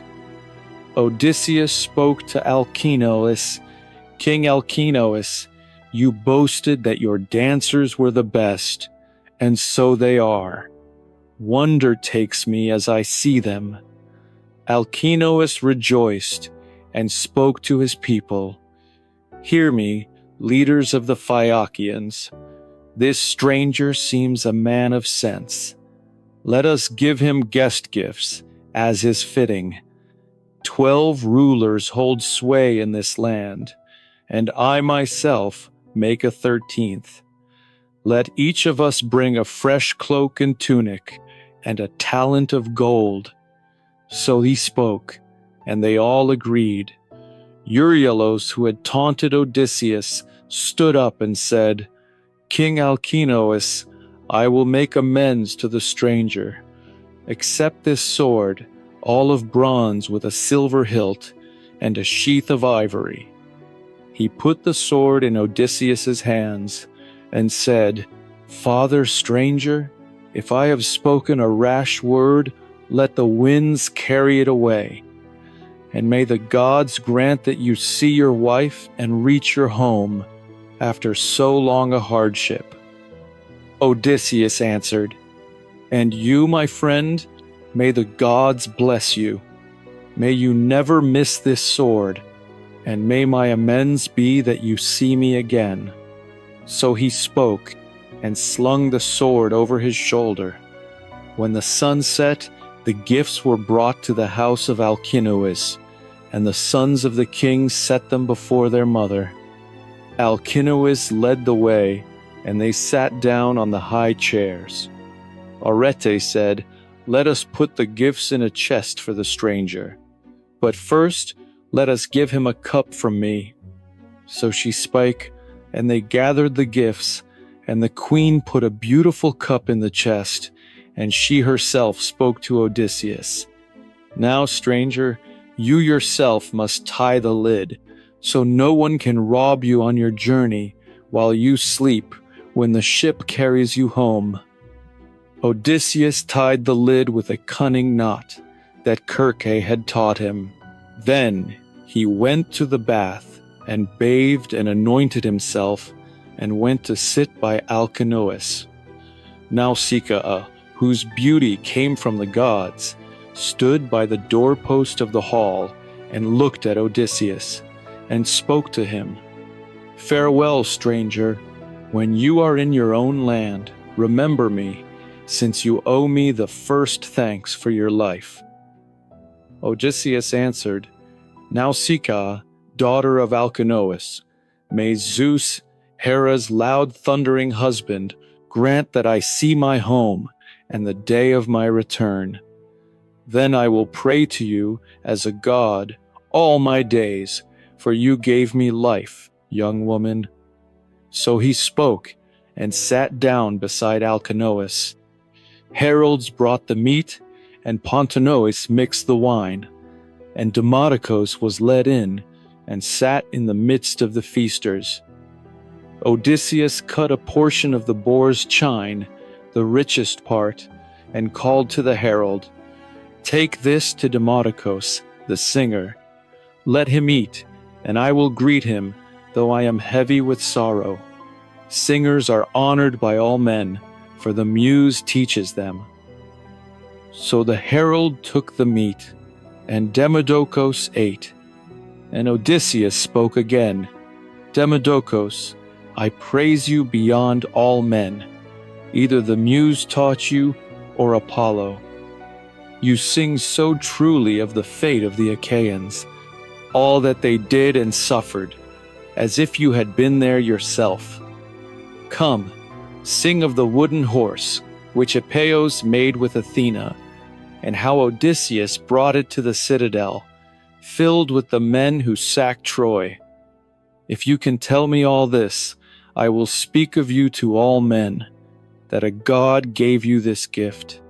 So he spoke, and the singer began, and sang how the Argives burned their camp and sailed away, while those with Odysseus sat inside the horse on the Trojan meeting ground. The Trojans had dragged it to their city and stood around it, arguing what to do. Some said to break it open, some to haul it to the citadel, some to throw it down from the rocks. And in the end, they left it there, since it was fated that they would perish when their city received the great wooden horse, where the Argive lords sat, bringing slaughter and death. He sang how the Greeks poured out of the horse and sacked the city, and how Odysseus and Menelaus went to the house of Deiphobos and fought there and won. So the singer sang, and Odysseus wept, and his tears wet his cheeks. As a woman weeps, flinging herself on her husband's body, who has fallen before his city, defending his city and his children. And she sees him dying, and holds him, and wails shrilly, while the men behind her beat her back and shoulders with their spears, and lead her into slavery. And her cheeks are wasted with pitiful grief. So Odysseus wept, and no one noticed, except Alcinous. He saw the tears, and spoke to the Phaeacians, "Hear me, leaders. Let Demodocus stop his lyre, since his song does not please all. Since we sat down to eat, and the singer began, the stranger has not stopped his heavy grief. Some great sorrow has come upon his heart. Let the singer stop, so we may all be merry, hosts and guest. It is better so. All this has been done for the stranger, the escort, and the gifts. A stranger and a suppliant is like a brother to any man who has even a little sense. Now do not hide behind your crafty thoughts, stranger, but tell me the truth. What name did your mother and father give you, and your countrymen? No one among men is nameless, noble or common, but parents give a name to every child. Tell me your country, your city, your people, so my ships may take you there. The Phaeacians have no pilots or steering oars, but the ships themselves know men's thoughts and minds, and know the cities and rich fields of all men, and cross the great gulf of the sea, hidden in mist, and they never fear damage or wreck. But I will tell you a warning, which my father Nausicaa once told me. He said Poseidon was angry with us because we give safe escort to all men, and that one day a Phaeacian ship returning from an escort would be wrecked on the misty sea, and a great mountain would hide our city. So the old man said, and the god will either fulfill it or not, as he pleases. But come, tell me plainly, where have you wandered? What lands have you seen? What men have you met? Tell me why you weep when you hear the fate of the Argives. Did a kinsman fall before Troy? A good man, a son-in-law or father-in-law, the nearest after one's own blood? Or a companion, a good man, the truest friend? A friend with a true heart is no less than a brother. So Alcinous spoke, and Odysseus answered him, the Cyclops. King Alcinous, it is a good thing to listen to a singer like this one, with a voice like the gods. There is nothing better than when men are merry, and the feasters sit in the hall and listen to a singer, and the tables are full of bread and meat, and the wine-bearer draws from the bowl and pours it into cups. This seems the best of all things to me. But your heart has turned to ask about my sorrows, so I must weep more than ever. What shall I tell first? What last? The gods have given me many sorrows. First, I will tell you my name, so you may know it, and I, if I escape the day of destruction, may be your guest friend, though I live far away. I am Odysseus, son of Laertes, known to all men for my cunning. My fame goes up to the broad heaven. I live in shining Ithaca, where Mount Neriton shakes its leaves, and many islands lie around it, Dulichion, Same, and wooded Zakynthos, close together. Ithaca itself lies low, furthest towards the dark, but it is a rough land, and raises good men. No place is sweeter to look on than one's own land. Calypso, the great goddess, held me in her cave, craving me for a husband, and so too Circe held me in her halls, the cunning lady of Aya, but they could not persuade my heart. There is nothing sweeter than a man's own land and his parents, even if he dwells in a rich house far away among strangers. But come, let me tell you of my painful voyage, which Zeus sent me from Troy. The wind carried me from Ilion to the Ciconians, to Ismaros. I sacked the city and killed the men, and took their wives and their many possessions, and divided them, so that no one would lack his share.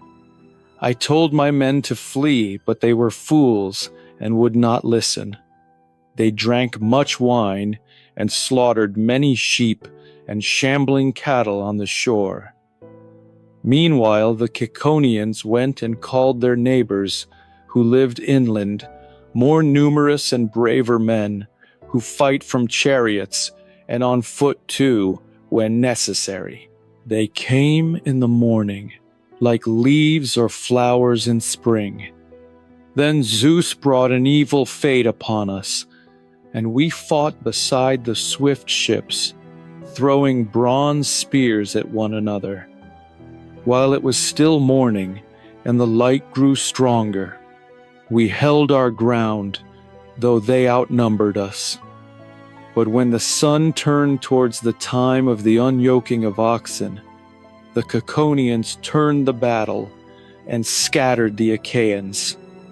6 of my well-grieved men fell from each ship, and the rest fled from death and destruction. We sailed on from there, grieving in our hearts, glad to escape death, but having lost our dear companions. But I did not let the curved ship sail on until we had called 3 times on each of the poor men who had fallen, cut down by the Ciconians on the plain. Then Zeus gathered the clouds, and the north wind fell on us, and drove the ships and covered the land and sea with night. The sails were torn to pieces by the force of the wind, and we lowered the masts, and rowed towards the land, and lay there 2 days and 2 nights, eating our hearts out with exhaustion. When the 3rd dawn came, we raised the masts and spread the white sails, and the wind and the helmsman held us straight until we came to Cape Malea, where the current runs strong. But the wind and the waves drove us off course, past Cythera. 9 days I was carried by the cruel winds over the teeming sea, and on the 10th we reached the land of the Lotus-Eaters, who eat a flowering food. We went ashore and drew water, and my men quickly ate their meal beside the swift ships. Then I sent 2 men with a herald to go inland and find out what men lived there. They went and mixed with the Lotus-Eaters, who gave them the lotus to eat. Whoever ate that sweet fruit no longer wished to come back with news, but wanted only to stay there among the Lotus-Eaters, chewing the lotus, forgetting his homecoming. I brought them back by force, weeping, to the ships, and bound them under the benches. Then I ordered the rest of my men to embark quickly, for fear that any of them would eat the lotus and forget their homecoming. They went aboard and sat on the benches, and struck the gray water with their oars. From there we sailed on, sick at heart, and reached the land of the Cyclops, lawless, overweening giants, who trust in the immortal gods, and plant nothing with their hands, and plow nothing, but everything grows without seed, wheat, barley, and vines bearing wine. Zeus sends them rain, and they have no laws or assemblies, but dwell in hollow caves on the mountain peaks, and each rules his own children and wives, and they care nothing for one another. Now a wooded island lies outside the harbor of the Cyclops, not near, not far, covered with wild goats. No men go there, and the Cyclops have no ships. They could have made it a fine place, for the land is rich and would bear all things, and there are meadows on the shore, and easy farming, and a good harbor where no rope is needed, only to run the ship ashore. But the Cyclops have never come there, and it lay empty. We sailed there in the night, with a god to guide us, and we drew the ships ashore and slept on the beach. When dawn came, we hunted goats and feasted, and looked across to the land of the Cyclops, and saw their smoke, and heard their voices, and the bleating of their sheep. The next morning I said to my men, "Stay here, the rest of you, while I take my own ship and my own crew, and find out who these men are, whether they are insolent and wild and unjust, or friendly to strangers and God-fearing." So I embarked with my crew and crossed to the mainland, and there I saw a great cave overhung with laurel, where the sheep and goats were penned at night, walled with huge stones and tall pines. Inside lived a monstrous man who pastured his flocks alone, and did not mingle with others, but kept his own law, a terrible wonder. I chose 12 of my best men, and took a goat skin of dark sweet wine, which Marin, priest of Apollo, had given me, and a sack of food, for I had a foreboding that I would meet a man clothed in great strength, a savage, knowing nothing of justice or law. We went into the cave, but he was not there, for he was pasturing his fat flocks in the field. We looked at everything inside, the baskets heavy with cheese, the pens packed with lambs and kids, separate, the older by themselves, the younger by themselves, and the buckets full of whey. My men begged me to take the cheese and drive the lambs and kids down to the ship and sail away over the salt water. But I would not listen, though I wish I had. I wanted to see the man himself and receive his guest gift. We lit a fire and made a sacrifice, and helped ourselves to the cheese, and sat there waiting until he came home, carrying a huge load of dry wood. He threw it down with a crash inside the cave, and we, terrified, hid in the farthest corner. Then he drove the fat ewes and she-goats into the cave and left the males outside. He lifted a great stone and set it in the doorway, a stone so huge that 22 good wagons could not carry it. Then he sat down and milked the ewes and the goats, and set aside half the milk to curdle for cheese, and the rest he kept for drinking. When he had finished his work, he lit a fire and saw us and asked, "Strangers, who are you? Where do you sail from over the watery ways? Are you merchants, or do you roam like pirates who risk their lives and bring evil to others?" So he spoke, and our hearts broke at the sound of his voice and at the sight of the monster. But even so, I answered, "We are Achaeans, blown off course from Troy. We claim to be the men of Agamemnon, whose fame is greatest under the heaven, for he sacked the great city and destroyed many peoples. We have come to your knees, hoping for hospitality and a gift, the custom of strangers. Respect the gods, great one. Zeus protects suppliants and strangers. Zeus, the god of strangers, who walks beside them." So I spoke, and he answered with a pitiless heart, "Stranger, you are a fool, or come from far away, if you tell me to fear the gods. The Cyclops care nothing for Zeus or the blessed gods, since we are far stronger. I would not spare you or your companions to avoid the wrath of Zeus, but only if my own heart commanded me.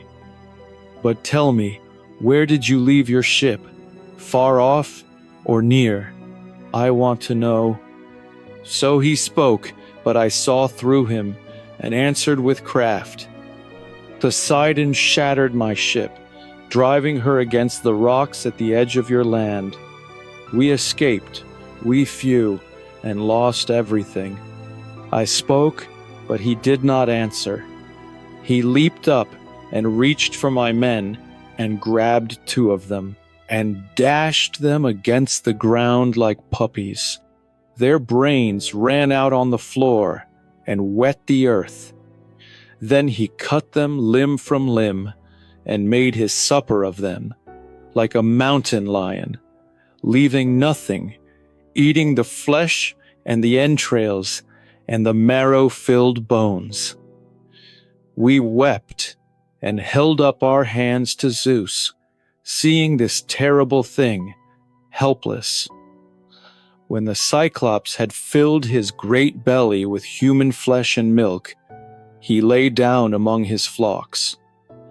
Then I thought in my great heart to go closer and draw my sharp sword and drive it into his chest, where the liver lies, feeling for the place with my hand. But another thought held me back. We could never push aside the enormous stone from the door. So we waited, groaning, until the dawn. When the young dawn with her rose-red fingers shone once more, he lit the fire and milked his flocks and reached out for 2 more of my men and ate them for his breakfast. Then he easily rolled the stone aside and drove the fat flocks out and set it back like a lid on a quiver. He whistled and drove his flocks up the mountain, and I was left brooding evil in my heart for how to take revenge if Athena would grant me glory. This was the plan that seemed best. Beside the pen lay a great club, green olive wood, which the Cyclops had cut to carry when it was seasoned. It was as large as the mast of a black ship, a 20-oared merchantman, broad and heavy. I went up to it and cut off a fathom's length and gave it to my men and told them to smooth it, and I myself sharpened it to a point and hardened it in the fire. Then I told my men to draw lots, for who would dare to thrust the stake into his eye when he slept? The lots fell on the man I would have chosen, 4 of them, and I made the 5th. At evening he came back and drove his flocks into the cave and did not leave any outside, and I think he suspected something, or a god must have warned him.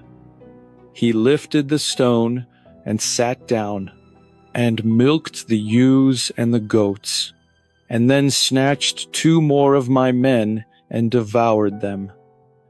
Then I stood before him and spoke, holding out a bowl of the dark wine. Cyclops, drink, since you have eaten human flesh. See what kind of wine our ship carried. I brought it as an offering to you, hoping you would take pity on me and send me home. But you rage beyond all limits. Cruel one, how will any man come to you again when you do what is not right?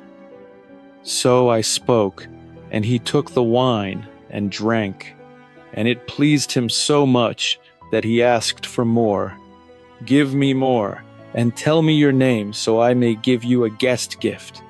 We too have wine, but yours is nectar and ambrosia. So he spoke, and I poured him another bowl, and a third, and a fourth, and the wine went to his head. Then I spoke, with smooth, winning words. Cyclops, you ask my name, and I shall tell you. But give me the guest gift you promised. My name is Nobody. My mother and father call me Nobody, and my friends. And he answered, with a pitiless heart, Nobody I will eat last, after his friends. The rest before him. That shall be your gift.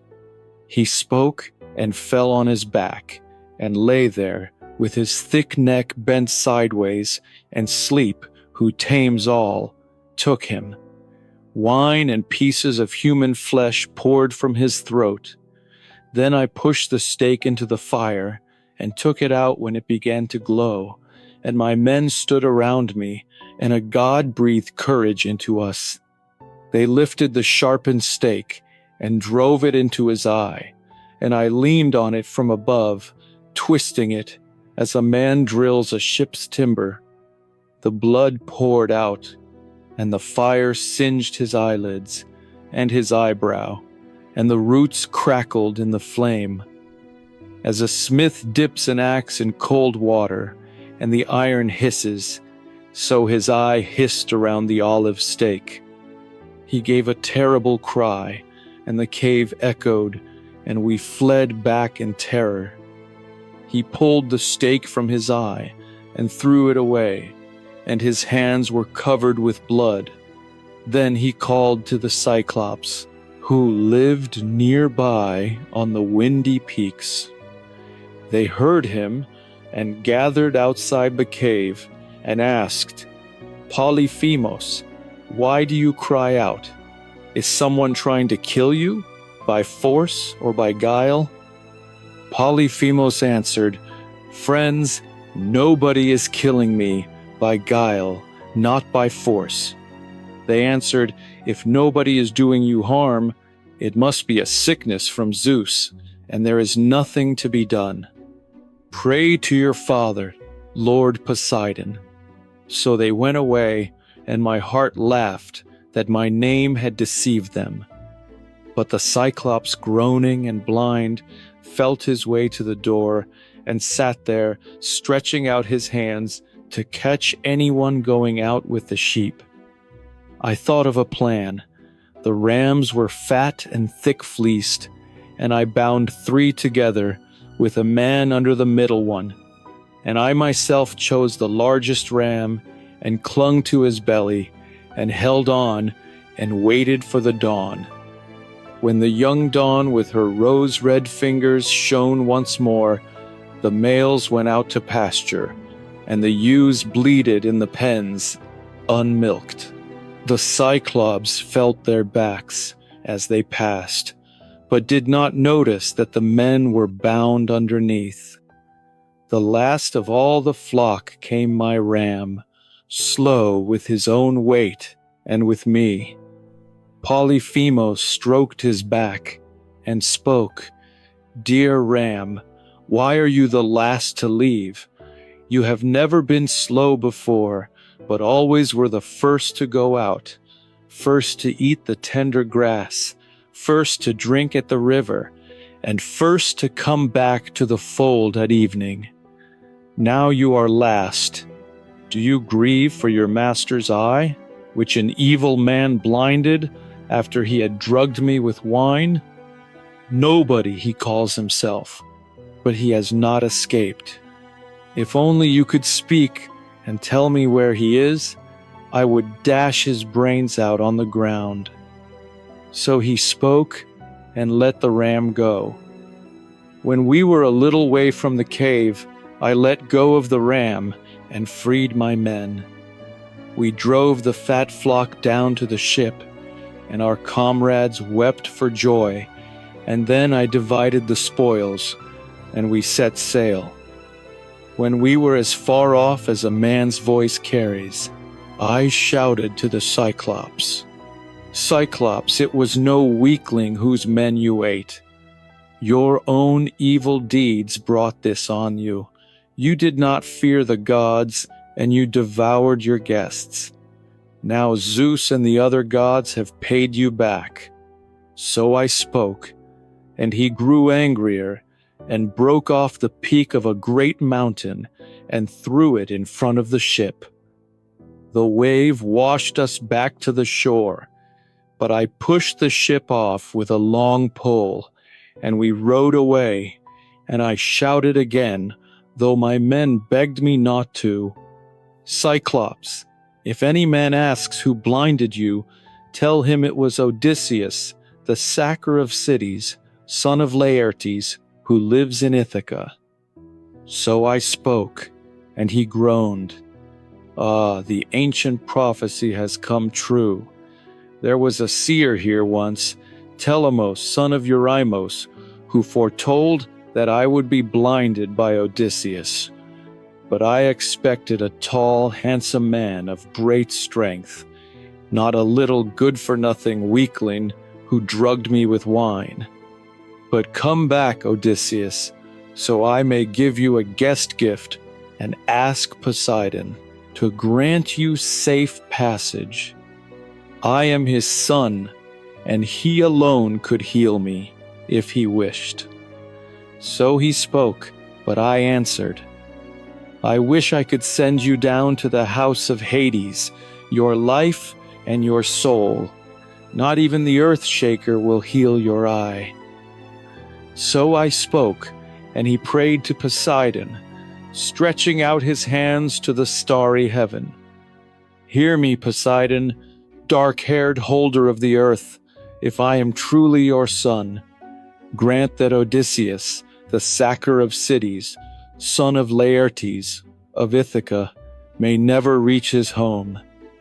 But if it is his fate to see his friends and come back to his high-roofed house and his own native land, may he come late and in misery in another man's ship, losing all his men, and find troubles in his house. So he prayed, and the dark-haired god heard him.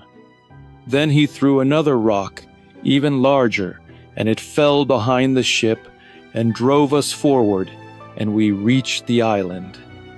There we sacrificed the ram to Zeus and feasted, and when the dawn came, we sailed away, grieving for our lost friends, but glad to be alive. The Bag of Winds and the Witch's Isle. We came to Iolia, the island where Aeolus dwells, son of Hippotas, dear to the deathless gods. A floating island it is, all around it a wall of bronze, unbroken, and sheer rock runs up from the sea. 12 children he has, born in his halls, 6 daughters and 6 sons in their prime. And he gave the daughters to the sons as wives.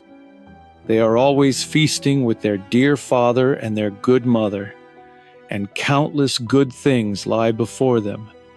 The house is full of the savor of feasting, and the sound echoes through the day, and at night they sleep beside their chaste wives, on coverlets, on corded beds. We reached their city and fine house, and Aeolus entertained me for a whole month, and questioned me about everything: Ilion, the Argive ships, the Achaeans' return.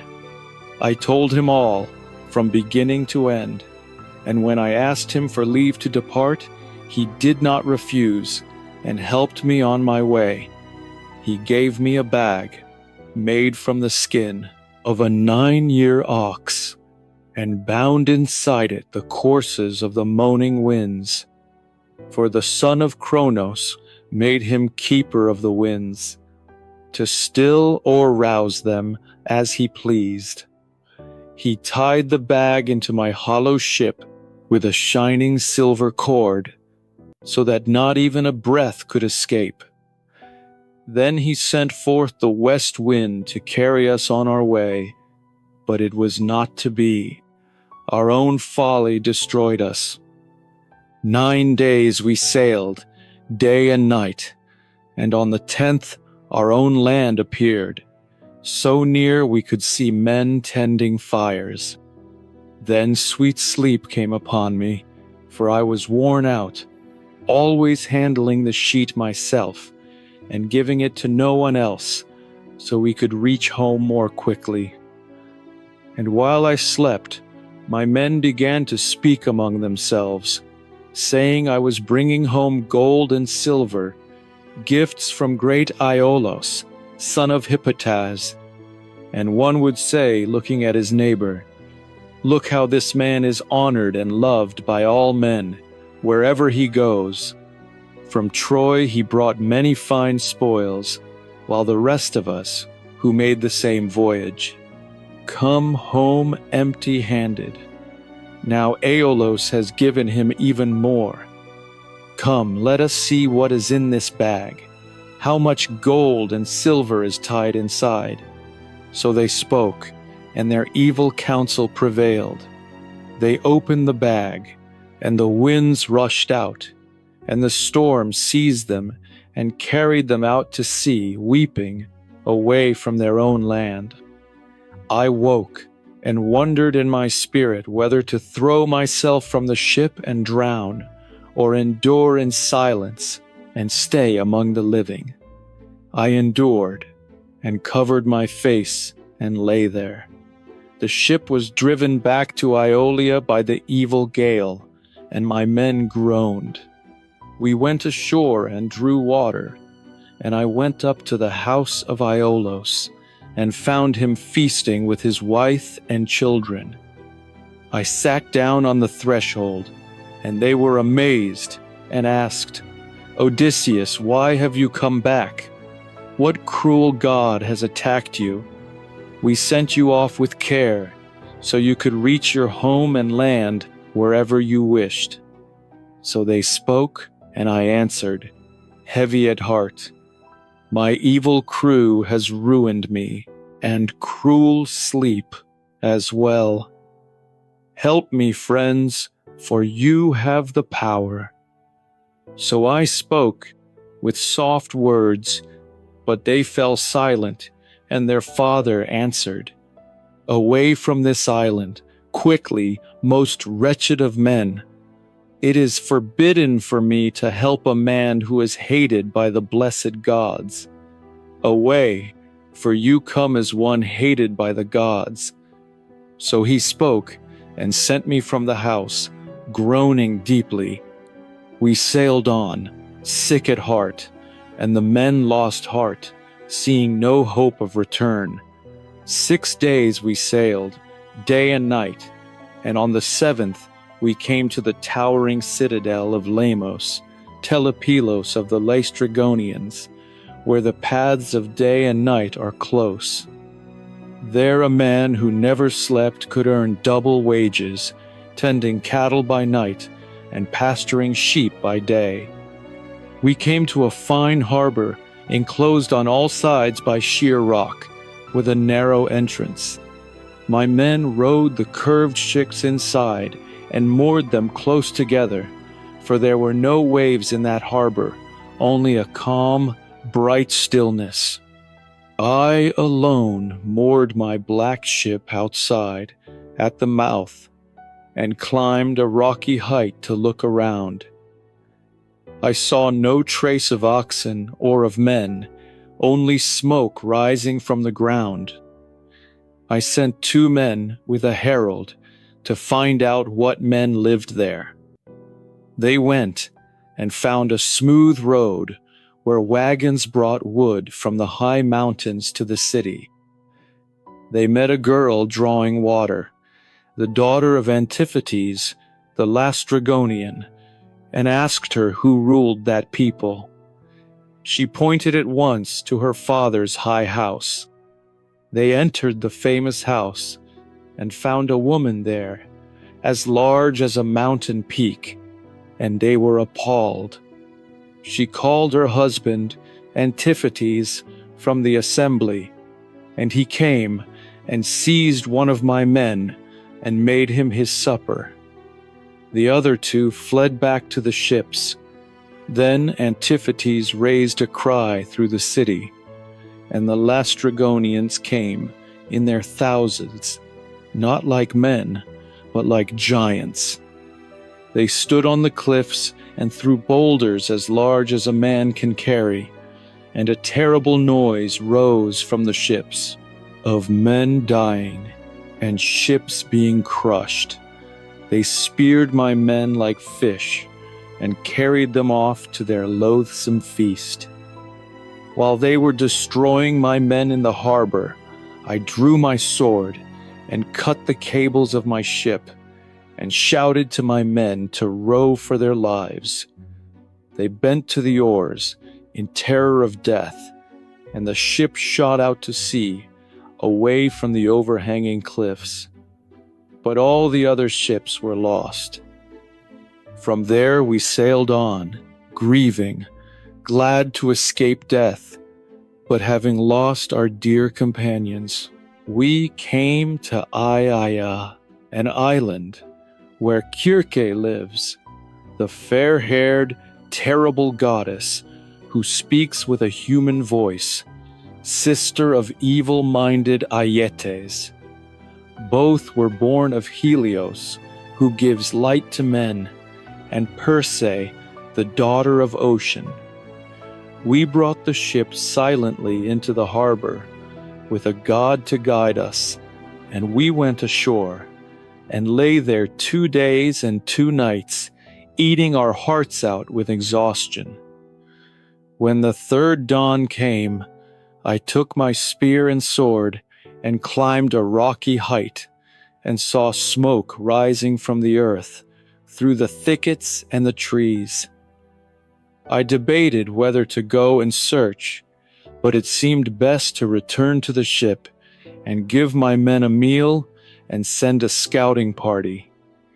On my way back, as I drew near the ship, some god took pity on me in my loneliness and sent a great stag into my path. He was coming down from the forest to drink, and I struck him in the spine, and the bronze went through him. He fell in the dust, and I pulled out the spear and twisted a rope of willow, and bound his feet, and carried him back to the ship, leaning on my spear, for he was too large to carry on one shoulder. I threw him down before the ship and roused my men with gentle words. Friends, we will not go down to the house of Hades before our time. While there is food and drink in the swift ship, let us eat and not waste away with hunger. So I spoke, and they quickly obeyed. We feasted all day on meat and sweet wine, and when the sun set and darkness came, we lay down on the shore. When the young dawn with her rose-red fingers shone once more, I gathered my men and spoke. Hear me, my suffering friends. We do not know where the sun goes or where it rises. Let us think of a plan, if any plan is left. I climbed the rock and saw that this is an island, with the sea all around it. The land itself lies low, and I saw smoke rising from the center through the thickets. So I spoke, and their hearts broke, remembering the Laestrygonians and the Cyclops. They wailed aloud, and the tears poured down, but no amount of weeping helped. I divided my men into 2 parties, and gave each a leader. One I led myself, the other I gave to godlike Eurylochus. We shook lots in a bronze helmet, and out-jumped the lot of great-hearted Eurylochus. So he went, with 22 men, weeping, and left us behind, lamenting. They found the house of Circe in a clearing, built of polished stone on high ground. Around it were mountain wolves and lions, which she had tamed with her evil drugs. They did not attack the men, but stood up and wagged their long tails, like dogs fawning on their master when he comes from dinner, because he brings them scraps. So these wolves and lions wagged their tails, but the men were terrified. They stood in the courtyard of the goddess and heard Circe singing inside with a beautiful voice as she worked at her loom, a great immortal web, such as the goddesses weave, fine and lovely and shining. Polites, the leader of men, spoke to them, the dearest and truest of my companions. Friends, there is someone here, singing beautifully, working at a great loom. The whole house rings. Is it a goddess or a woman? Let us call out at once. So he spoke, and they called out, and she came out at once, opened the shining doors, and invited them in. Fools that they were, they followed her, all except Eurylochus, who stayed behind, suspecting a trap. She led them in, and sat them on chairs, and mixed them a dish of cheese and barley and pale honey with Pramnian wine. But she mingled cruel drugs into the food to make them utterly forget their own land. When they had drunk, she struck them with her wand and herded them into the pigsty. Now they had the heads and voices and bristles and bodies of swine, but their minds remained unchanged, even as before. So they wept, penned there. Circe threw before them acorns, mast, and cornel, the food that pigs eat, wallowing in the mud. Eurylochus ran back to the swift black ship to tell what had happened. He could not speak, though he longed to, struck by the great sorrow, his eyes full of tears, his heart heavy with grief. We all stared at him and questioned him, until at last he told the tale. We went as you commanded, through the thickets, glorious Odysseus, and we found a fine house in a clearing, built of polished stone. Someone there was singing loudly, working at a loom, a goddess or a woman. We called out, and she opened the doors and invited us in, and the fools followed her. But I stayed back, suspecting a trap. Then they all vanished, and not one of them came out again, though I sat watching for a long time. So he spoke, and I slung my silver-studded sword over my shoulders and my bow, and told him to lead me back the same way. But he clung to my knees and begged me, weeping, "Do not force me to go back, Odysseus. Leave me here, and you will not bring the others back either. Let us flee, the few of us left, while we still can escape the day of destruction." So he spoke, and I answered, "Eurylochus, stay here, eating and drinking, by the black ship. But I must go. Strong necessity is upon me." So I spoke, and left the ship and the shore, and went through the sacred thickets, until I was near the great house of Circe. There Hermes met me, on my way in the likeness of a young man, with the first down on his lip, the most graceful time of youth. He took my hand and spoke, "Where are you going, unhappy one, alone through the hills, not knowing the land? Your men are penned in Circe's house, like pigs in a sty. Have you come to free them? You will not return, I think. You will stay there with the rest. But come, I will save you from this evil. Here, take this good medicine, and go into Circe's house. It will keep the evil day from your head. I will tell you all the deadly arts of Circe. She will mix you a potion, and put drugs in it, but she will not be able to bewitch you, because the good medicine I will give you will prevent it. When she strikes you with her long wand, draw your sharp sword and rush at her as if you meant to kill her. She will shrink back and ask you to lie with her. Do not refuse her bed if you want her to free your men and treat you as a guest yourself. But make her swear a great oath by the blessed gods that she will not plot any other evil against you, or strip you of your strength when you are naked." So spoke the great god Argeiphontes, and he pulled a herb from the ground and gave it to me, black at the root, with a flower like milk. The gods call it moly. It is hard for mortal men to dig up, but the gods can do all things. Hermes went off to high Olympus through the wooded island, and I went on to Circe's house, troubled at heart. I stood at the gate of the fair-haired goddess and called out. She opened the shining doors and asked me in. I followed, heavy-hearted. She sat me on a silver-studded chair, beautiful, with a footstool, and mixed a potion in a golden bowl, with her heart bent on evil.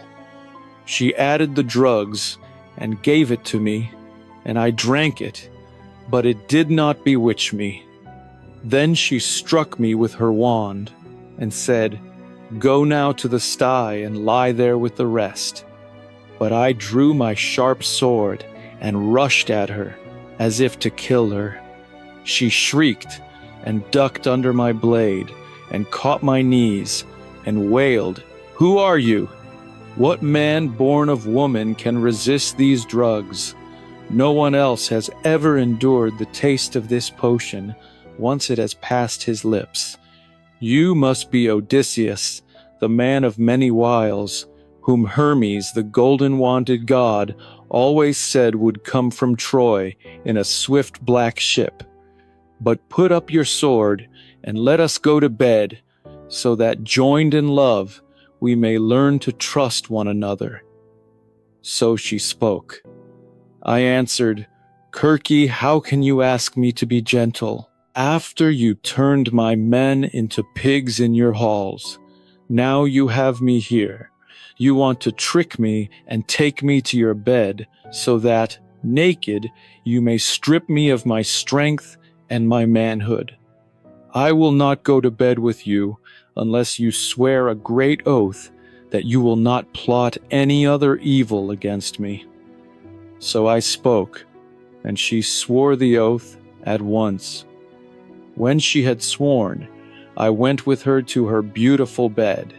Meanwhile, her maids were busy in the halls, 4 of them, the daughters of springs and groves and sacred rivers that flow to the sea.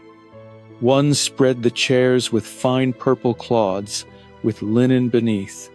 Another drew up silver tables before the chairs, and set golden baskets on them. A third mixed wine in a silver bowl, sweet and honeyed, and set out golden cups. The 4th brought water, and lit a great fire under a bronze cauldron.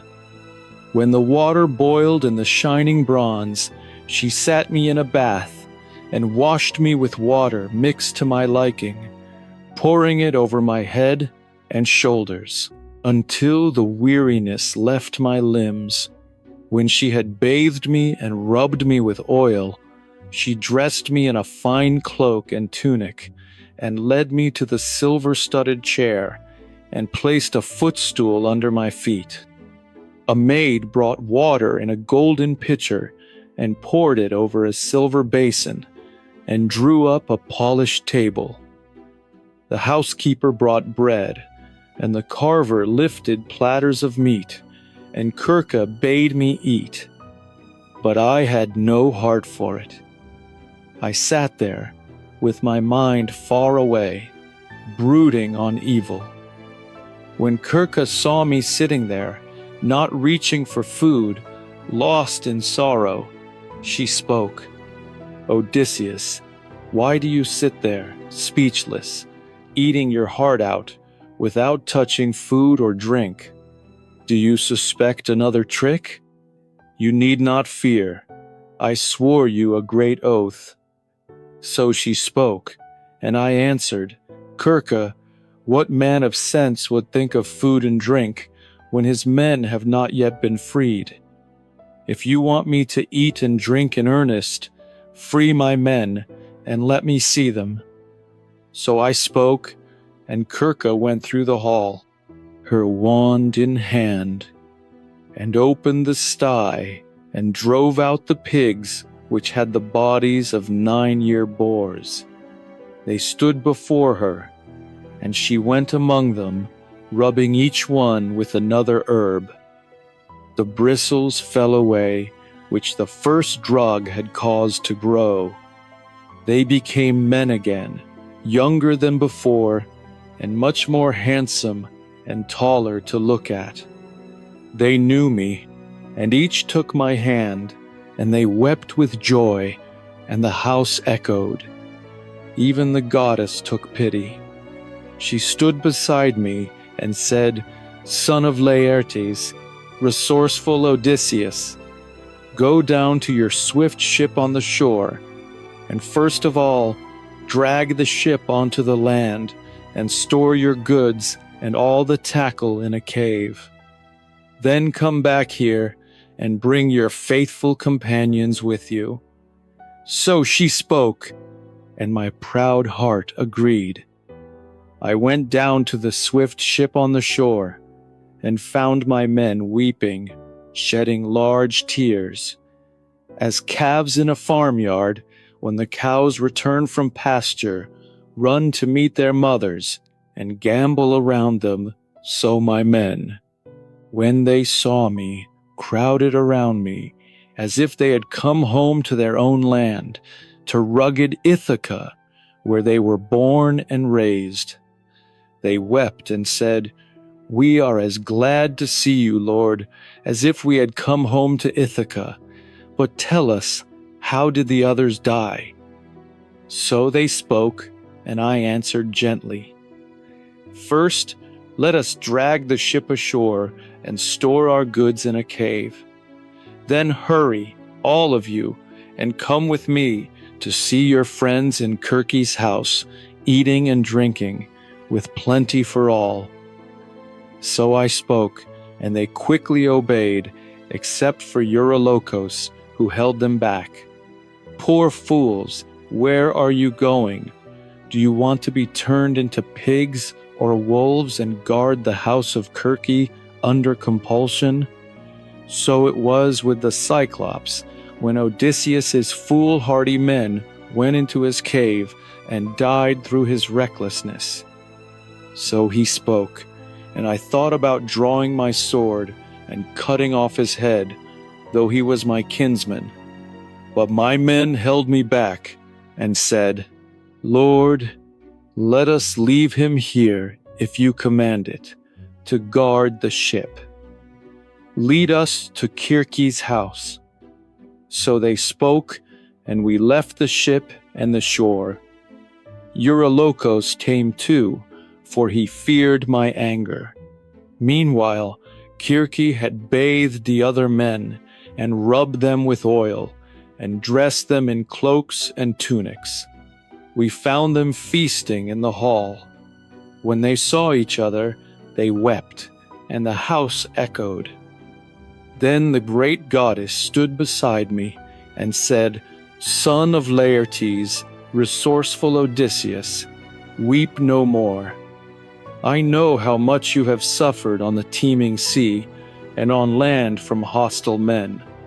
But eat and drink until you have regained the spirit you had when you first left your native land. You are all dried out and worn, always thinking of your bitter wandering. Your hearts have known no joy, for you have suffered too much." So she spoke, and our proud hearts agreed.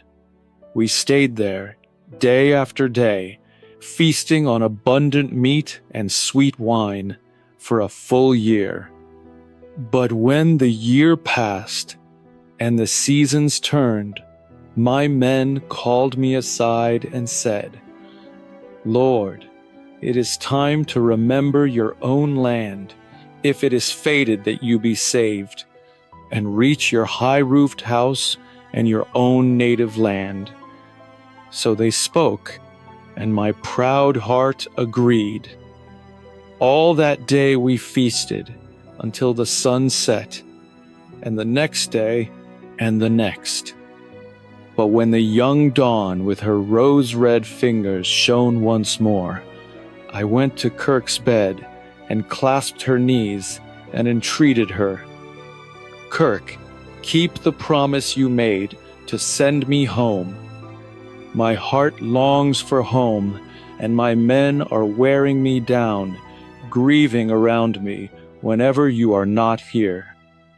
So I spoke, and the goddess answered, "Son of Laertes, resourceful Odysseus, do not stay here unwillingly. But first you must make another journey, and go to the house of Hades and dread Persephone, to seek the ghost of Theban Tiresias, the blind seer, whose mind is still intact. To him alone Persephone has granted reason after death." The others flit about as shadows. So she spoke, and my heart broke. I wept sitting on the bed, and no longer wanted to live or see the light of the sun. When I had wept and writhed enough, I spoke, "Circe, who will guide me on this voyage? No one has ever reached the house of Hades in a black ship." So I spoke, and the goddess answered, "Son of Laertes, resourceful Odysseus, Do not worry about a guide. Set up your mast and spread the white sail and sit down. The blast of the north wind will carry you. When you have crossed the ocean, you will come to a low shore with the groves of Persephone and tall poplars and willows that shed their fruit. Beach your ship there beside the deep ocean and go to the dank house of Hades. There the Pyriphlegethon and Cocytus, a branch of the Styx, flow into Acheron, and there is a rock where the two rivers meet. When you come there, hero, do as I tell you. Dig a trench, a cubit long and a cubit wide, and pour a libation around it to all the dead, first with milk and honey, then with sweet wine, then with water, and sprinkle white barley on top.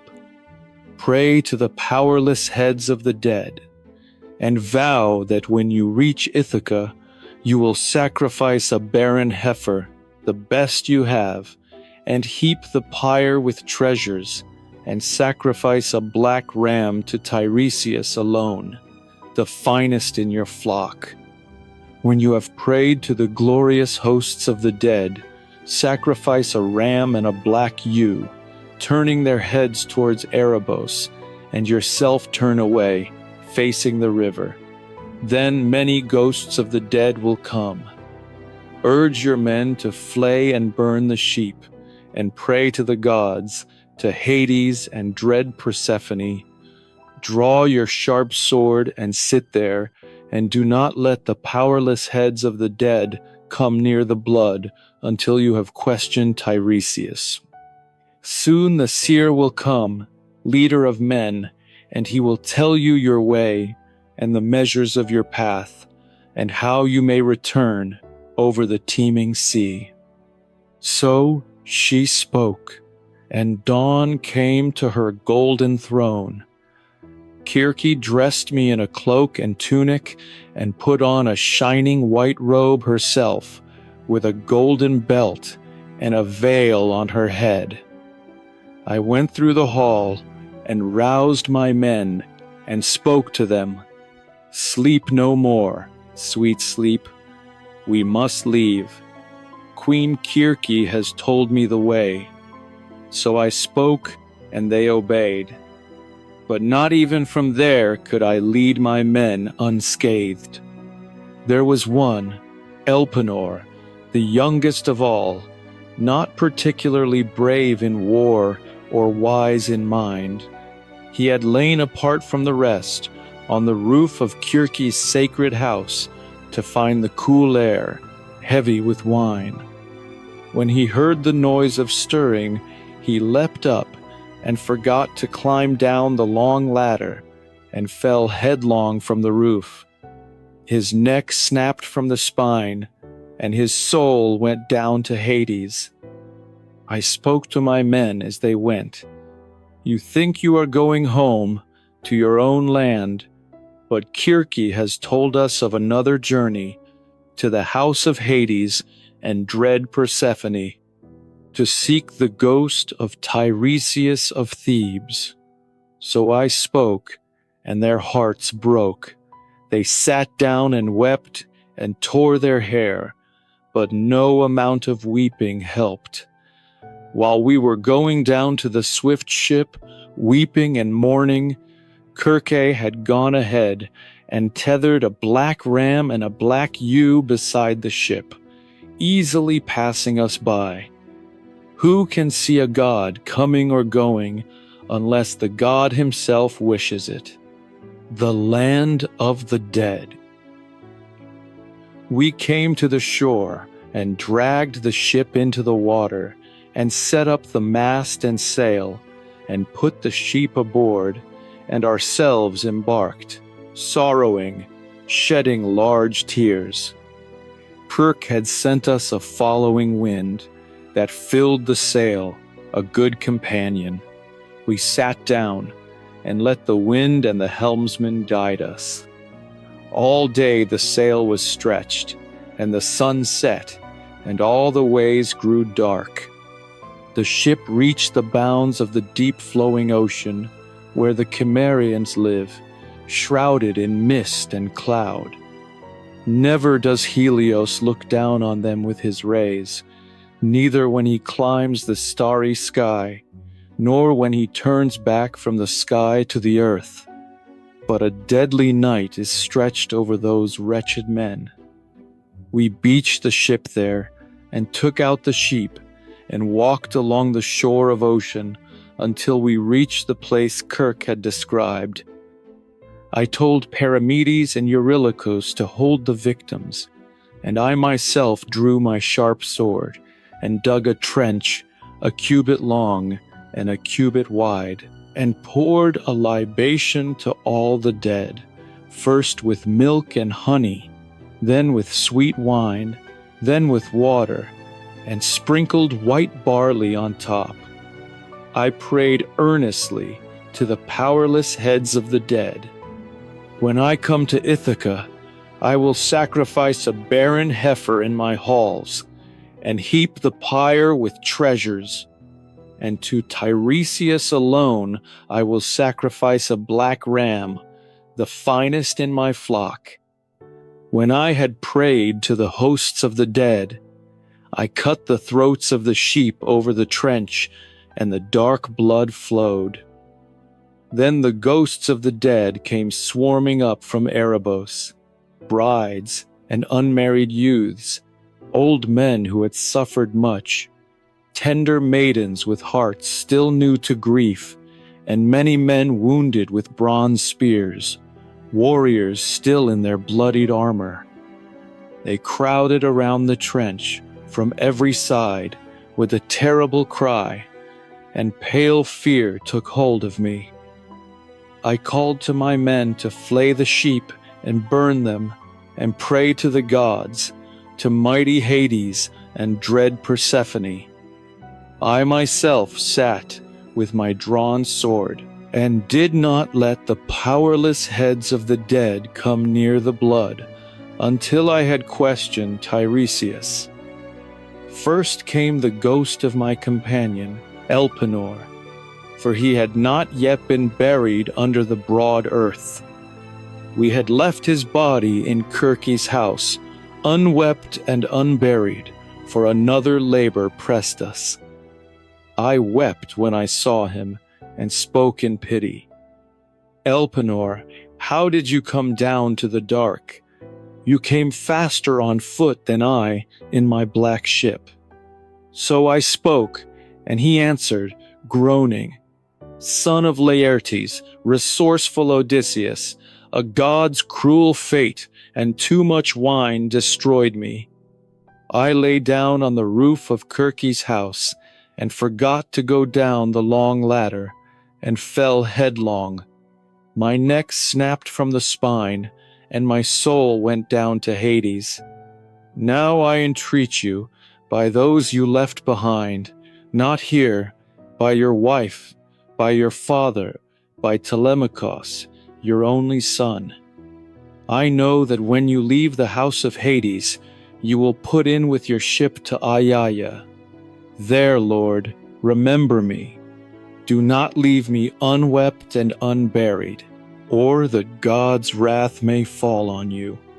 Burn me with my armor, and raise a mound for me on the gray seashore, an unhappy man, so that men yet to be may know of me.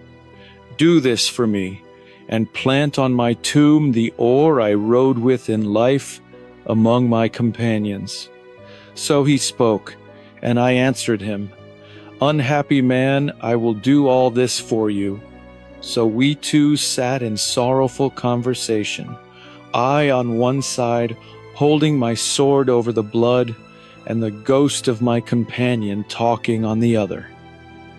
Then the ghost of my dead mother came, Anticlea, the daughter of great Autolycus, whom I had left alive when I went to sacred Ilion.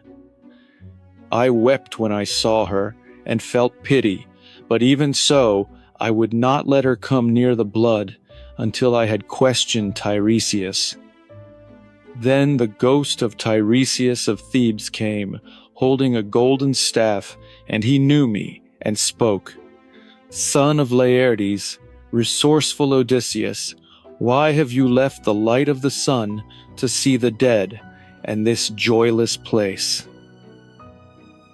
Stand back from the trench and hold your sword aside, so I may drink the blood and tell you the truth. So he spoke, and I drew back and sheathed my silver-studded sword. When he had drunk the dark blood, the blameless prophet spoke. You seek a sweet homecoming, glorious Odysseus, but a god will make it hard for you. I do not think the Earthshaker will forget his anger, for you blinded his son.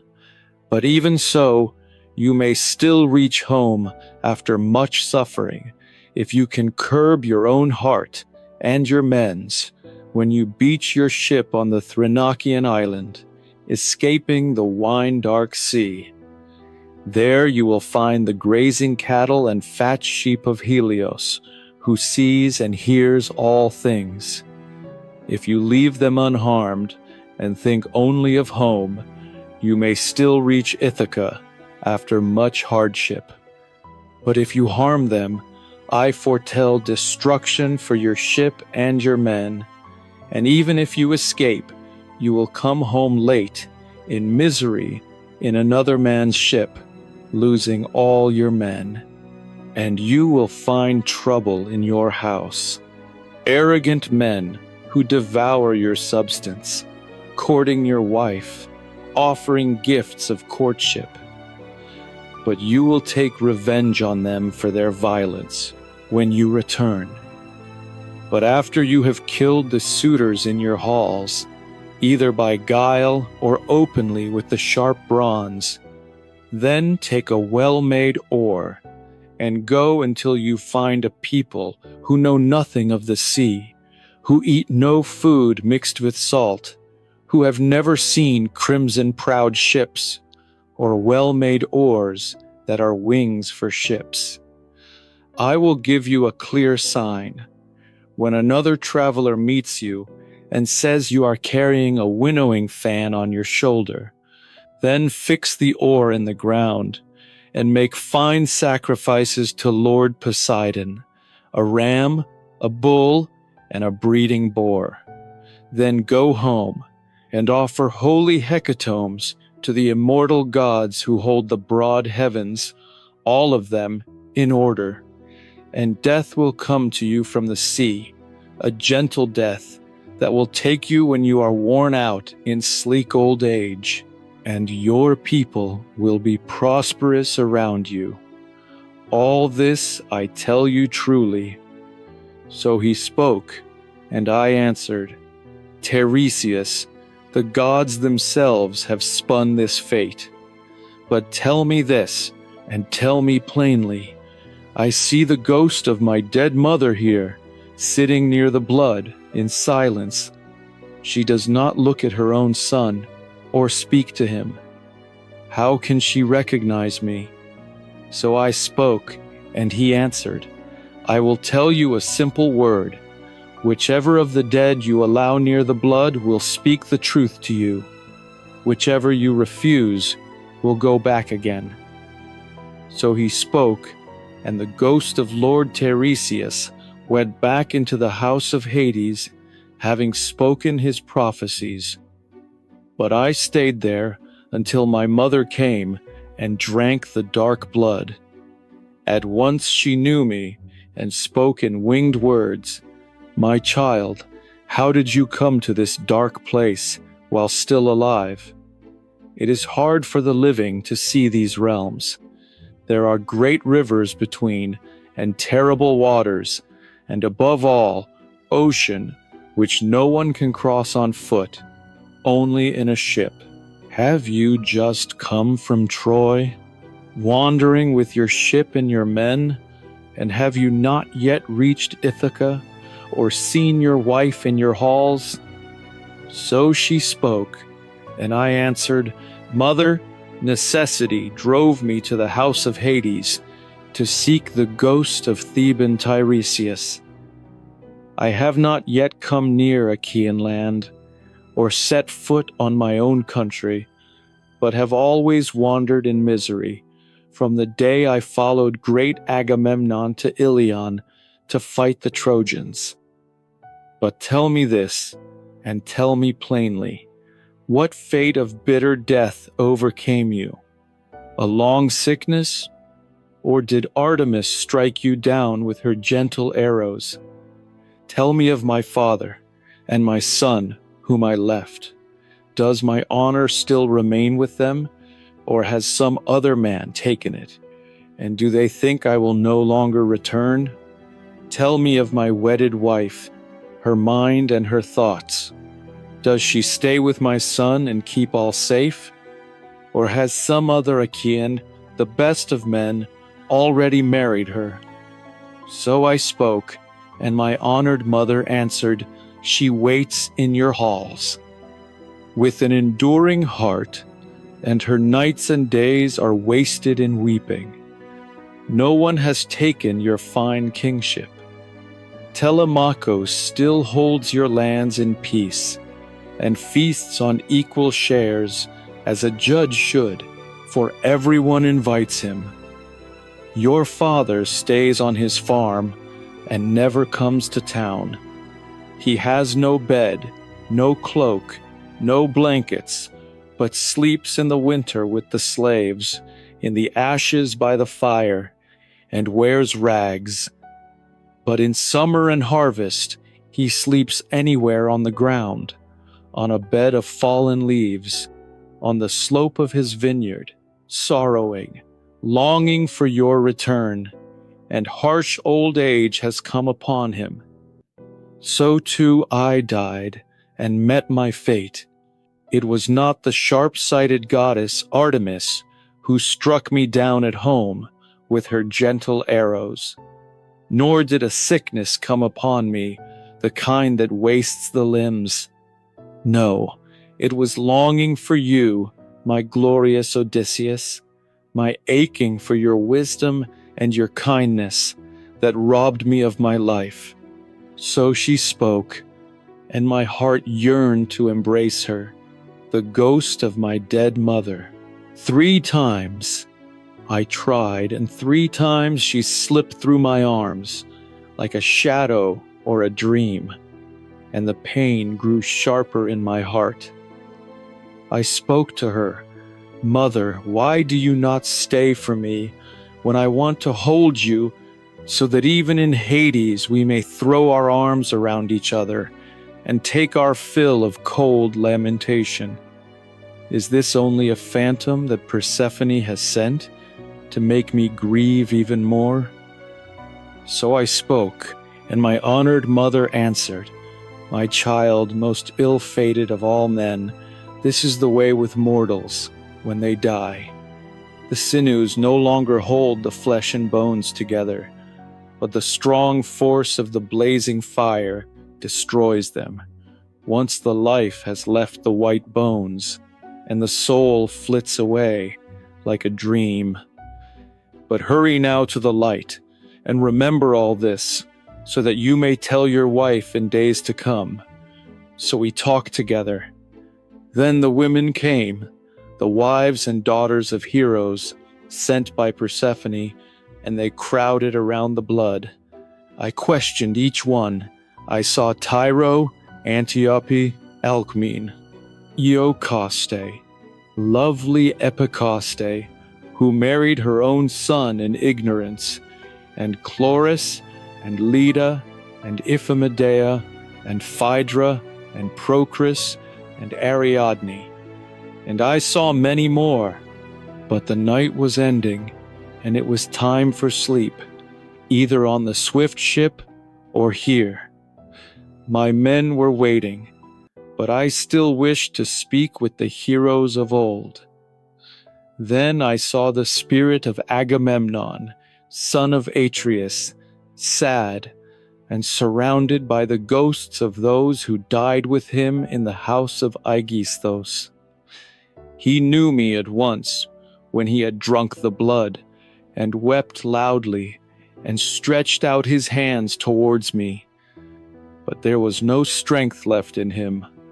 I wept too, and spoke, "Glorious Agamemnon, Lord of men, what fate of bitter death overcame you?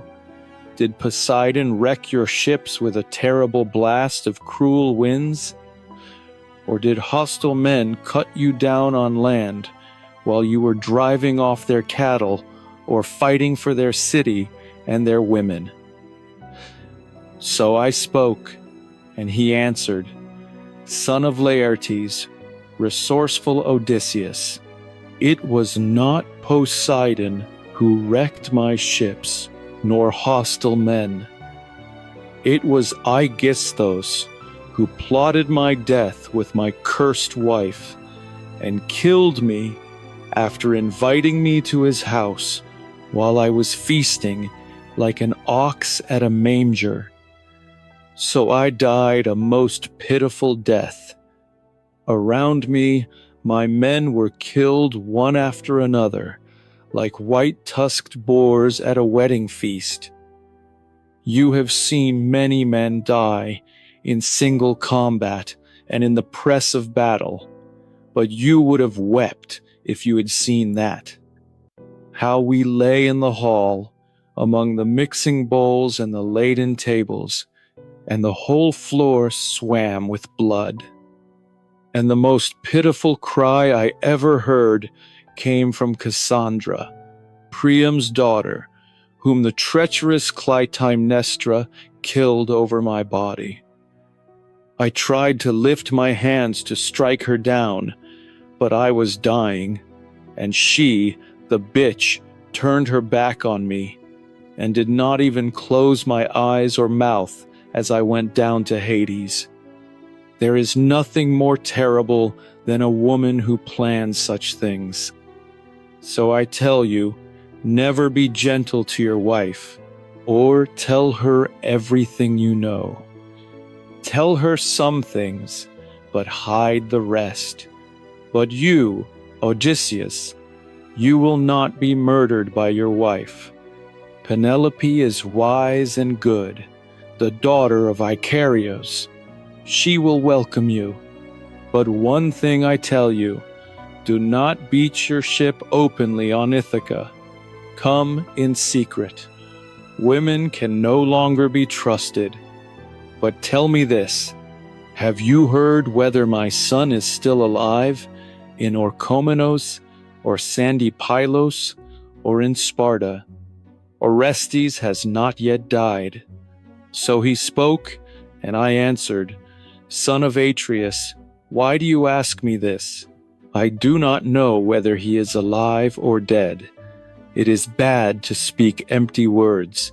So we stood there, sorrowing, and the tears ran down our cheeks.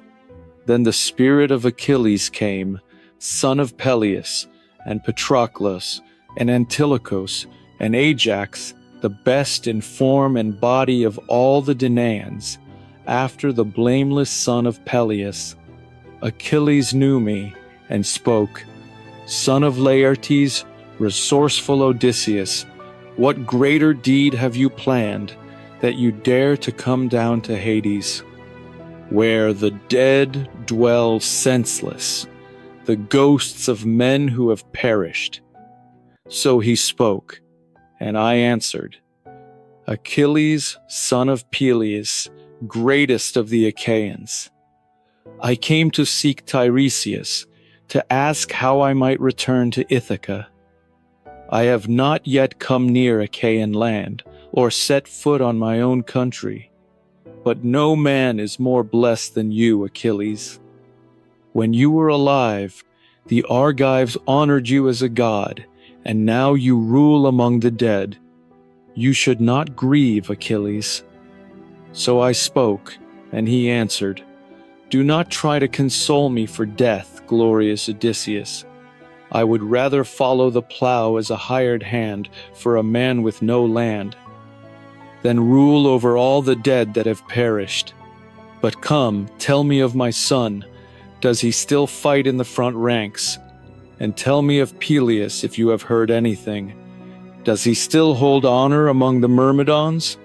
Or is he despised in Hellas and Phthia because his hands and feet are old? I am not there to help him under the sun as I once was, when I killed the best of the Trojans. If only I could go back to my father's house, even for an hour, to make those who wrong him fear my strength. So he spoke, and I answered, I have heard nothing of Peleus, but of your son, Neoptolemus, I can tell you all, as you ask. I myself brought him from Skyros in a hollow ship to the well-grieved Achaeans. Whenever we held council, he was first to speak, and no one could match his words except Nestor and I. When we fought on the plain, he was never in the crowd, but always far ahead, and he killed many men. I could not tell you all the names, but when we climbed into the wooden horse, he wanted to leap out and fight, and I had to hold him back. And after we sacked the city, he took his share of the spoils and went aboard unharmed, not struck by any spear or sword. So I spoke, and the ghost of Achilles strode off over the asphodel meadow, rejoicing that I had said his son was great. The other ghosts stood sorrowing, and each asked about those dear to him. Only Ajax stood apart, the son of Telamon, angry because of the victory I had won over him by the ships, when we contested for the arms of Achilles. I wish I had never won that prize, for the earth covered over great Ajax, the tower of the Achaeans. I spoke to him with soft words.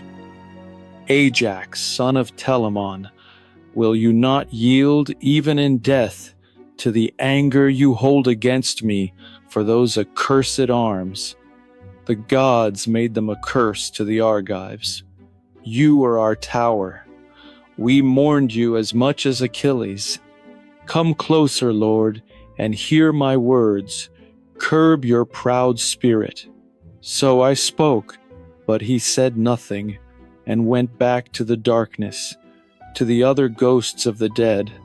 I would have seen other heroes of old, Theseus and Perithous, glorious children of the gods, but before I could, the hosts of the dead gathered around me with a terrible cry, and pale fear took hold of me, that Persephone might send up the Gorgon's head.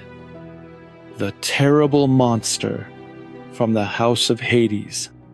I went back to the ship at once and told my men to embark, and we rowed away, and the ship went up the river of ocean, first by oars, then with a fair wind.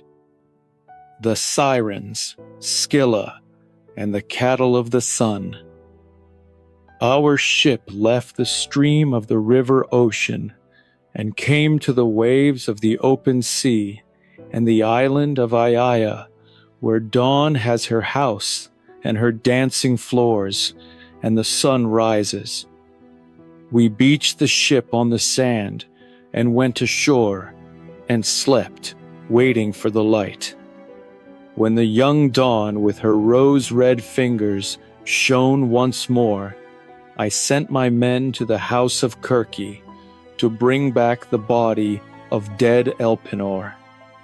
We cut wood quickly and buried him on the headland, weeping, and heaped a mound over him, and planted his oar on the tomb.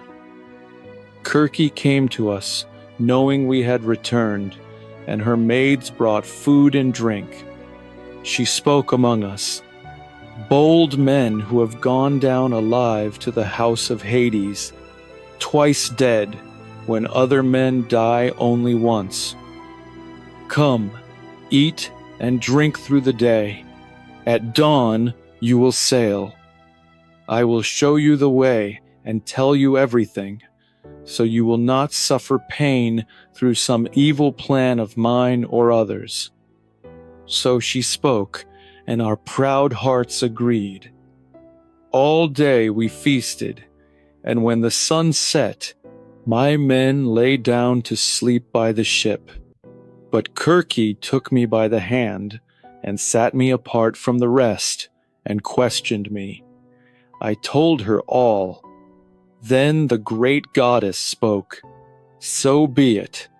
Now listen to what I will tell you.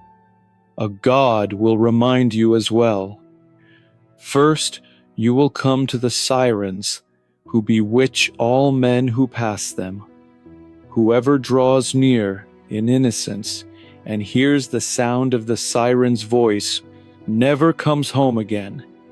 His wife and little children never stand beside him, rejoicing, for the sirens bewitch him with their clear-toned song, sitting in a meadow, and around them is a great heap of bones, of rotting men, with the skin still shriveled on them. Row past them. Plug your men's ears with softened wax, so that no one can hear. But if you yourself want to listen, let them bind you hand and foot in the swift ship, standing upright against the mast, and let the ropes be tied to the mast itself, so that you may listen in delight and hear the two sirens. And if you beg your men and command them to set you free, let them bind you with even more ropes. Then, when your men have rowed past, there are two ways, and I cannot tell you which to take. You must decide in your heart. One way leads to the overhanging rocks, against which the great waves of the dark-eyed Amphitrite dash. The blessed gods call them the Wanderers. No bird can pass them, not even the gentle doves that bring ambrosia to Father Zeus. But the sheer rock snatches one away, and Zeus sends another to make up the number. No ship of men has ever escaped them. The waves of the sea and the storms of ruinous fire carry off the timbers and the bodies of men. Only one seafaring ship has passed there, the Argo, famous to all, sailing from Aeetes. And she too would have been dashed against the rocks if Hera had not helped her, for love of Jason. The other way leads to two crags. One reaches the broad heaven with its sharp peak, and a dark cloud surrounds it, never parting, and the air is never clear, either in summer or in harvest. No man could climb it or set foot on it, not even if he had 20 hands and feet, for the rock is smooth like polished stone. In the middle of the crag is a dark cave, facing the west, towards Erebos, and into that cave you will steer your ship, glorious Odysseus. Not even a strong man could shoot an arrow from the hollow ship up to the roof of that cave. There Scylla lives, with her terrible barking. Her voice is no louder than a newborn puppy, but she herself is an evil monster. No one would be glad to see her, not even a god. She has 12 legs all dangling, and 6 long necks, with a terrible head on each, and each head has 3 rows of teeth, thick and close, full of black death. Her lower half is hidden in the hollow cave, but her heads reach out, fishing around the crag for dolphins and seals and any larger beast she can catch, the thousands that Amphitrite breeds. No sailors can boast that they have passed her unscathed, for each of her heads snatches one man from the ship. The other crag is lower, you will see, Odysseus, close to the first. You could shoot an arrow across. There is a great fig tree growing on it, with leafy branches, and underneath it, Charybdis swallows the dark water. 3 times a day she spouts it out, and 3 times she swallows it down. A terrible sight. May you not be there when she swallows, for not even the Earthshaker could save you from destruction. No, row past with all your strength, closer to Scylla's crag, for it is better to lose 6 men than all at once. So she spoke, and I answered, Tell me this, goddess, if I could somehow escape the deadly Charybdis, could I fight Scylla when she attacks my men? So I spoke, and the goddess answered, Bold man, your mind is still on war and struggle. Will you not yield even to the immortal gods? Scylla is not mortal. She is an immortal evil, terrible, fierce, and untamable. There is no defense against her. The best course is flight. If you pause to arm yourself by the crag, I fear she will dart out and strike you again, and seize as many men as she has heads. So row on with all your strength, and call on Crataeis, the mother of Scylla, who bore her for a plague to men. She will hold her back from darting again. Then you will come to Thrinacia, the island of the sun god, where his fat cattle and sheep graze, 7 herds of cattle, 7 flocks of sheep, 50 in each, and they never breed or die. Goddesses are their shepherds, the fair-haired nymphs, Phaethusa and Lampetia, whom divine Neaera bore to Helios Hyperion. Their mother carried them to Thrinacia, and there they guard their father's flocks. If you leave them unharmed, and think only of home, you may still reach Ithaca after much hardship. But if you harm them, I foretell destruction for your ship and your men, and even if you escape, you will come home late, in misery, losing all your men. So she spoke, and dawn came to her golden throne.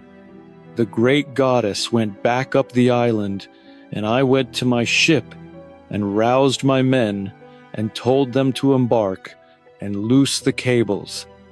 They went aboard, and sat on their benches, and struck the gray water with their oars.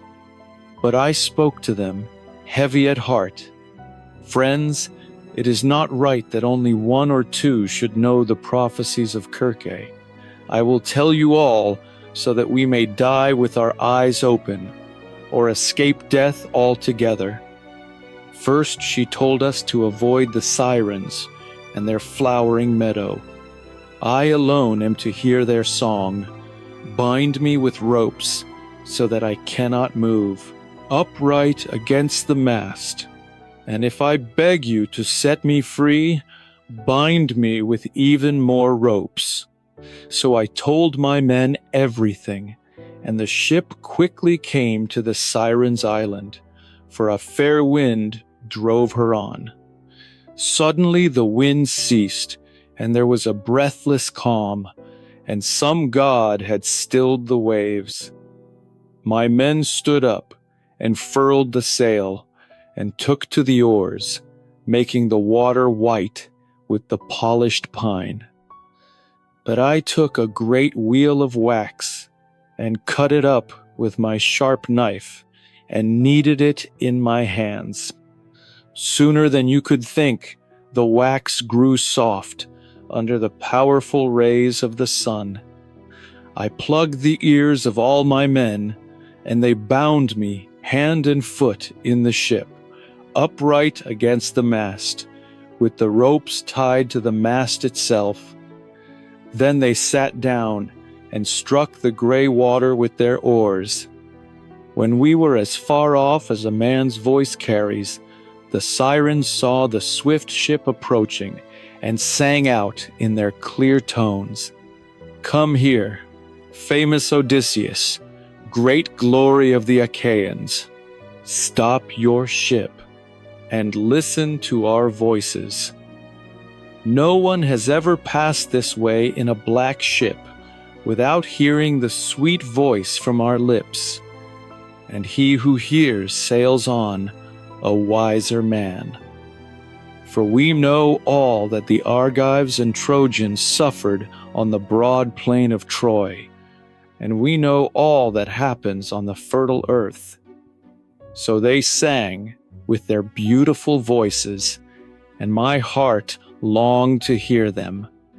I frowned at my men and told them to set me free, but they bent to the oars and rowed on, and two of them, Paramedes and Eurolachos, stood up and bound me with even more ropes. When we had passed the Sirens and could no longer hear their voices, my men took the wax from their ears and untied me. Then we saw a great wave and smoke and heard a heavy thudding. The oars flew from my men's hands and fell into the sea, and the ship lay still, with no oars to drive her. I went through the ship and spoke to each man with gentle words, standing beside them. "Friends, we have known danger before. This is no worse than when the Cyclops shut us in his cave. We escaped even then, through my courage and my wits. Let us do the same now. You men, take your oars and strike the deep water, while Zeus may grant that we escape. And you, helmsman, steer us away from the smoke and the wave, and keep close to the crag, so that the ship is not swept away to the other side." So I spoke, and they quickly obeyed. But I said nothing of Scylla, the inescapable, for fear they would drop their oars in terror and huddle inside the ship. Then I forgot Circe's hard command, not to arm myself for battle. I put on my glorious armor, and took 2 long spears in my hands, and went to the foredeck, thinking that Scylla would show herself there first. But I could not see her anywhere, and my eyes grew weary from searching the face of the misty crag.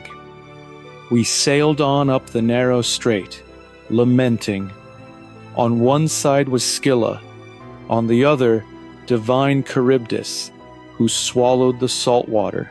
When she vomited it up, it boiled like a cauldron on a great fire, and the spray flew high, falling on both crags.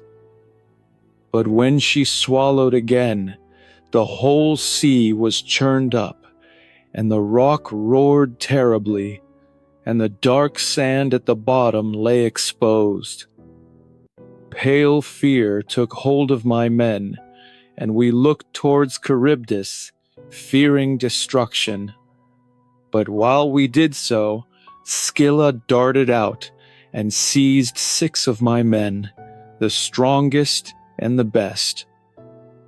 I looked up and saw their hands and feet waving above me, and they cried out to me, calling my name for the last time.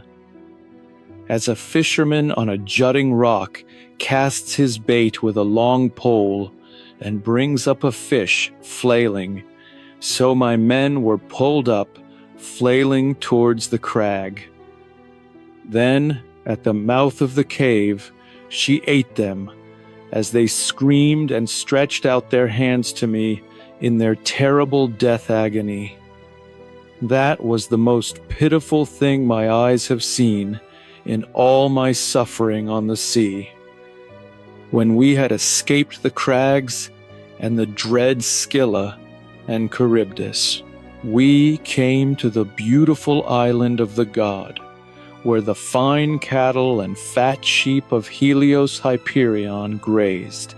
While we were still at sea, I heard the lowing of the cattle and the bleating of the sheep, and the words of the blind prophet Tiresias came into my mind, and Circe, who had both warned me to avoid the island of Helios, who brings joy to men. Then I spoke to my men, heavy at heart. Hear me, my suffering friends. I must tell you the prophecies of Tiresias and Circe, who told me to avoid the island of Helios, the sun god, for there our greatest danger lies. Row on, past the island. So I spoke, and their hearts broke. Eurylochus answered me at once. You are a hard man, Odysseus, with iron strength.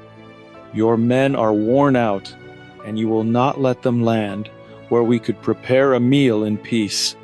Instead, you would have us wander on through the swift night, driven away from the island over the misty sea. The night brings dangerous winds, the destroyers of ships. How could we escape if a sudden storm comes up from the south or the bitter west wind, which most often shatters ships despite the gods? No, let us yield to the dark night and rest on shore beside the swift ship. At dawn we will embark again. So spoke Eurylochus, and the others agreed. I knew that a god was planning evil, and I spoke. Eurylochus, you force my hand, for I am one against many. But swear a great oath to me, that if we find any herd of cattle or flock of sheep, no one will kill a single cow or sheep in his reckless folly. Let us eat in peace the food that Circe gave us. So I spoke, and they swore an oath. They brought the ship into the harbor, where there was sweet water, and they went ashore and prepared a meal. When they had eaten and drunk, they remembered their dead companions, whom Scylla had devoured, and they wept until sweet sleep came upon them. In the third watch of the night, when the stars had turned, Zeus gathered the clouds and sent a great wind against us, and covered the land and sea with night. When the young dawn with her rose-red fingers shone once more, we hauled the ship into a hollow cave, where the nymphs had their dancing floors and seats. I gathered my men and spoke, Friends, there is food and drink in the ship. Let us not touch the cattle, or we shall come to harm. These are the cattle of the great god Helios, who sees and hears all things. So I spoke, and their proud hearts agreed. But for a whole month the south wind blew without ceasing, and no other wind rose except the east and south. As long as the food and wine held out, my men held back from the cattle in fear for their lives.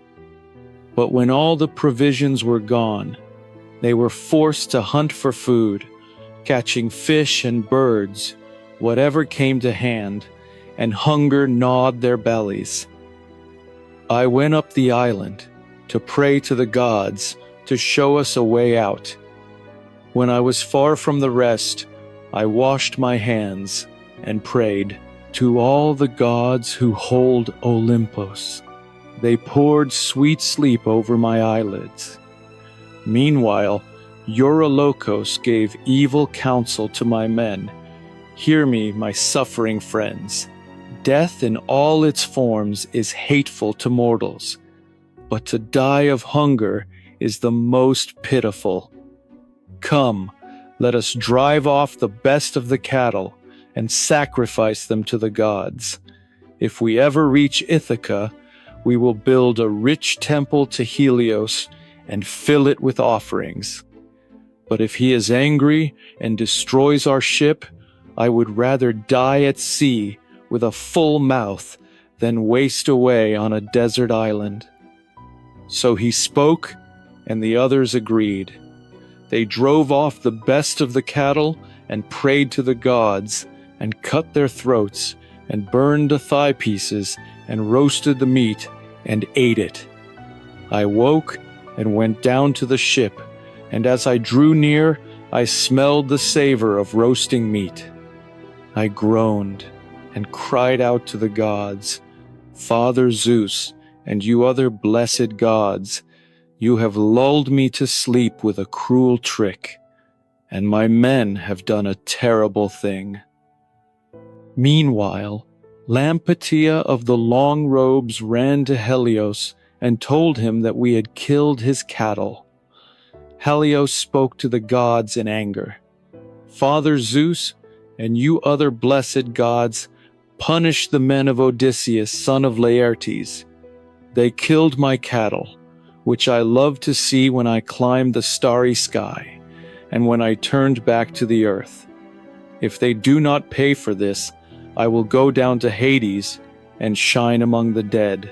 Zeus answered him, "Helios, shine on, among the gods, and among mortal men on the fertile earth. I will strike their ship with a thunderbolt, and shatter it in the wine-dark sea." All this I heard from Calypso of the lovely hair, who told me she had heard it from Hermes. When I came down to the ship, I reproached my men, one after another, but there was no remedy. The cattle were dead. The gods sent portents, the hides crawled, and the meat lowed on the spits, a terrible sound.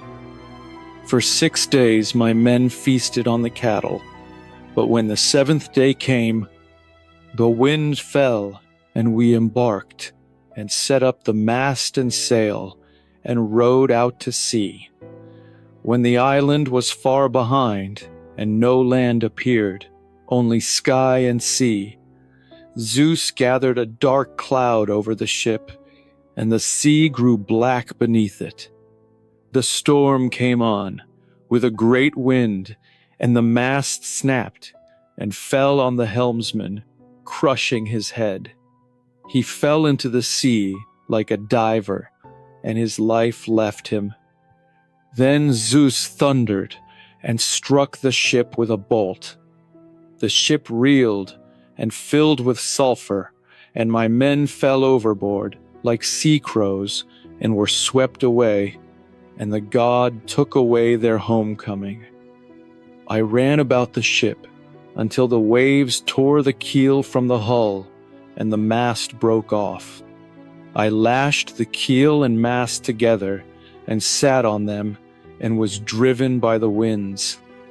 Then the wind shifted, and carried me back to Scylla and Charybdis. All night I was carried, and at dawn I came to Charybdis, who was swallowing the salt water. I leapt up and caught the great fig tree, and clung to it like a bat, for I could not find a foothold. I hung there until Charybdis vomited up the keel and mast. At long last she threw them up, and I dropped down and sat on them and rowed with my hands. I would have died then beyond my fate if I had not passed Scylla. She did not see me, or I would not be here to tell it. 9 days I was carried, and on the 10th night the gods brought me to Ogygia, where Calypso lives, the fair-haired goddess. She took me in and cared for me. But why do I tell you this? I told it to you and your wife yesterday in your halls, and I hate to repeat a story once told. One more strange island. So Odysseus spoke. The whole hall sat in silence, held still by the spell of his story in the shadowy hall. At last Alcinous answered him, "Odysseus, since you have come to my bronze-floored high-roofed house, I do not think you will wander again or be driven off course, though you have suffered so much. Now I call on each of you here, who drink the Counsel's wine and listen to the singer, to help this man on his way. All is prepared. The clothes lie in a chest, and the wrought gold, and all the other gifts the Phaeacian lords have brought him. But let us each give him a great tripod and a cauldron. Then we will gather the cost from the people, for it is too much for one man to give." So spoke Alcinous, and they all agreed. They went home to sleep. When the young dawn with her rose-red fingers shone once more, they hurried down to the ship, carrying the bronze. Alcinous himself went aboard and stowed the gifts under the benches, so they would not hamper the oarsmen. Then they went back to the house and prepared a feast, and Alcinous sacrificed an ox to Zeus, the dark-clouded son of Cronos, who rules over all. They burned the thigh pieces and feasted, and the great singer Demodocus sang among them. But Odysseus kept turning his head towards the blazing sun, longing for it to set, longing to go home. As a man longs for his supper when he has been all day plowing a field with a pair of dark oxen, and the sun sets at last, and he goes home with joy in his steps, so Odysseus rejoiced when the sun set. He spoke at once to the Phaeacians, and above all to Alcinous. "King Alcinous, greatest of your people, pour the libations now, and send me safely home, and fare you well, for all my heart desired has come to pass, an escort and gifts. May the gods bless them to me, and may I find my own wife in my house, and my loved ones unharmed. And you, stay and be a joy to your own wives and children. And may the gods grant you every kind of good, and may no evil come upon your people." So he spoke, and they all approved. Alcinous said to the herald, "Pontonous, mix the bowl, and serve the wine to all in the hall, so we may pray to Zeus, and send the stranger on his way to his own land." Pontonous mixed the honey-sweet wine, and served it to all, and they poured libations to the blessed gods who hold the broad heavens from their own seats. Then Odysseus rose, and placed a two-handled cup in the hands of Arete, and spoke to her. "Farewell, Queen, through all the years to come, until old age and death come to you, as they come to all. I am going home. May you have joy in this house, in your children, in your people, and in Alcinous the king." So spoke Odysseus, and crossed the threshold. Alcinous sent a herald to lead him down to the swift ship and the shore. Arete sent her serving women, one with a clean cloak and tunic, another to carry the strong chest, and another with food and red wine. They came down to the ship, and the noble crew took the gifts, and stowed them in the hold, the food and drink as well. They spread a rug and a linen sheet on the afterdeck for Odysseus to sleep, and he climbed aboard and lay down in silence. The men sat at their oars, in order, and loosed the cable from the mooring stone. They bent to the oars, and the ship leapt forward, and a deep sleep fell on Odysseus's eyelids, sweet and sound, very like death. As a team of 4 stallions, yoked together, leap forward under the lash, and lift their hoofs high, and gallop over the plain. So the stern of the ship lifted, and the dark wave of the sounding sea hissed behind her. She ran on, steady and sure, and not even the circling hawk, the swiftest of winged things, could have kept pace. So she cut the waves, carrying a man whose mind was like the gods, who had suffered many sorrows, facing men in war and on the cruel sea. But now he slept, forgetting all he had suffered. When the brightest of stars rose, the star that heralds the light of dawn, the ship reached Ithaca.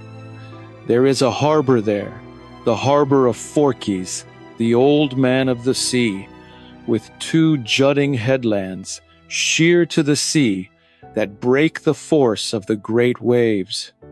Inside, the well-benched ships can lie without mooring once they reach the anchorage. At the head of the harbor, an olive tree grows, with spreading leaves, and near it, a pleasant shadowy cave, sacred to the nymphs called Naiads. There are bowls and jars of stone inside, and bees store honey there, and there are long stone looms where the nymphs weave cloth of purple dye, a wonder to see, and ever-flowing springs. There are 2 entrances, one facing north for men to enter, and one facing south for the gods, and men never pass through that one, for it is the way of the immortals. The Phaeacians knew this harbor, and rowed in. The ship ran half her length up the shore, so great was their strength. They stepped out of the ship onto the land, and first they lifted Odysseus out. Wrapped in his linen sheet and rug, still fast asleep, and laid him on the sand. Then they brought out the gifts the Phaeacian lords had given him, and piled them at the foot of the olive tree, off the path, so that no passerby would steal them before Odysseus woke.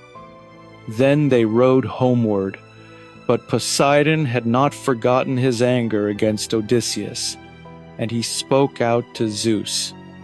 "Father Zeus, no longer will I be honored among the immortals, since the Phaeacians, who are my own offspring, do not honor me. I said that Odysseus would suffer much before he reached his home, though I never took from him the chance of reaching it, once you had promised it. But now these men have carried him over the sea in their swift ship and set him down in Ithaca, and given him gifts beyond measure, bronze and gold and woven cloth, more than he could ever have won from Troy." Zeus answered him, "Lord Earthshaker, what are you saying? The gods do not dishonor you. It would be hard to strike at the eldest and best. But if any man, trusting in his own strength, dishonors you, you have your revenge, now and in the future." Poseidon answered, "I would have taken my revenge, as you say, but I am afraid of your anger. Now I will smash the Phaeacian ship as she returns, so that they will stop giving escort, and I will hide their city with a mountain." Zeus answered him, "Brother, this seems best to me. When the people of the town watch the ship coming in, turn her to stone, close to shore, a stone that looks like a ship, so that all men will marvel. But do not hide their city with a mountain." When Poseidon heard this, he went to Scheria, where the Phaeacians live, and waited there. The ship came flying in, and the Earthshaker came up close, and struck her with his flat hand, and rooted her to the sea floor, a stone that looked like a ship. Then he went away.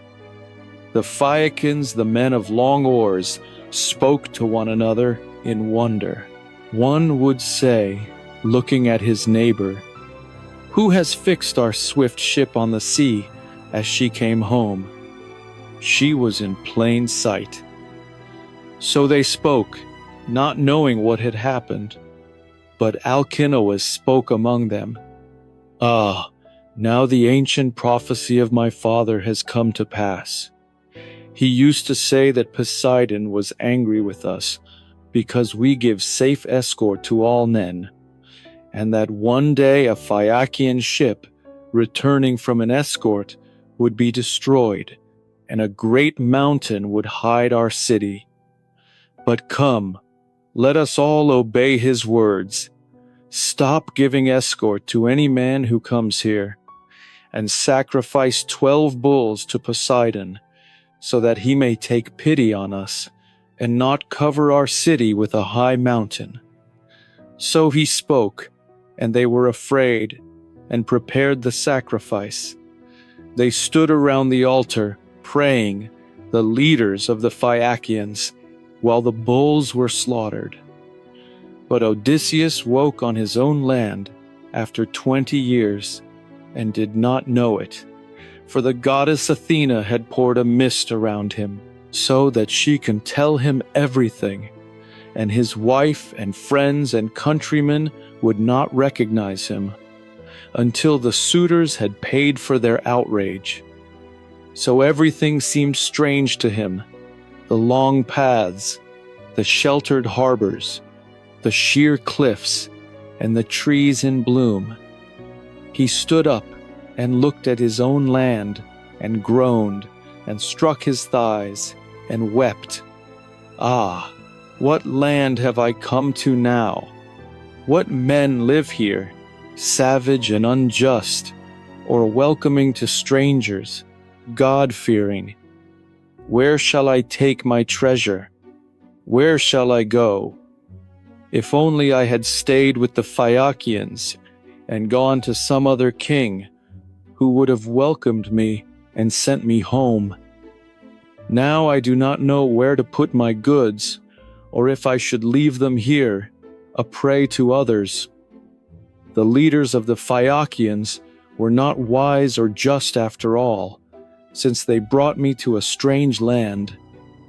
They said they would carry me to Ithaca, but they have not kept their word. May Zeus punish them, the suppliant's god, for they have wronged a suppliant. But come, I will count my goods and see if they'd have stolen anything." So he counted the tripods and cauldrons, the gold and the beautiful woven cloth.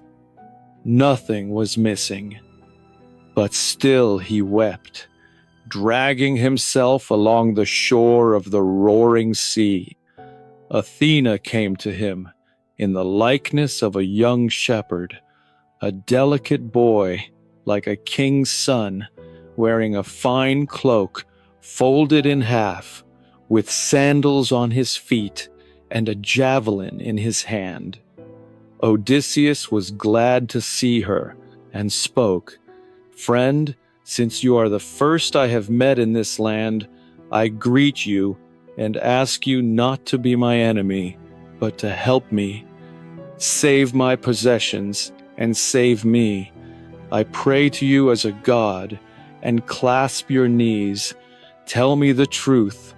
What land is this? What people live here? Is it an island or a part of the mainland?" Athena answered, "Stranger, you must be a fool or have come from far away if you do not know this land. It is famous, known to all men, from the rising of the sun to the west. It is a rough land, not fit for horses, but not poor, though it is narrow. There is plenty of grain and wine and rain and heavy dew. It is good pasture for goats and cattle, and there are all kinds of trees and year-round watering places. The name of Ithaca reaches even as far as Troy, far from Achaean land, they say." So she spoke, and Odysseus rejoiced to be on his own land, and he kissed the fertile earth. He answered and spoke to the goddess, but not with the truth, for he was always a man of many wiles. "I have heard of Ithaca, even in Crete, far over the sea where I lived. Now I have come here with all my possessions, fleeing, for I killed the son of Idomeneus, or Silichos, a swift-footed man who wanted to take all my spoils from Troy, the prize for which I suffered so much. I killed him with my bronze spear when he was coming home from the fields. I fled to a Phoenician ship and paid them to carry me to Pylos, but the wind drove us off course, and we came here at night to this harbor, and we were all so weary that we did not even eat. I fell asleep, and they took my goods out of the ship and set them beside me, and sailed away to Sidon, I think. Now I am here alone." Athena smiled and stroked him with her hand, and now she was a tall, beautiful woman, skilled in glorious weaving. She spoke to him in winged words. He would be a shrewd one, or a cunning knave, who could outdo you in all your wiles, even if it were a god.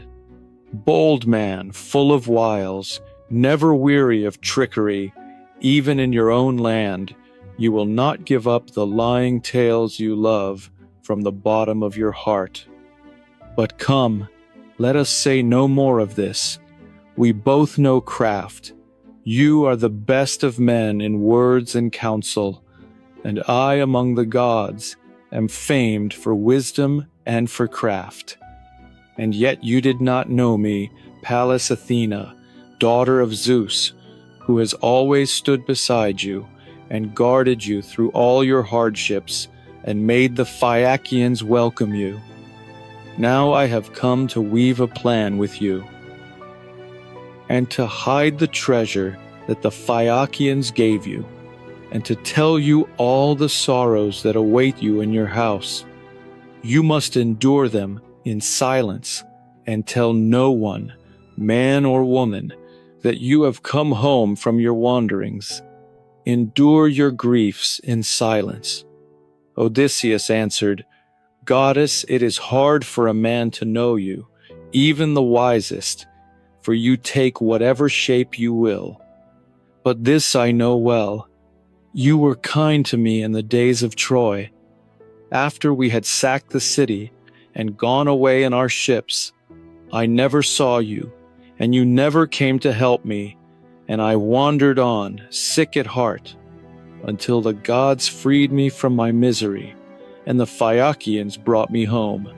Now I entreat you by your father, for I do not think I'd have reached Ithaca, but another land, and I think you are mocking me, to deceive me. Tell me the truth, am I really on my own land?" Athena answered, "Your mind is always like that, and that is why I cannot desert you. Another man, coming home from wandering, would rush to see his wife and children, but you do not want to see or question them until you have tested your wife, who sits in her room, weeping away the nights and days. But I never doubted you, though my heart was heavy, for I did not want to fight my father's brother, Poseidon, who was angry at you for blinding his son. But come, I will show you Ithaca. This is the harbor of Phorcys, the old man of the sea, and here is the olive tree at the head of the harbor, and near it the cave of the nymphs, where you yourself offered many sacrifices.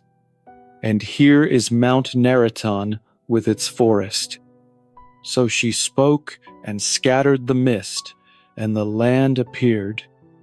Odysseus rejoiced and kissed the earth and raised his hands and prayed to the nymphs.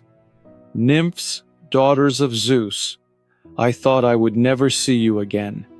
Now I greet you with loving prayers, and I will give you gifts as I used to, if the daughter of Zeus, the goddess of spoil, allows me to live and my son to grow to manhood."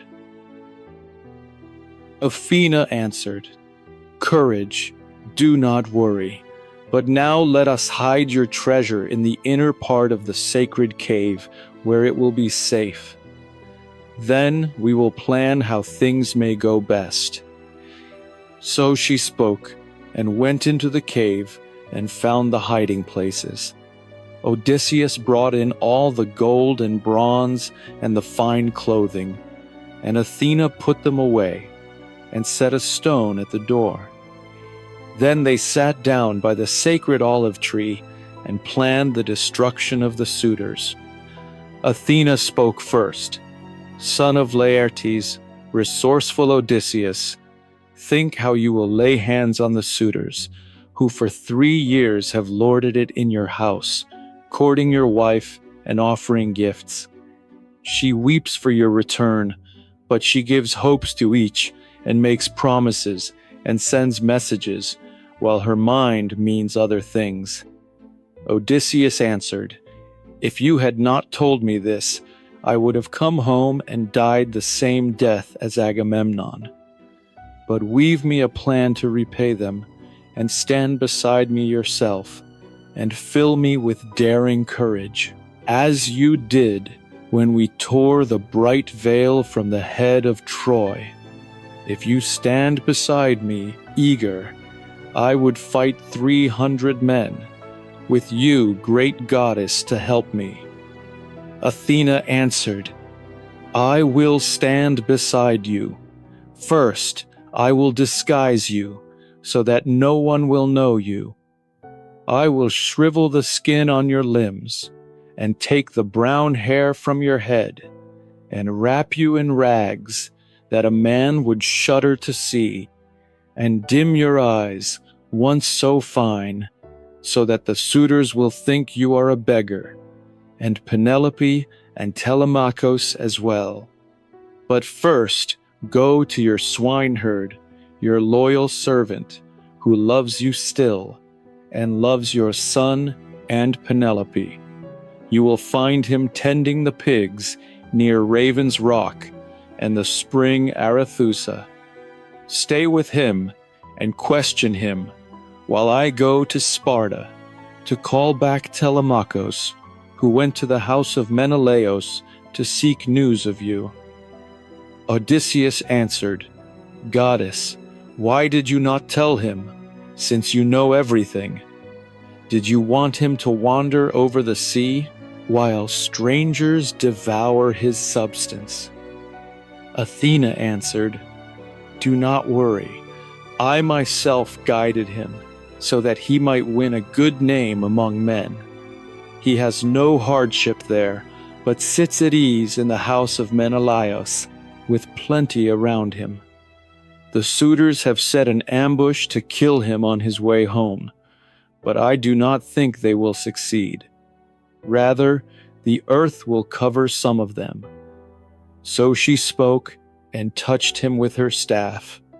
She shriveled his skin and took the brown hair away, and wrapped him in rags, and dimmed his eyes. She made him look like an old beggar, and gave him a stick and a ragged bag. Then she went away to Sparta. The loyal swineherd. Odysseus left the harbor, and took the rough path uphill, through the woods and over the crest, to the place where Athena had told him he would find the swineherd, the best of all the servants, in the house of Odysseus. He found him sitting in his yard, which he had built himself, high on the hill, a fine place, with the master away. He had built it of stones, and topped it with thorn, and driven in stakes, dark oak, split, and made 12 sties inside. 50 sows lay in each sty, and the boar slept outside, fewer of them, because the suitors ate them, and the swineherd had to send the best for their feasting. There were 360 boars, and 4 dogs, like wild beasts, lay beside them, which the swineherd had raised. He was cutting a piece of oxhide to make sandals, while his men had gone out to drive the pigs to pasture. The dogs saw Odysseus and rushed at him, barking.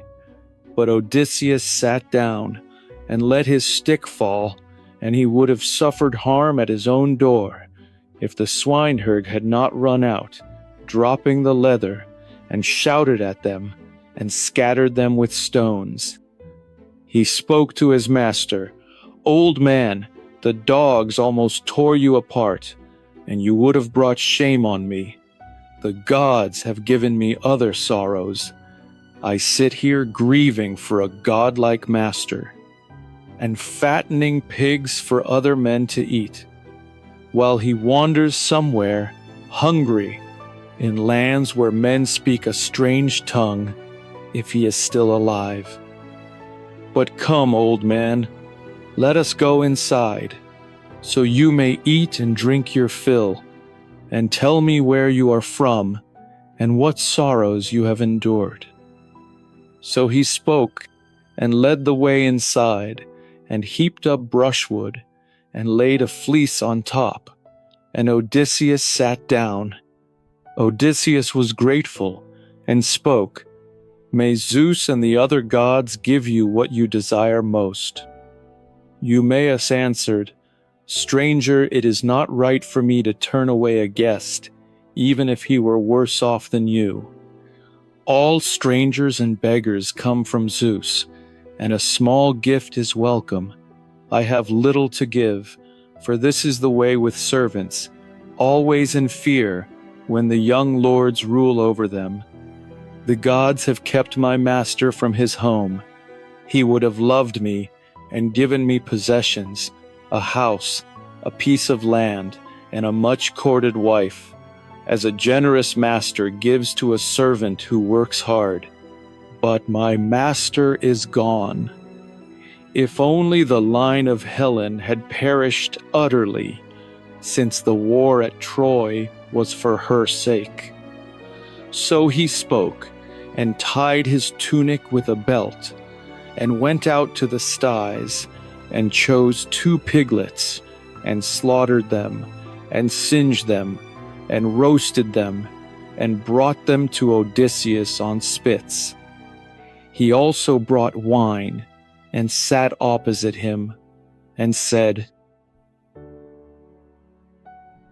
"Eat, stranger, such food as servants have. The fatted pigs go to the suitors who have no fear of the gods' wrath. The blessed gods do not love such deeds. They honor justice and right. Even cruel men who raid foreign lands, and the gods give them spoils, still feel the fear of the gods' vengeance when they sail home. But these men know they must have heard some rumor that my master is dead, for they do not court in the usual way, but squander his wealth without any sense of right. Every day they come and slaughter the cattle and drink the wine and take everything. My master was rich beyond all men on the mainland and here. 20 men could not rival him. Let me tell you, on the mainland he had 12 herds of cattle, 12 flocks of sheep, and 12 herds of swine, and herds of goats tended by his own men and hired hands. And here on the tip of the island, 11 herds of goats, and good men watch them, and each day one of them drives the best to the suitors. And I myself tend these pigs, and I send the best of them." So he spoke, and Odysseus ate and drank in silence, brooding on evil for the suitors. When he had eaten, the swineherd filled his cup and gave it to him, and Odysseus took it gladly and spoke, "My friend, Who was this rich and powerful man who bought you, as you say? You say he died for the honor of Agamemnon. Tell me, I may have seen such a man." Eumaeus answered, "Old man, no wanderer who came with news of him could ever convince his wife or his son. Every vagabond who comes to Ithaca goes to my mistress and tells lying tales, and she receives him kindly and asks questions, while the tears run down her cheeks. You too, old man, would make up a story if someone gave you a cloak and tunic, but the dogs and the birds have already stripped the flesh from his bones, or the fish have eaten him, and his bones lie on some foreign shore. He will never come home. I will never have a master like him again. Not even my father and mother were so dear." Odysseus answered, "You say he will never come back, and your heart does not believe it. But I tell you, and my oath is binding, Odysseus is coming home. Let me finish my story. When he comes home, you shall give me a cloak and a tunic, but not before, though I need them badly. I hate the man who tells lies, because he is poor. I swear by Zeus, by your hospitality, and the hearth of Odysseus, that all this will happen. Before the end of the month, he will be here." Eumaeus answered, "Old man, I will never have to pay that reward, for Odysseus will not come home. Drink in peace, and let us talk of other things. Do not remind me of my sorrows, for my heart grieves whenever anyone speaks of my master. He may be alive somewhere, but let us drop the tale. But tell me who you are, and what ship brought you here, and what land you are from." Odysseus answered, spinning a long tale, "I will tell you the whole truth. I am from Crete, the son of a rich man and his concubine. My father loved me as much as his legitimate sons, but when he died, they gave me only a small portion. I married a rich woman through my own merits, for I was no fool, and I loved fighting and sailing and feats of arms. I went to Troy 9 times in my swift ships and fought the Trojans and raided their lands. Then I went to Egypt with a fleet of ships, and my men, in their folly, raided the fields, and the Egyptians came in the morning and killed many of us and took the rest as slaves. But I threw down my arms and clasped the knees of the king, and he took pity on me and protected me. I stayed in Egypt for 7 years and gathered much wealth. Then a Phoenician came to me and persuaded me to go with him to Phoenicia, where he said he would give me a share of his wealth. I went, and he kept me there for a year, and when the year was up, he put me on a ship bound for Libya, planning to sell me as a slave, was wrecked, and I alone survived, clinging to the mast. I drifted for 9 days and reached Thesprotia, where the king Phaedon took me in and told me that Odysseus had been there on his way home and showed me the treasure he had left there. But Odysseus had gone to Dodona to ask the oracle how to return to Ithaca.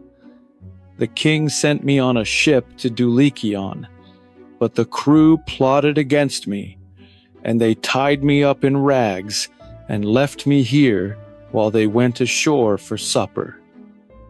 So he wove his tale, and the swineherd listened, deeply moved, and said, "Poor man, your story has touched my heart, but I do not believe the part about Odysseus.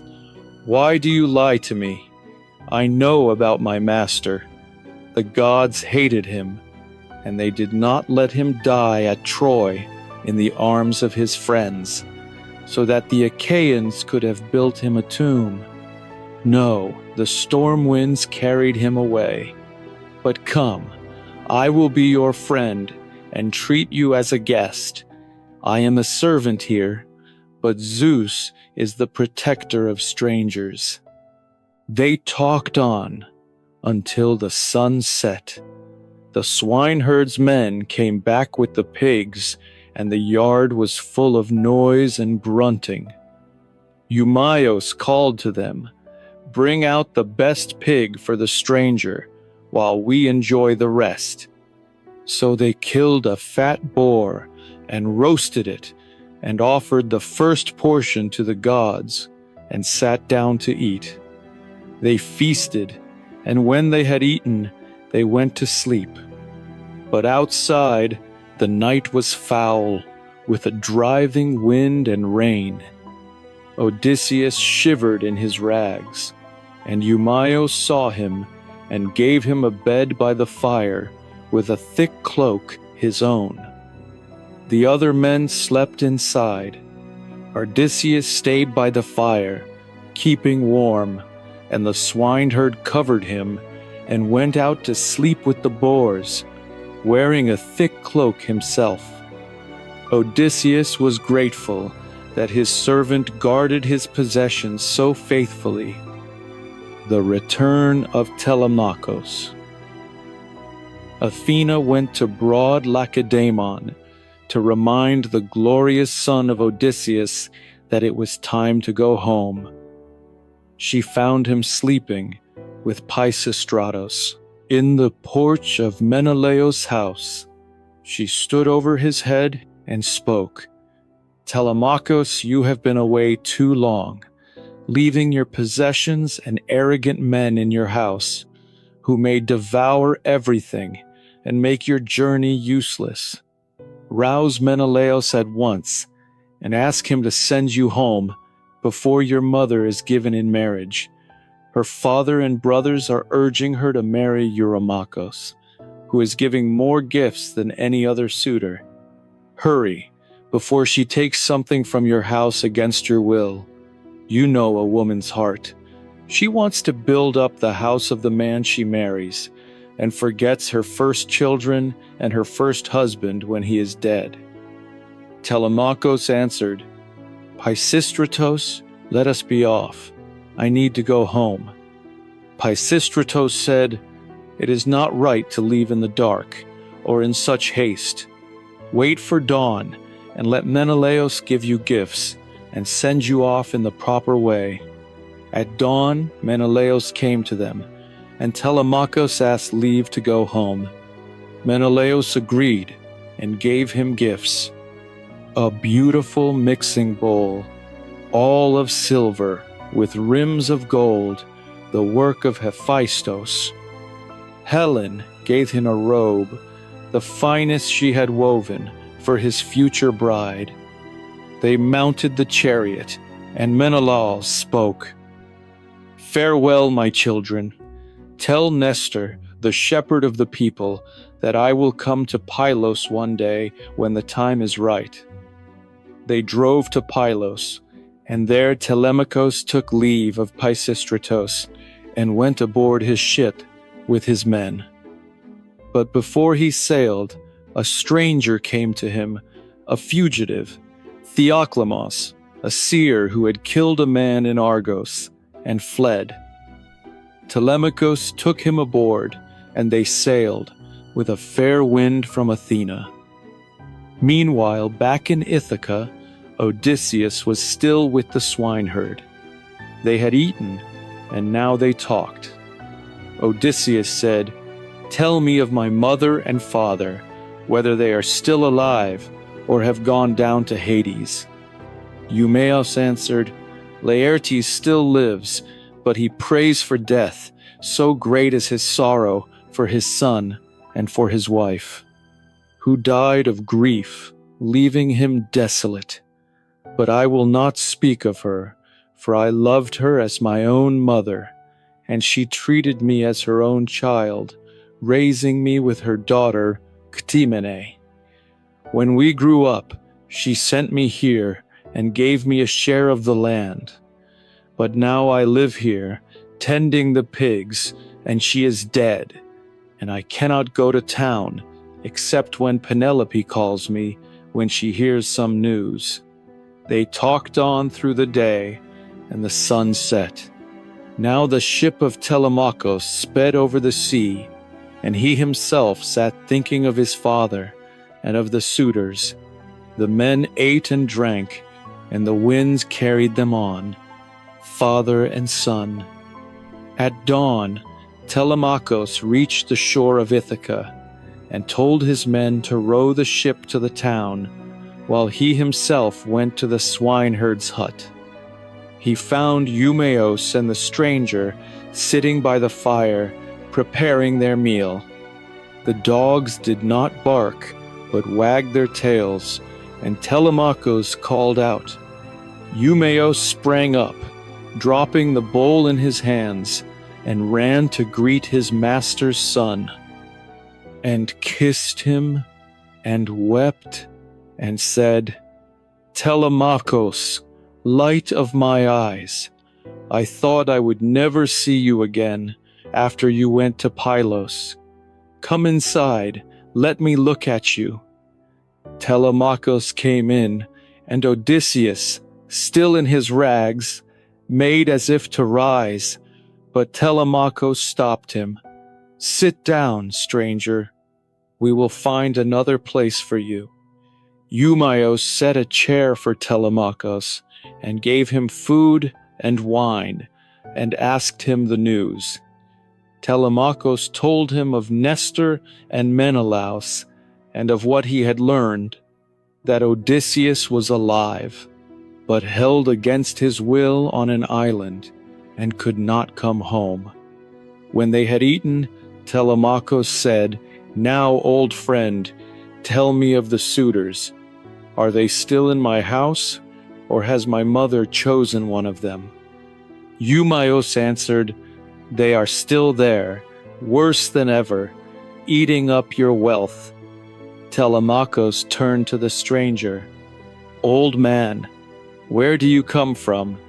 Odysseus answered, still in disguise, I am from Crete, and I have suffered much. But I have heard that Odysseus is on his way and will be here soon. Telemachus said, Many travelers say that, but none of it comes true. But I will send you to the town, so you can beg there, and not be a burden here. Odysseus answered, I would rather die in your halls than be thrown out, old as I am. Just then, Eumaeus went out to tell Penelope that her son had returned. Athena came and stood in the doorway, visible only to Odysseus, and the dogs saw her and whined. She signed to Odysseus to go outside, and he did, and she spoke. Now is the time to reveal yourself to your son and plan the death of the suitors. I will stand beside you. She touched him with her golden wand, and his rags fell away, and he was dressed in a clean tunic and cloak, tall and handsome, his dark beard full, his skin bronzed. He went back inside. Telemachus stared at him, and thought he was a god, and said, Stranger, you have changed. Are you one of the immortals? Odysseus answered, No, I am your father, for whom you have suffered so much, and endured the insults of these men. He kissed his son, and wept, and Telemachus flung his arms around him, and they both wept, like birds of prey, whose nestlings have been stolen. They wept until the sun would have set if Telemachus had not asked, What ship brought you here? Who helped you? Odysseus told him, The Phaeacians brought me and gave me gifts, which I have hidden. Now Athena has sent me here to plan the death of the suitors. Tell me how many they are, so I may know whether we can fight them alone." Telemachus answered, "Father, there are 108 of them, with servants and heralds. We are only 2. Odysseus said, "But we have Athena on our side, and Zeus. Go now to the town, and mingle with the suitors. Eumaeus will bring me there later as a beggar.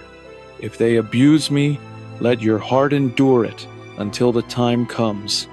Hide the weapons in the hall, and when the suitors ask, say you put them away to keep them clean, and tell no one that I have returned, not even Laertes or Penelope." They made their plans, and Eumaeus returned, not knowing. Telemachus left for the town, and the suitors surrounded him, pretending friendship, but the time of their destruction was drawing near. The beggar at the hall. When the young dawn with her rose-red fingers shone once more, Telemachus, the son of godlike Odysseus, tied his fine sandals on his feet, took up the bronze spear, and spake to the swineherd. "Old friend, I am going to the town to let my mother see me, for I know she will not stop her weeping or her lamentation until she sees my face. But take this stranger to the town, so he may beg his bread there. I cannot take on every burden when my own heart is heavy, and if he is angry, it will be the worse for him. I speak the truth." Odysseus answered him, "Friend, I do not want to stay here. It is better to beg in the town than in the fields. I am too old to work on a farm. Go, and the man you tell will lead me as soon as I have warmed myself by the fire and the sun has risen." Telemachus left the hut and went on his way, planning evil for the suitors. When he came to the great house, he leaned his spear against a column and went inside. The nurse Euryclea saw him first and ran to him weeping, and all the maids crowded around him, kissing his head and shoulders. Penelope came down from her room, like Artemis or golden Aphrodite, and flung her arms around her son, and kissed his face, and wept. "Telemachus, you are home, light of my eyes. I thought I would never see you again, after you went to Pylos in secret, against my will, to seek news of your father. Tell me what you have seen." Telemachus answered, "Mother, do not stir my grief. I have barely escaped death.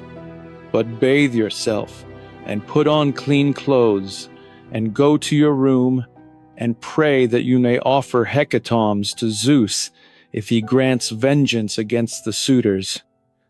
I will go to the assembly and welcome a stranger who sailed with me." Penelope obeyed and went to her room and prayed. Telemachus went out, and the people saw him and gathered. He went to the assembly, and the suitors crowded around him, speaking gently, but plotting evil in their hearts. He sat down and spoke to the assembly, telling them of his journey and of Nestor and Menelaus. He told them the news. Odysseus was alive, held on an island, but he could not come home. Then he dismissed them and went back to his house with the seer Theoclymenos, whom he had brought from Pylos. Meanwhile, the swineherd was leading the beggar down from the hut along the rocky path. When they came near the town, they stopped at the spring where the people draw their water, the spring of the nymphs, with an altar to the nymphs above it. Here Melanthios, the goatherd, met them, driving his best goats to the suitors' feast. He saw them and mocked them with bitter words. "Look, the vile leading the vile. Herder of swine, where are you taking this pig, this beggar, this spoiler of feasts?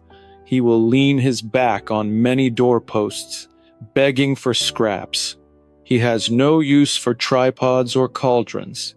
If you gave him to me to guard my farm, he might be useful, but he has learned nothing but mischief." He spoke and kicked Odysseus on the hip as he passed, but Odysseus did not flinch. He only wondered whether to strike him down with his staff, or lift him and dash his head against the ground. But he endured and held back. The swineherd prayed aloud to the nymphs. "Nymphs, daughters of Zeus, if ever my master burned fat thighs before you, grant my prayer. Let him come home, and this man Melanthios, who insults us so arrogantly, may he be thrown out of the house and wander through the town." Melanthios went on to the house and sat among the suitors, facing Eurymachus, whom he loved most. The swineherd and Odysseus came slowly behind. When they drew near the great house, Odysseus stopped and took the swineherd's arm. "Eumaeus, this must be the house of Odysseus. Even a stranger could see it, set among so many. One building leads to another, and the court is walled with a coping, and the double doors are strong. It is a royal house, and I smell the savor of roasting meat, and hear the lyre, which the gods made to crown the feast." They looked at the hall and heard the sound of feasting inside. The swineherd said, "You are right, but what shall we do? Shall I go in first among the suitors, and you wait here? Or do you want to go first?" Odysseus answered, "Go first. I will wait here. I am used to blows and insults, and my heart is patient. I have suffered much on the sea and in battle. Let this come too."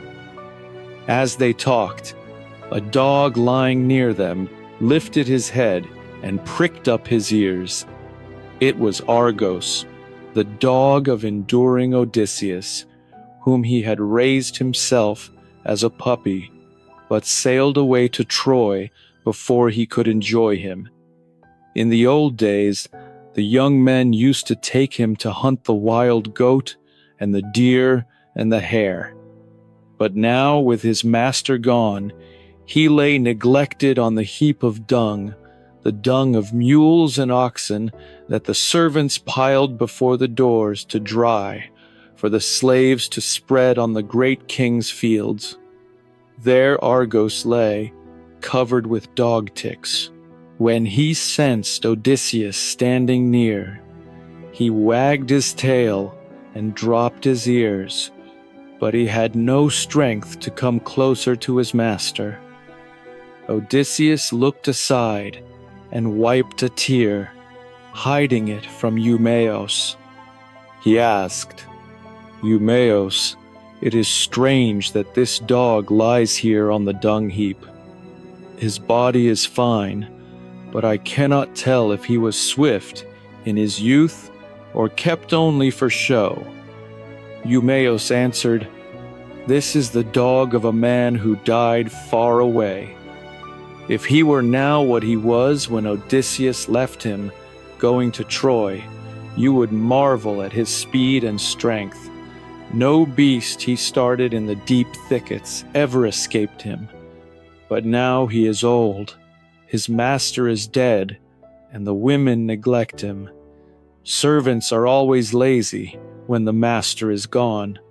Zeus takes away half a man's worth on the day he becomes a slave." So he spoke, and went into the great house, into the hall of the suitors. But Argos, when he had seen his master in the 20th year, was overcome by the shadow of death. Telemachus saw the swineherd enter, and called to him, and gave him bread and meat, and told him to take it to the stranger. Eumaeus took it, and gave it to Odysseus, and said, Telemachus sends you this, and says you may beg among the suitors. Odysseus answered, May Zeus bless Telemachus among men, and grant him all his heart desires. He took the food and ate, while the singer Phemios sang in the hall. Then he went among the suitors, begging from each in turn, to test them all, and see who was good and who was evil. He came to Antinous first, and held out his hands. Friend, give me something. You seem the greatest of the Achaeans here, and I will spread your fame across the earth. Once I too was rich, and had a fine house, and gave to wanderers whatever they needed. But Zeus took it all from me. Antinous answered in anger, What god has brought this nuisance to our feast? Stand away from me, old man, or you will find the Egypt you came from a bitter place. Odysseus said, Your heart does not match your looks. You would not give a grain of salt to a beggar in your own house, when you sit at another man's table and cannot bring yourself to give me a piece of bread. Antinous grew angrier and seized a stool and hurled it at Odysseus. It struck him on the shoulder under the right arm, but he stood firm as a rock and did not move. He only shook his head in silence, brooding on his revenge. Then he went back to the threshold and sat down, and spoke to the suitors. Hear me, suitors of the famous queen, so I may say what the heart in me urges. There is no pain or grief when a man is struck fighting for his own possessions, his cattle or sheep. But Antinous struck me because of my belly, the cursed belly that brings so much pain on men. If there are gods and furies for beggars, may Antinous meet his death before his marriage. Antinous answered him, Sit there and eat in silence, stranger, or go somewhere else, before the young men drag you out by the hand or foot and tear you limb from limb. The other suitors began to speak among themselves, and one of them, a proud young man, would say, Antinous, it was not well done to strike a poor wanderer. A curse on you if he is a god in disguise. The gods do walk the earth, disguised as strangers, watching men's deeds, both good and evil. Antinous paid no heed, but Penelope heard of the blow struck in her halls, and she said to her women, May Apollo the archer strike Antinous for this. Then she called the swineherd to her. Go, Eumaeus, and bring the stranger here. I would speak with him, and ask if he has heard any word of Odysseus, or seen him with his eyes. He seems a man who has traveled far. Eumaeus spoke to Odysseus. Stranger, the queen, Penelope, the mother of Telemachus, calls for you. She wants to ask you about her husband, though her heart is heavy.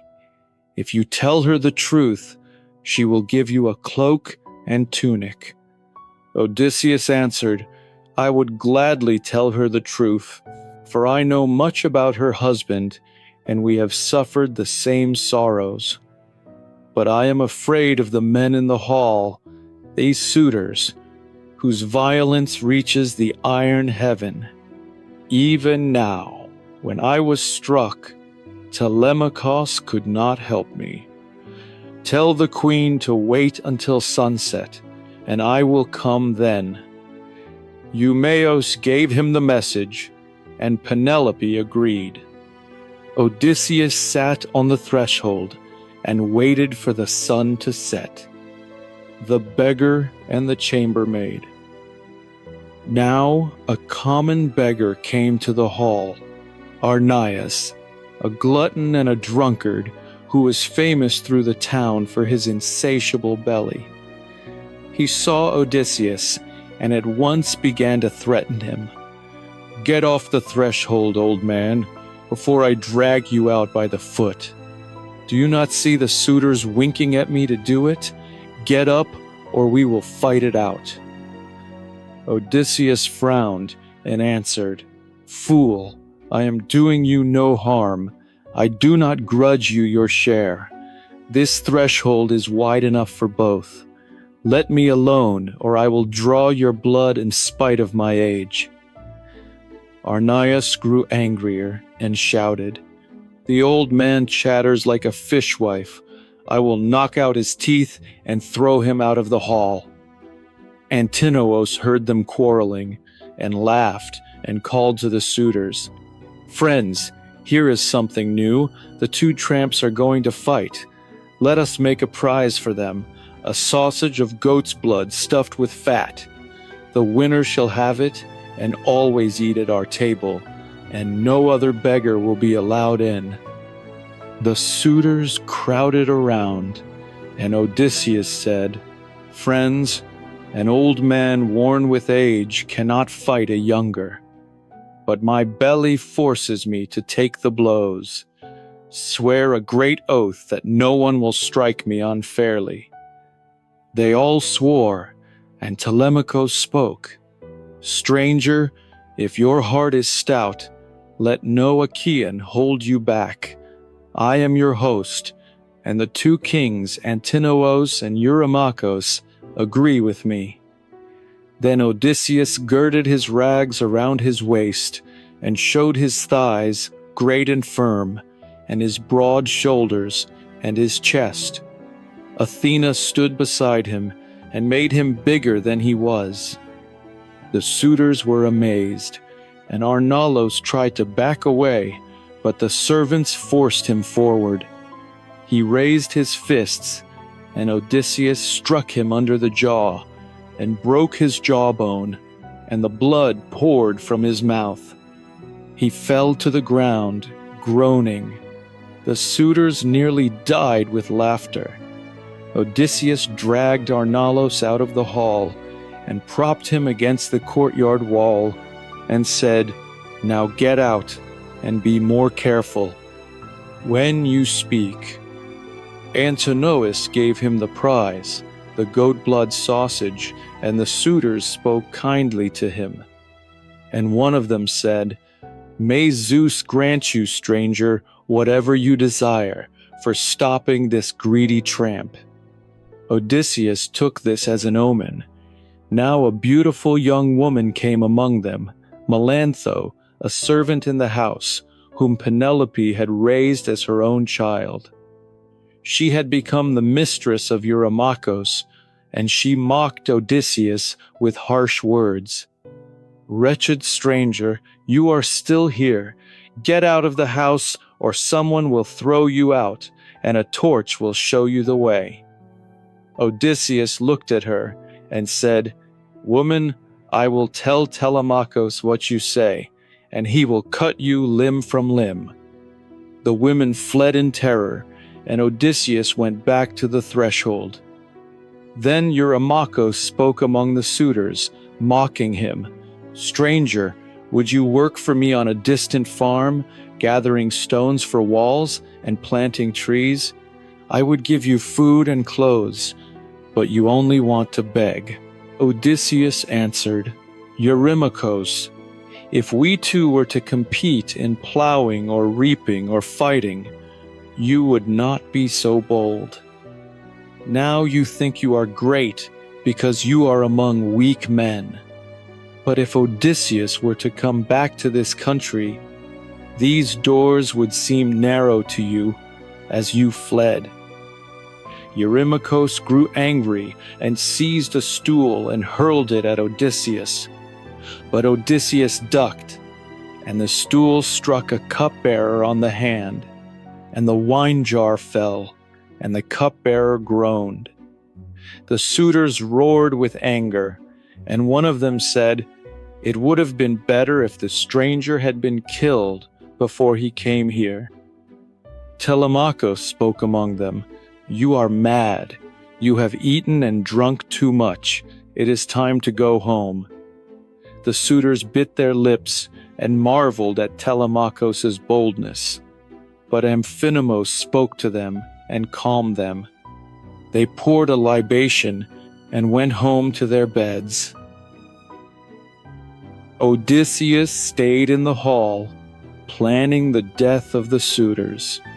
He called Telemachus to him, and they took down all the weapons from the walls, the helmets and shields and sharp spears, and hid them in the storeroom. Athena went before them, holding a lamp of gold, and Telemachus said, "Father, this is a great wonder. The walls of the house are shining, as if a fire were burning." Odysseus answered, "Hush, it is Athena's doing."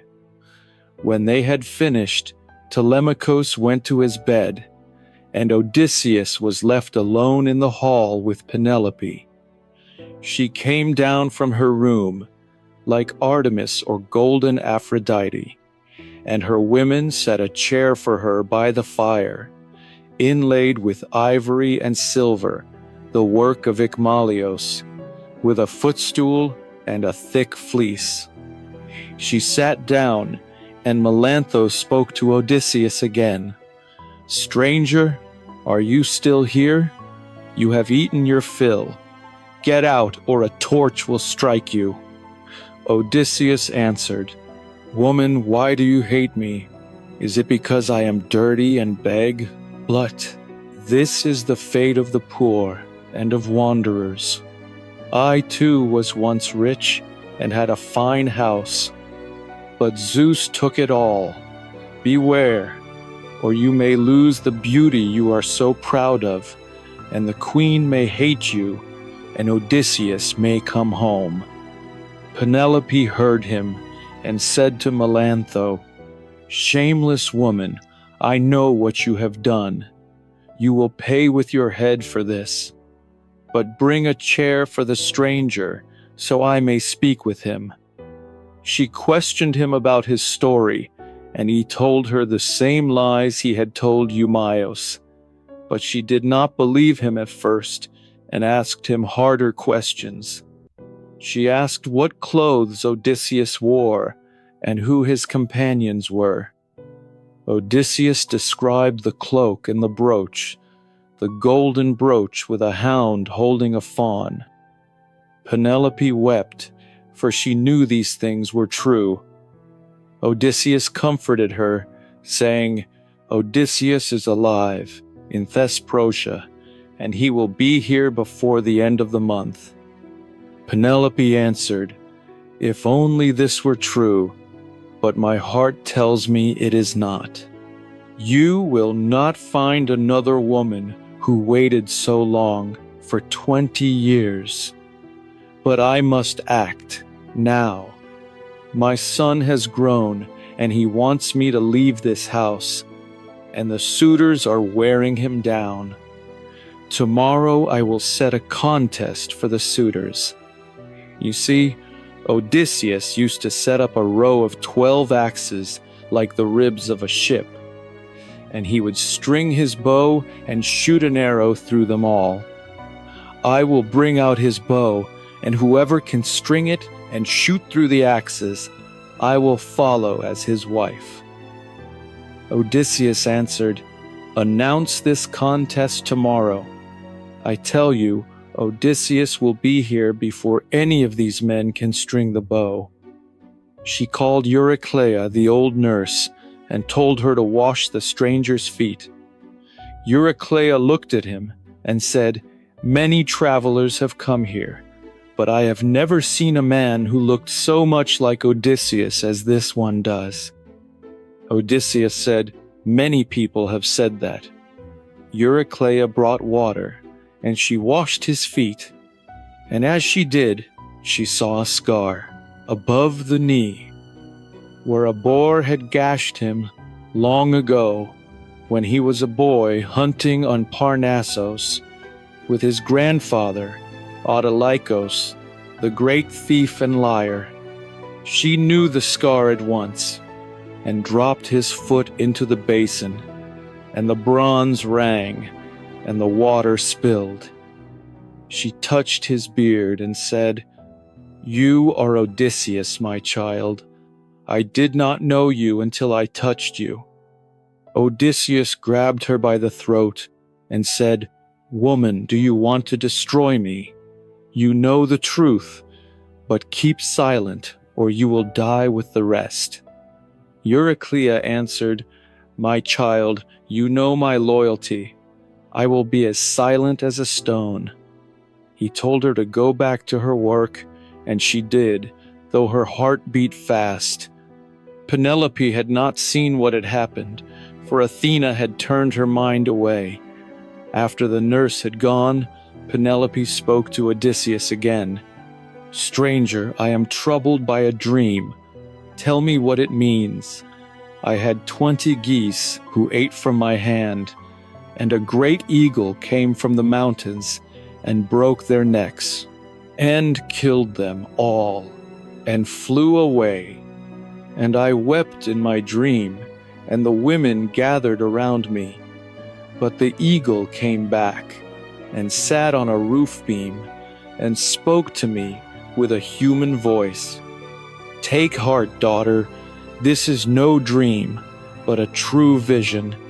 The geese are the suitors, and I, the eagle, am your husband, who has come home to bring death upon them.' So he spoke, and I woke, and looked, and saw the geese still eating from their trough." Odysseus answered, "Lady, you have interpreted the dream yourself. The meaning is clear." Penelope said, "Stranger, dreams are hard to read. There are 2 gates for dreams, one of ivory, one of horn. Dreams that come through ivory are false and bring empty words. Dreams that come through polished horn are true and bring what they foretell. But I do not think my dream came through horn, though I wish it had. I shall set the contest for the bow tomorrow." Then she lay down and slept. Odysseus lay on the floor, on an ox hide, and planned his revenge.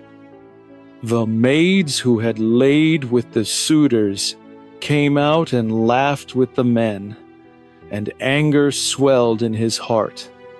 But he beat his chest and said, "Endure, my heart. You have endured worse. The last night." Odysseus lay on his ox hide and could not sleep. As he lay there, thinking of the slaughter to come, the women came out, laughing with the suitors, and his heart rose up against them.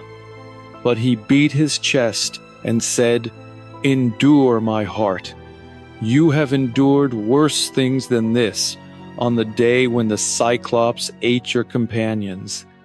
But you endured until cunning brought you out of the cave, though you thought you would die." So he spoke, and his heart obeyed. But he tossed from side to side, like a sausage twisting over a great fire, and he wondered how he could fight so many men alone. Then Athena came down from the sky and stood beside him. "Why are you lying awake, most afflicted of men? This is your house, and your wife is here, and your son." Odysseus answered, "All true, goddess, but how can I kill the suitors alone when they are always together?" Athena answered, Fool, men trust their companions who are mortal in battle. I am a goddess, and I have guarded you through all your hardships. Now I will stand beside you. Go to sleep." So she poured sleep on his eyelids. At dawn, Penelope woke and wept for Odysseus. Odysseus heard her, and he prayed, "Father Zeus, send me a sign."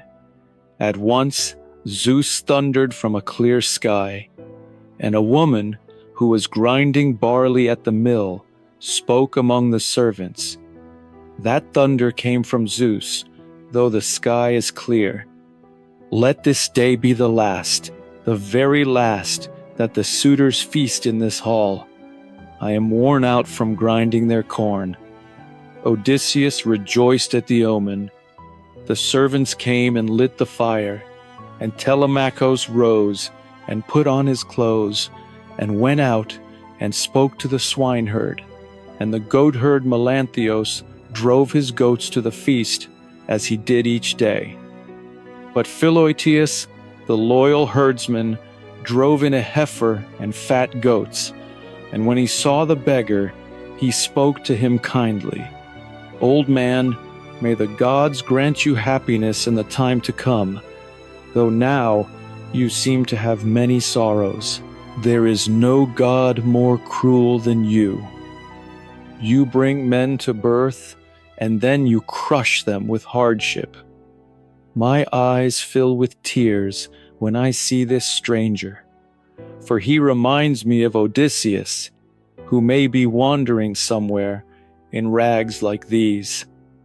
If he is still alive, I would stake my life on his return." Odysseus answered, "Herdsman, I swear by Zeus, by your hospitality, and by the hearth of Odysseus, that while you are still here, Odysseus will come home, and you will see with your own eyes the slaughter of the suitors."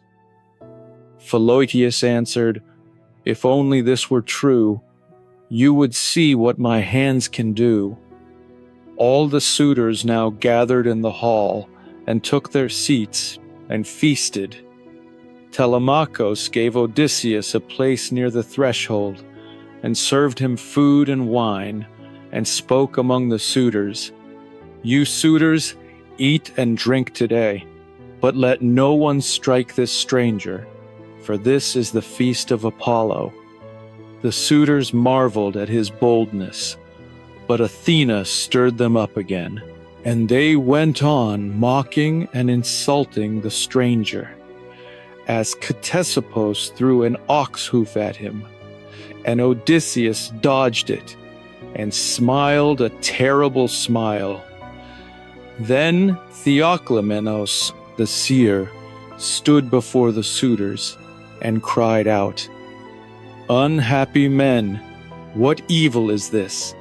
Your heads and faces and knees are shrouded in night. The walls are spattered with blood, and the porch is full of ghosts, and the sun has been blotted out of the sky." The suitors laughed at him, and Eurymachus said, "The stranger has gone mad. Throw him out into the open, since he finds this hall so dark." Theoclymenos answered, "I will go out of my own accord, but I say to you, the day of destruction is coming, and none of you will escape." He left the hall and went home. The suitors went on feasting, mocking Telemachus and waiting for dusk.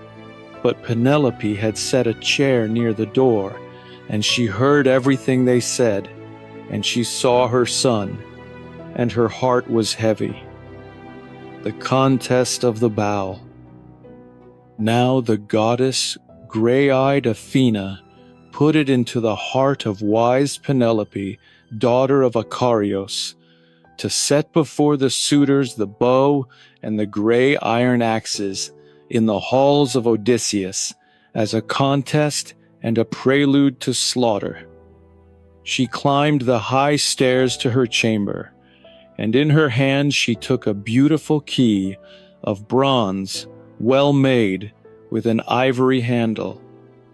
She went with her women to the innermost storeroom, where the treasures of the king lay stored, bronze and gold and well-wrought iron.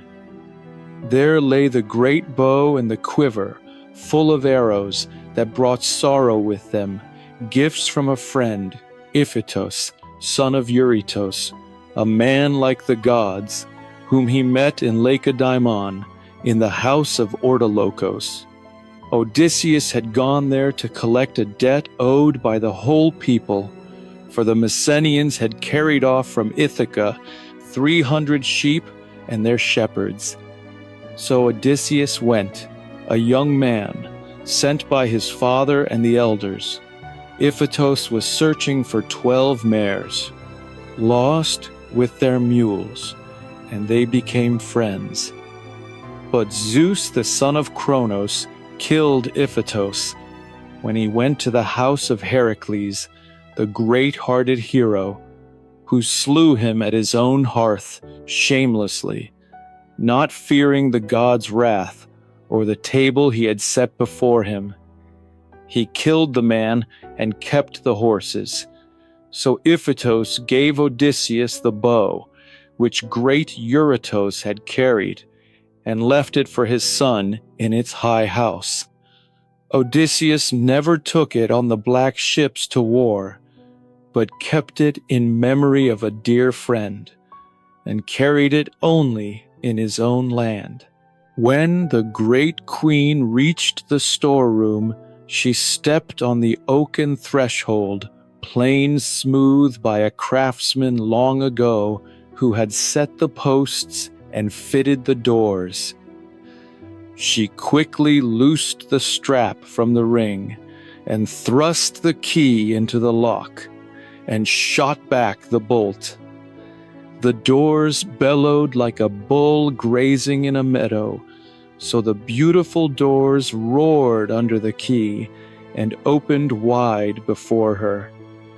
She went up to the high chest where the fine clothes lay, fragrant, and she reached up and took down the bow in its shining case. Then she sat down and laid it on her knees and wept aloud, and took out the bow of her lord. When she had sated herself with weeping, she went to the hall among the haughty suitors, holding the great bow and the quiver, full of arrows that brought sorrow with them. Her women carried the chest with the iron axes, the implements of the contest. She stood by a column of the strong roof, holding her shining veil before her face, and spoke to the suitors. "Hear me, you suitors, who have besieged this house, eating and drinking with no end, while my husband has been gone so long. Your only pretext is that you want me for your wife. So come now, suitors, since the prize is here before you. I will set before you the great bow of godlike Odysseus. Whichever of you can string this bow with his hands, and shoot an arrow through all 12 iron axes, that man I will follow, leaving this house of my marriage, so beautiful and full of good things, which I think I will remember even in my dreams." So she spoke, and told the good swineherd Eumaeus to set the bow and the iron axes before the suitors. Eumaeus took them, weeping, and laid them down. The herdsman Philotios wept too, when he saw the bow of his master. Antinous spoke out among them.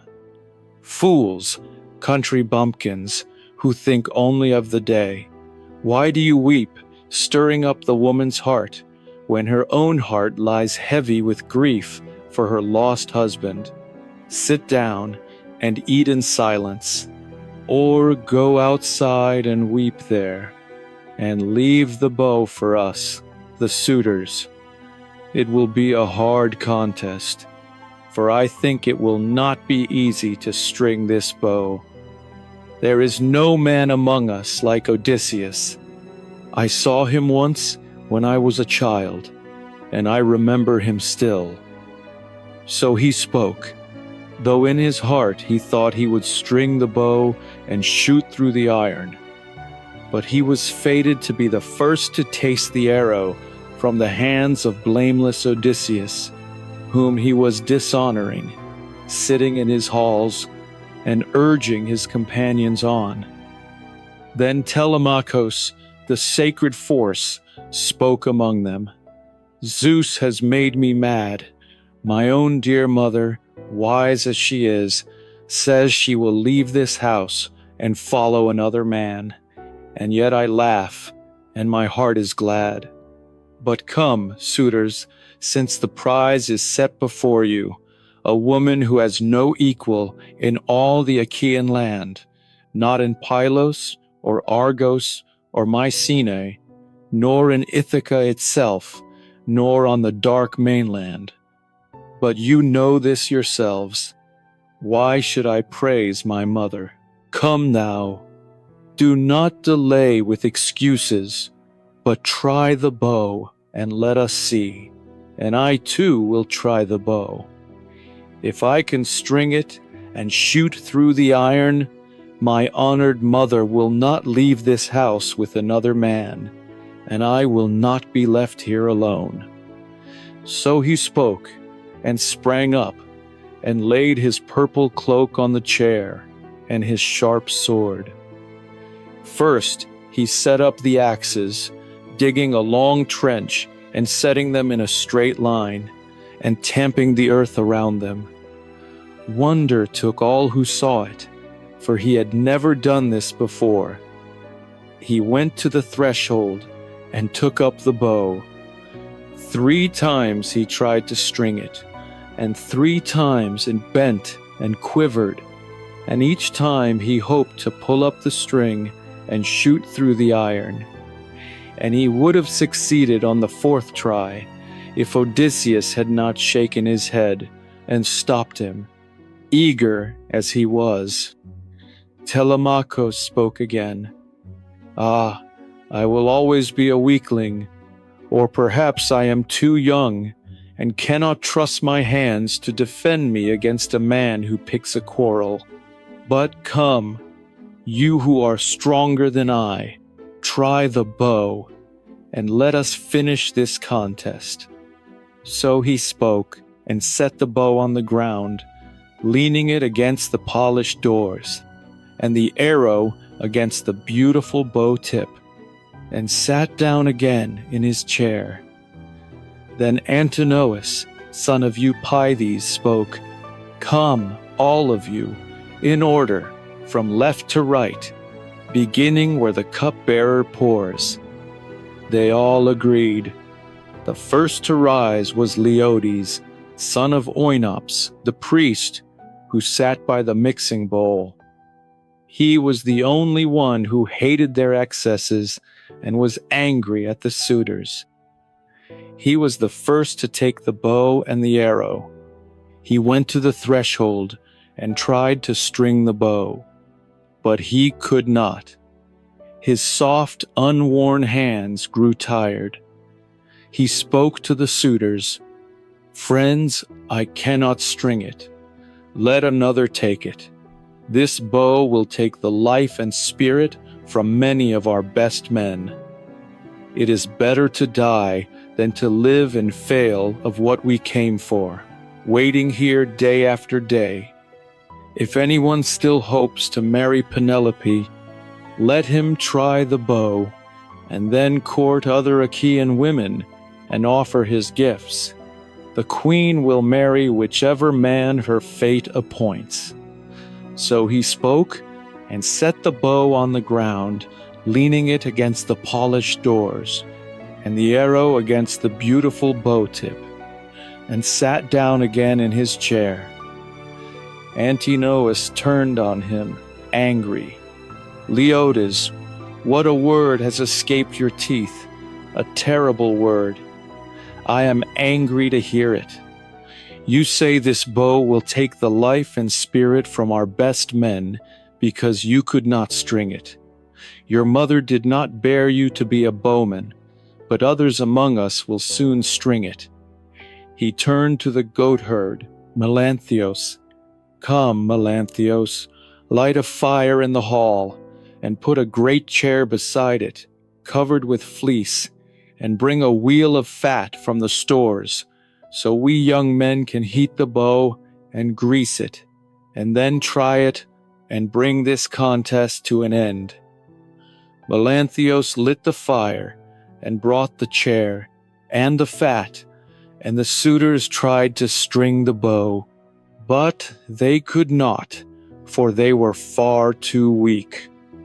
Only Antinous and godlike Eurymachus had not yet tried, the best of the suitors in strength and courage.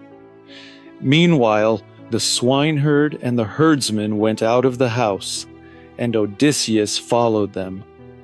When they were past the gate and the courtyard, he spoke to them softly. "Herdsman, and you, swineherd, shall I tell you something, or keep it to myself? No, my heart tells me to speak. What would you do to defend Odysseus if he were to come back suddenly from nowhere? Would you fight for the suitors or for him? Say what your heart commands." The herdsman answered, "Father Zeus, grant that this wish be fulfilled. May the man come home and a god guide him. You would see what my hands can do." Eumaeus prayed to all the gods that wise Odysseus might come home. Odysseus knew their hearts and spoke, "Here I am myself. After 20 years, I have come home to my own land. I know that you alone of all my servants have wished for my return. I have heard no other man pray for me, so I will tell you the truth. If a god overpowers the suitors for me, I will give you each a wife and a house and land of your own, built near my own, and you will be the friends and brothers of Telemachus from this day on. And now I will show you a clear sign, the scar from the boar, so you will know me." He drew back his rags and showed the scar. When they had seen it and understood, they wept and threw their arms around Odysseus and kissed his head and shoulders. Odysseus kissed them in return and said, "Now stop weeping, in case someone comes out and sees us and tells the men inside. Go back in, one by one, not all together. I will go first, and you, Eumaeus, take the bow through the hall and give it into my hands, and tell the women to lock the doors, and if they hear a groan or the clang of arms, do not come out, but stay at their work. And you, Philoetius, bar the gate of the courtyard and fasten it with the rope." So he spoke, and went back to the hall, and sat down on the threshold. The swineherd and the herdsman followed. Eurymachus had the bow in his hands now, turning it in the firelight, but he could not string it. He groaned in his proud heart, and said, "Ah, this is a bitter grief for myself and for all. I do not mourn so much for the marriage, though that is a sorrow. There are other women in Ithaca and elsewhere. But it is a disgrace for men who come after us to hear that we are so much weaker than godlike Odysseus that we could not string his bow." Antinous answered him, "Eurymachus, it will not be so. Today the people are observing a holy feast of the god. Who would string a bow today? Set it aside, and tell Melanthios to bring out the axes. Leave them set up, and let the wine-bearer pour out the wine, and we will make offerings to Apollo, the archer god, and then try the bow again tomorrow." The suitors all agreed, but Odysseus spoke. "Suitors of the famous queen, hear me, so I may say what the heart urges. Today, above all, ask Eurymachus and godlike Antinous to defer the bow, and trust in the gods. Tomorrow the god will grant strength to whomever he wishes. But give me the bow, so I may try my hands, and see if the strength still holds that I once had in my supple limbs, or if my wanderings have worn it all away."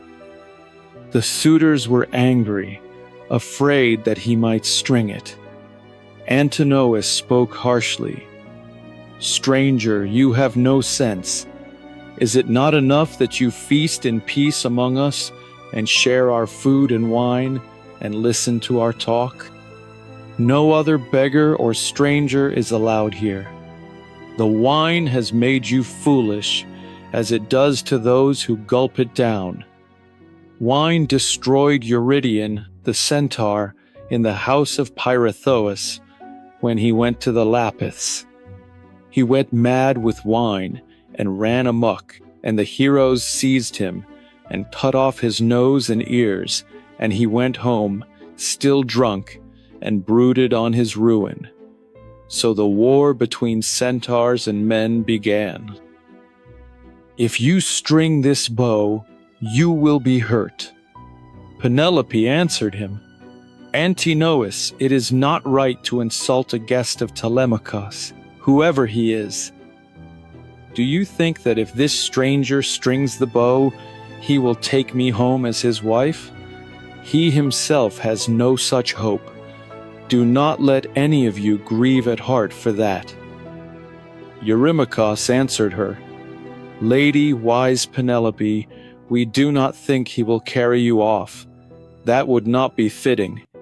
But we are ashamed of the talk of men and women, in case some low-born Achaean says, 'Those suitors are weaklings, far beneath the great Odysseus.'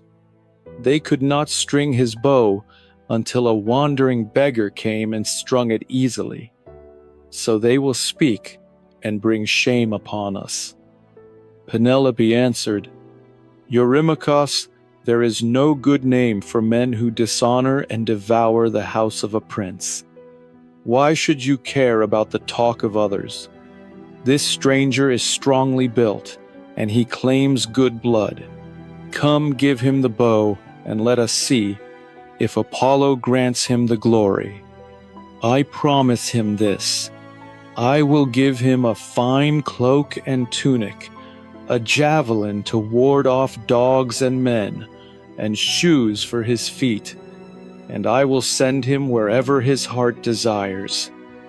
Telemachus spoke up, "Mother, let no one among the Achaeans keep me from giving this bow to the stranger.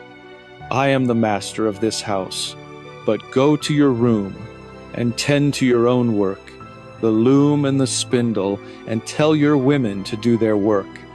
The bow is a matter for men, and most of all for me, for I am the master here." Penelope was amazed and went back to her room, taking the wise words of her son to heart. She went up to her chamber with her women and wept for Odysseus, until Athena poured sweet sleep on her eyelids. The swineherd took the bow and carried it through the hall, and all the suitors shouted at him. He was afraid and put it down. But Telemachus shouted from the other side, "Eumaeus carried a bow on. Do not stop. You will find it is better to obey me. If I am younger, I am still your master." The suitors all laughed at him, and their anger faded. Eumaeus took the bow and put it in Odysseus's hands. Then he called to Eurycleia, the nurse. "Telemachus orders you to lock the doors. If any woman hears a groan or the clash of arms, She is not to come out, but stay at her work."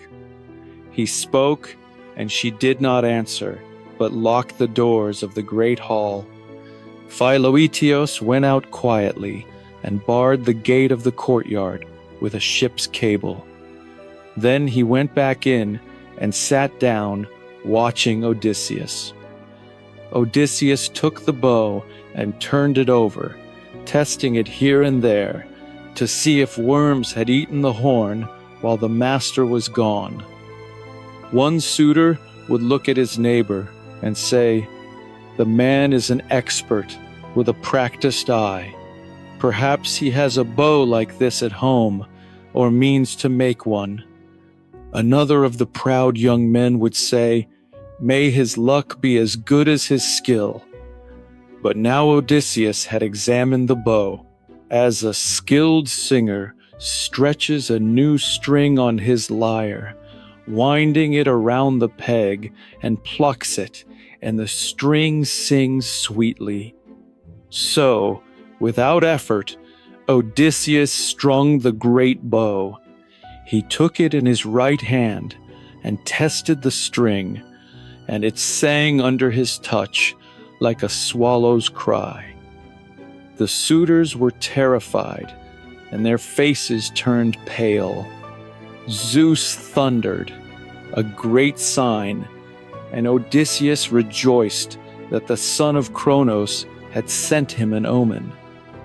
He took up the arrow that lay on the table and set it on the bow and drew the string and the notched arrow from the stool where he sat.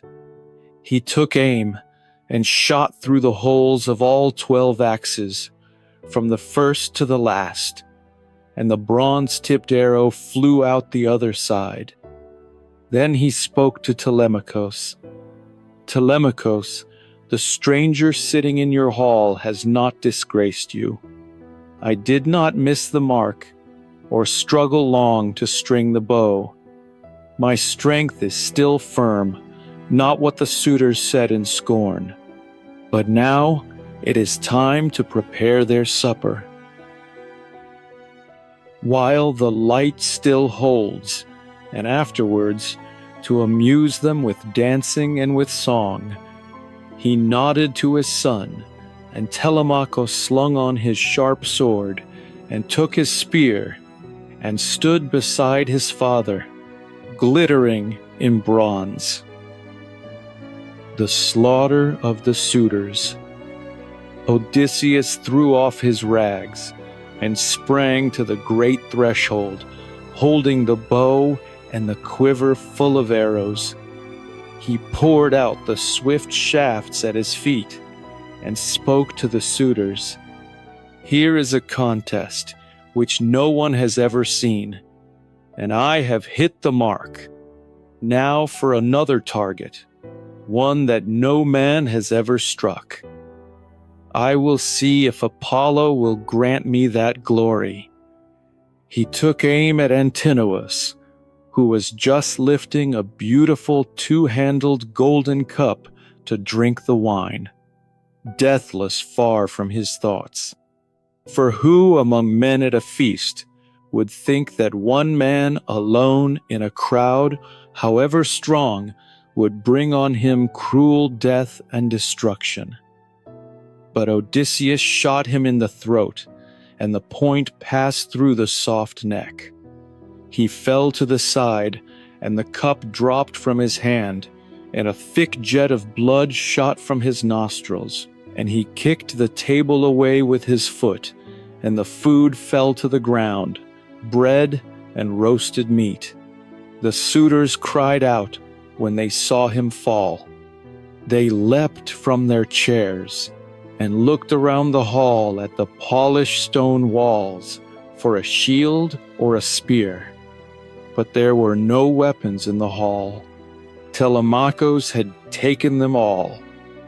Then they shouted at Odysseus, "Stranger, you will pay for this, shooting a man. You have killed the greatest of the Ithacan youth. Now you will die." They thought he had killed the man by accident, and did not know that destruction was fixed on all of them. Odysseus scowled at them and said, "Dogs, you thought I would never come home from Troy, so you ate up my house and forced my women to lie with you and courted my wife while I was still alive. You feared no gods and no vengeance from men. Now destruction has come upon you all." So he spoke, and pale fear took hold of them. Eurymachus alone answered him, "If you are truly Odysseus of Ithaca, you have spoken rightly. The Achaeans have done many wrongs in your halls, but the man who was to blame for everything lies dead. Antinous, he was the leader, and he wanted to kill Telemachus and marry your wife and rule over Ithaca. But you, spare the rest of us, your own people. We will pay you back with bronze and gold, 20 oxen for each man, until your heart is softened." Odysseus scowled at him and said, "Eurymachus, even if you gave me all your wealth and all your father's wealth and more besides, I would not hold my hands back from slaughter until the suitors had paid for all their outrage. Now fight or flee if any of you can escape death, but I do not think any will." So he spoke, and their knees and hearts gave way. Eurymachus called to the others, "Friends, this man will not stay his hands, but with the great bow and the quiver he will shoot us down from the threshold. Let us draw our swords and use the tables as shields and rush him all together." He shouted and drew his sharp sword and rushed at Odysseus with a great cry. But Odysseus shot an arrow into his chest by the nipple, and the bronze drove into his liver. He dropped his sword and fell across the table, and the food and the wine cup fell. He beat his head on the ground in agony, kicking over the chair, and darkness covered his eyes. Then Amphinomos rushed at Odysseus with his drawn sword to force him from the door. But Telemachus came behind him and drove his bronze spear between his shoulders, and the point came out through his chest. He fell with a crash, striking the ground with his forehead. Telemachus ran back to his father and said, "Father, I will bring you a shield and 2 spears and a helmet of bronze for your head." Odysseus answered, "Quickly, while I still have arrows, or they may push me away from the door." Telemachus ran to the storeroom and brought out 4 shields and 8 spears and 4 bronze helmets with horsehair plumes. He armed himself and his father and the swineherd and the herdsman. All the while, Odysseus was shooting, and each arrow brought down a man, and they fell thick and fast. When the arrows ran out, he leaned the bow against the doorpost and put on his helmet and took up 2 spears. Now Melanthios the goatherd crept out through a side door and went to the storeroom and brought back 12 shields and 12 spears and 12 bronze helmets for the suitors. Odysseus saw him, and his knees gave way, and he called to the swineherd and the herdsman, "One of the suitors has gone to the storeroom. It is Melanthios the traitor. Go, catch him, and bind his hands and feet, and throw him into the storeroom, and lock the door." They found him cowering in the storeroom, and bound him with a rope, and hauled him up to the rafters, and left him hanging there, writhing in pain. Then they returned to Odysseus. Now Athena came among them, in the form of Mentor, the old friend, Odysseus knew her and cried out, "Mentor, help me. Remember your old friend who did you good in the old days." The suitors shouted angrily at her, "Mentor, do not let Odysseus deceive you. If you fight against us, we will kill you and burn your house and your possessions." Athena grew angry and spoke to Odysseus, "Odysseus, your strength is not what it was. You fought for 9 years at Troy, and now you falter. Come, stand beside me, and see how Mentor repays your kindness." But she did not give him the victory yet. She wanted to test the strength of both sides. She flew up to the roof beam and sat there, in the form of a swallow. The suitors pressed on, throwing their spears, but Athena made them miss. Odysseus and his men threw back, and each brought down a man. The floor of the hall was slippery with blood, and the dead lay in heaps. Leodes, the priest, clasped Odysseus's knees and begged for mercy. "Odysseus, I clasp your knees.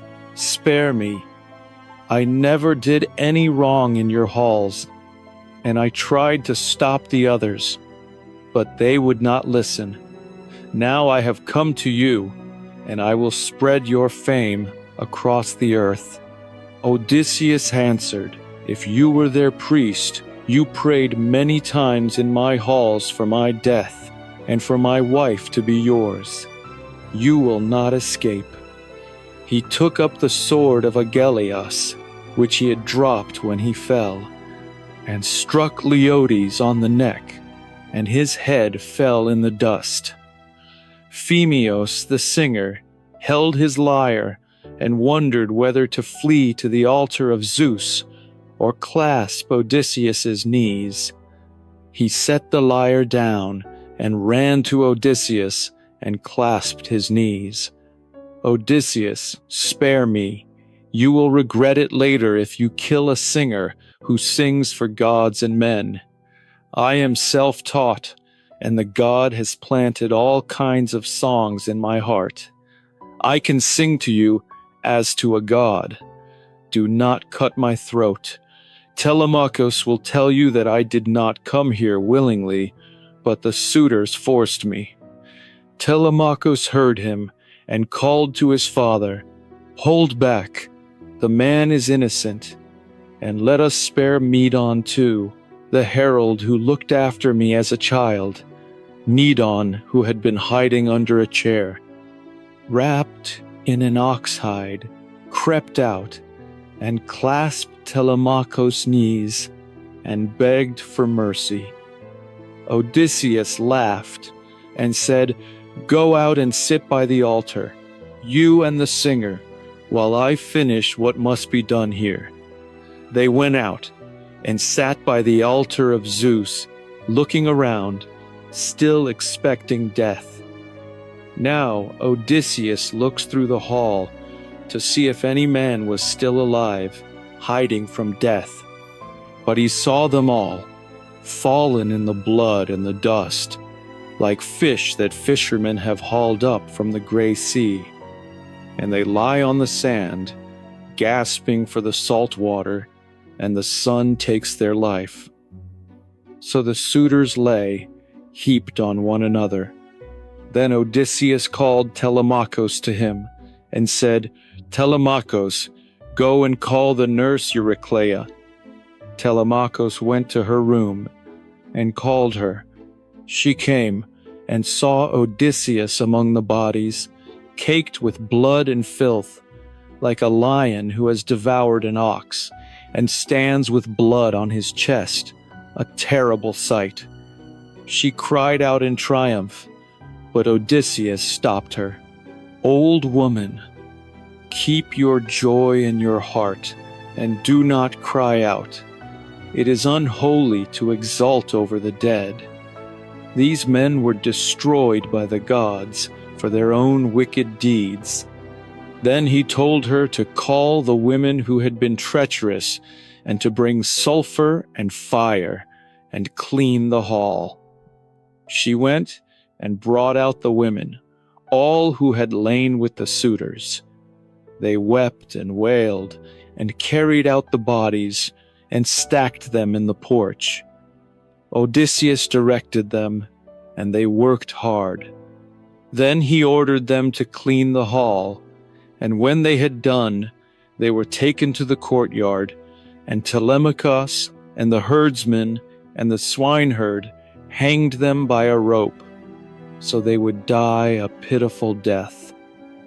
Then they brought Melanthius out, and cut off his nose and ears, and pulled out his entrails, and cut off his hands and feet, and threw him to the dogs.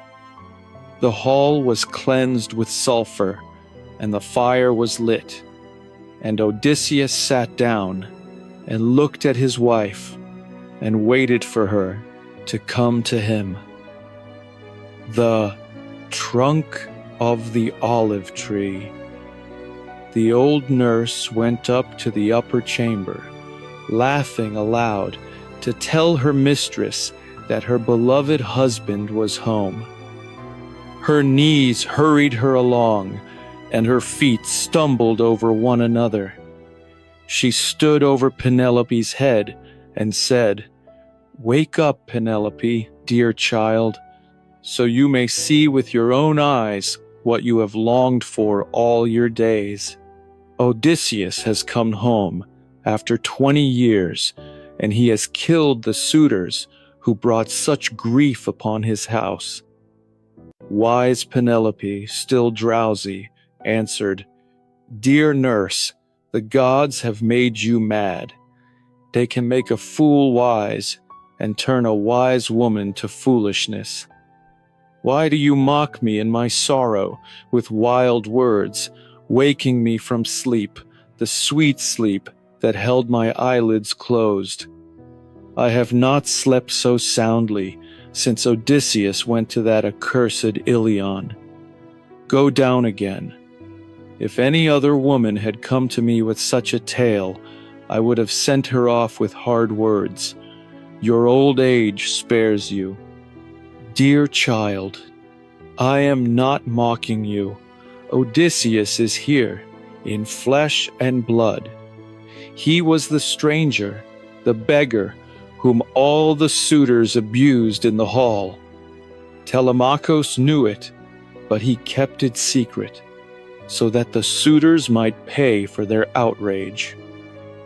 Penelope sprang from her bed and threw her arms around the old woman and wept. Tell me, nurse, if this is true, how did he kill the suitors alone with his own hands? Euryclea answered, I did not see. I only heard the groans of dying men.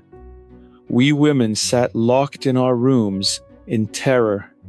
Then Telemachus called me, and I came and found Odysseus standing among the bodies, piled on the floor, and you would have rejoiced to see him, spattered with blood and filth like a lion. The bodies are heaped in the courtyard, and he has cleansed the hall with fire and sulfur. But come now, follow me, the two of you, and let your hearts enter into joy together. Your great longing has been fulfilled. He is alive and in his own house. Do not laugh so loudly and boast. You know how everyone in the house would welcome his return, but your story cannot be true. Some god must have killed the suitors, angry at their arrogance. They honored no one, good or bad, who came among them. But Odysseus has lost his homecoming, far from Achaea, and he himself has perished. Euryclea answered, My child, what words have escaped your teeth? You would not believe me even when your husband is at the hearth. Your heart is always mistrustful, but I will give you a clear sign, the scar, the wound from the boar. I felt it when I washed his feet. I would have told you then, but he seized my throat and would not let me speak. Come with me now. I will stake my life. If I have deceived you, kill me with a cruel death." Penelope answered, "I do not know what you have seen. You are wise, but the gods' ways are strange. But let us go down, and I will see my son and the dead suitors and the man who killed them." So she spoke and went down from her chamber, her heart turning over and over, wondering whether to stand apart and question her husband or to go straight to him and kiss his head and hands. She crossed the stone threshold and sat down in the firelight, facing Odysseus against the other wall. He sat by a great column, looking down and waiting for his wife to speak to him. But she sat in silence for a long time. Wonder took her. Sometimes she looked at his face and seemed to recognize him. Then again she did not, for he was still in his rags. Telemachus spoke to her, rebuking her. "Mother, strange mother, your heart is hard. You sit here away from my father, and you do not speak to him. No other woman would hold back from her husband when he came home after 20 years, after so many sorrows. Your heart is harder than stone." Penelope answered, "My child, my heart is dazed. I cannot speak to him, or look at him, or question him. But if this is really Odysseus, there is a secret that only the two of us know, and we will test each other by it." Odysseus smiled and spoke to Telemachus. "Telemachus, let your mother test me. She will know the truth soon enough. But first we must deal with the rest. When a man has killed another, even one, he flees, leaving his kin and his country. But we have killed the best of Ithaca, the pillars of the city. Think what we must do." Telemachus answered, "Father, you are the wisest of all men. Tell us what to do." Odysseus said, "Let the women bathe and put on clean clothes, and let the singer play his lyre, so that anyone passing by will think there is a wedding feast. The news of the slaughter must not spread through the town until we have gone out to my father's farm. There we can plan whatever Zeus gives us." So they set to work. The women bathed and put on clean clothes. The singer struck his lyre, and the great house echoed with the sound of dancing and singing. Heard it, and said, "So the queen has married at last. A long courtship is over." Fools. Meanwhile, Euryclea bathed Odysseus and rubbed him with oil, and put a beautiful cloak and tunic on him. Athena poured grace upon him, so that he seemed like the immortals. He went back to the hall and sat facing his wife and said, "Strange woman, the gods have given you a heart harder than any other. No other wife would hold back from her husband when he came home after 20 years. Nurse, make a bed for me, so I may sleep alone, since her heart is made of iron." Penelope answered him, testing him, "Strange man, I am not proud, or indifferent, or amazed. I know exactly how you looked when you sailed from Ithaca.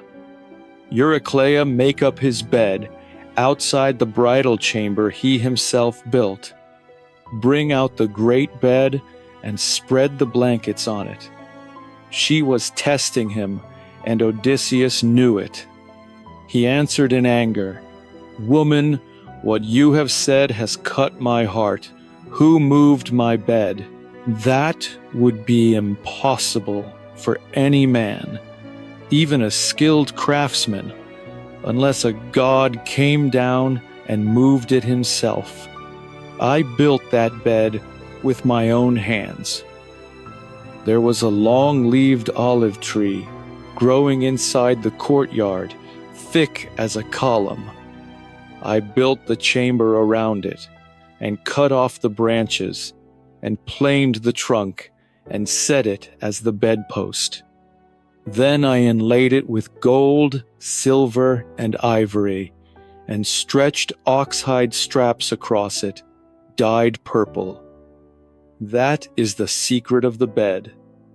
I do not know if it is still there, or if someone has cut the trunk. Penelope's knees gave way, and her heart melted.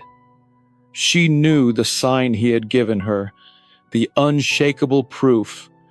She burst into tears and ran to him and threw her arms around his neck and kissed his face and said, "Do not be angry with me, Odysseus, you who are the wisest of all men. The gods have given us so much pain and begrudged us the joy of being together all our youth. But now forgive me and do not hold it against me that I did not welcome you when I first saw you. My heart was always afraid that some man would come and deceive me. There are so many liars making up tales.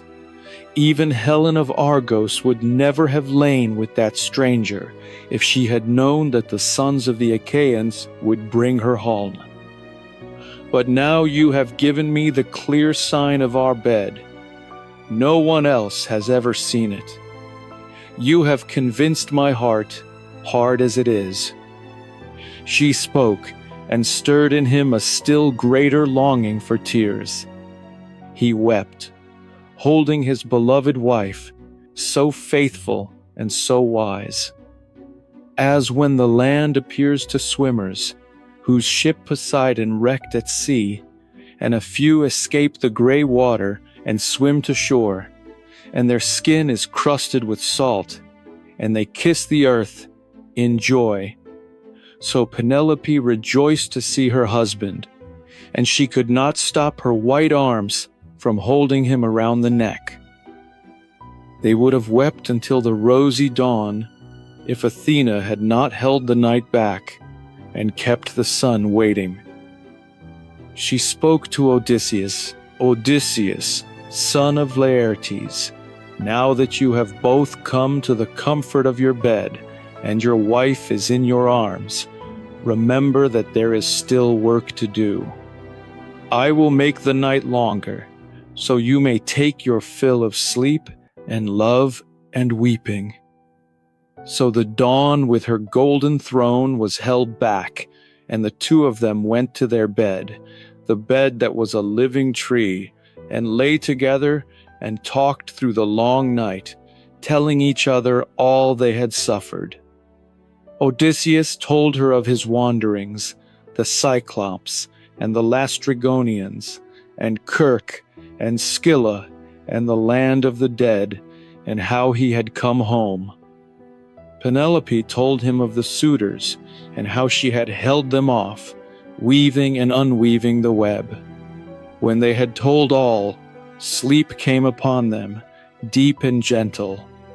At dawn, Odysseus rose and said, "Wife, we have both drunk our fill of sorrow, but now I must go to my father, who is grieving for me on his farm.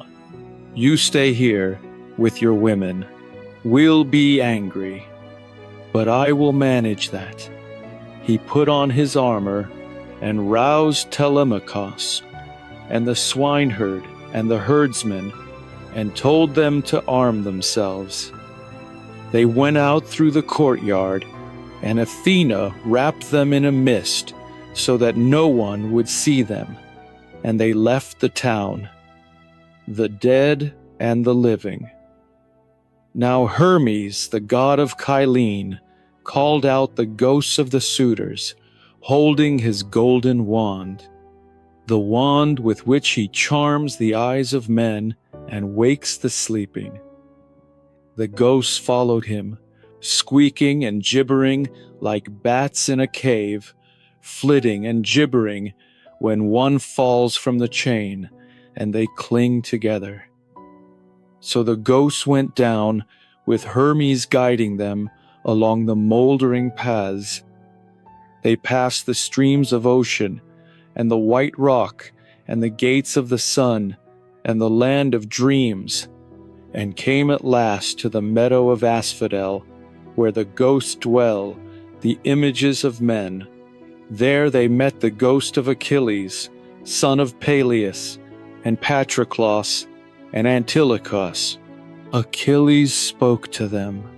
Atrides, we thought you were the favorite of Zeus all your days because you ruled so many men at Troy, but you met your death young after all. If only you had died there with full honor, the Achaeans would have built you a tomb, and your son would have won great fame. Agamemnon answered, Blessed son of Peleus, godlike Achilles, who died at Troy, and the best of the Argives fell around you, and you lay there in a cloud of dust, great and mighty in death, forgetting your skill with horses. We fought all day, and the wind from Zeus whirled the dust. When we brought you to the ships, we laid you on a bier and washed you, and the Achaeans wept and cut their hair. Your mother came with the Nereids, and the sea rang with their lamentation, and the Achaeans would have fled in terror if Nestor had not held them. We wrapped you in immortal clothes, and the Muses sang your dirge. For 17 days we mourned you. And on the 18th, we gave you to the fire. We gathered your bones and laid them in a golden jar with the bones of Patroclus, and heaped a great mound over them on the headland by the Hellespont, so that men may see it from far at sea. They talked on, and the ghosts of the suitors came up, and Agamemnon recognized Amphimedon, the son of Melanius, who had been his guest friend in Ithaca. He asked, Amphimedon, what happened to you to bring you all to this dark land, so many fine young men all at once? Amphimedon answered, We were courting the wife of Odysseus, who would not refuse the marriage, but would not accept it either, plotting our death. Telemachus set up the axes and the bow, and the beggar, who was Odysseus in disguise, strung the bow and killed us all. Agamemnon answered, Blessed son of Laertes, resourceful Odysseus, you won a wife of great virtue. Penelope, the faithful, the wise, will be sung of by the gods, and her fame will never die. Meanwhile, Odysseus and his men reached the farm of Laertes on the terraced hillside, where the old man had built his house and worked the land himself out of sorrow for his son. He was digging in the vineyard, wearing rags and a goatskin cap and gloves to protect his hands from thorns. Odysseus said to his men, Go inside and prepare a feast. I will test my father to see if he will know me after so long. He went up to the old man who was digging and said, Old man, you are a careful gardener. Your orchard is well tended. But tell me, whose land is this? And is this really Ithaca, as a man I met on the road told me? Laertes wept and answered, You have come to the land you ask for, but it is ruled by unworthy men. Your gifts are wasted. If you had found my son, Odysseus, he would have given you welcome and sent you on your way." Odysseus could no longer endure it. He threw his arms around his father and said, "Father, I am the man you long for. After 20 years, I have come home. Stop your weeping and listen. I have killed the suitors in our halls." Laertes answered, "If you are really Odysseus, my son, give me a clear sign." Odysseus showed him the scar and told him of the trees in the orchard that Laertes had given him as a child, 13 pear trees and 10 apple trees and 40 fig trees and 50 rows of vines. The old man's knees gave way and he fainted, and Odysseus held him in his arms. When he revived, he said, "Father Zeus, the gods still live on high Olympus, since the suitors have paid for their outrage." They went into the house, where Telemachus had prepared a feast. The old man bathed and put on clean clothes, and Athena stood beside him and made him taller and stronger, so that Odysseus marveled and said, "Father, one of the gods has made you more royal than you were." Laertes answered, "If only I could have stood beside you yesterday when you fought the suitors." As they were feasting, the news of the slaughter spread through the town. The kin of the suitors gathered in the assembly, weeping and wailing. Eupeithes, the father of Antinous, spoke, "Friends, this man has done a terrible thing. He destroyed our sons, and now he will flee to Pylos or Elis. Let us go after him before he escapes, or we will be shamed forever." So they took up arms and went out, a great crowd, mourning their sons. But Zeus spoke to Athena. "Athena, what will you do? Odysseus has taken his revenge. Let there be peace, and make them swear an oath. Let Odysseus be king forever."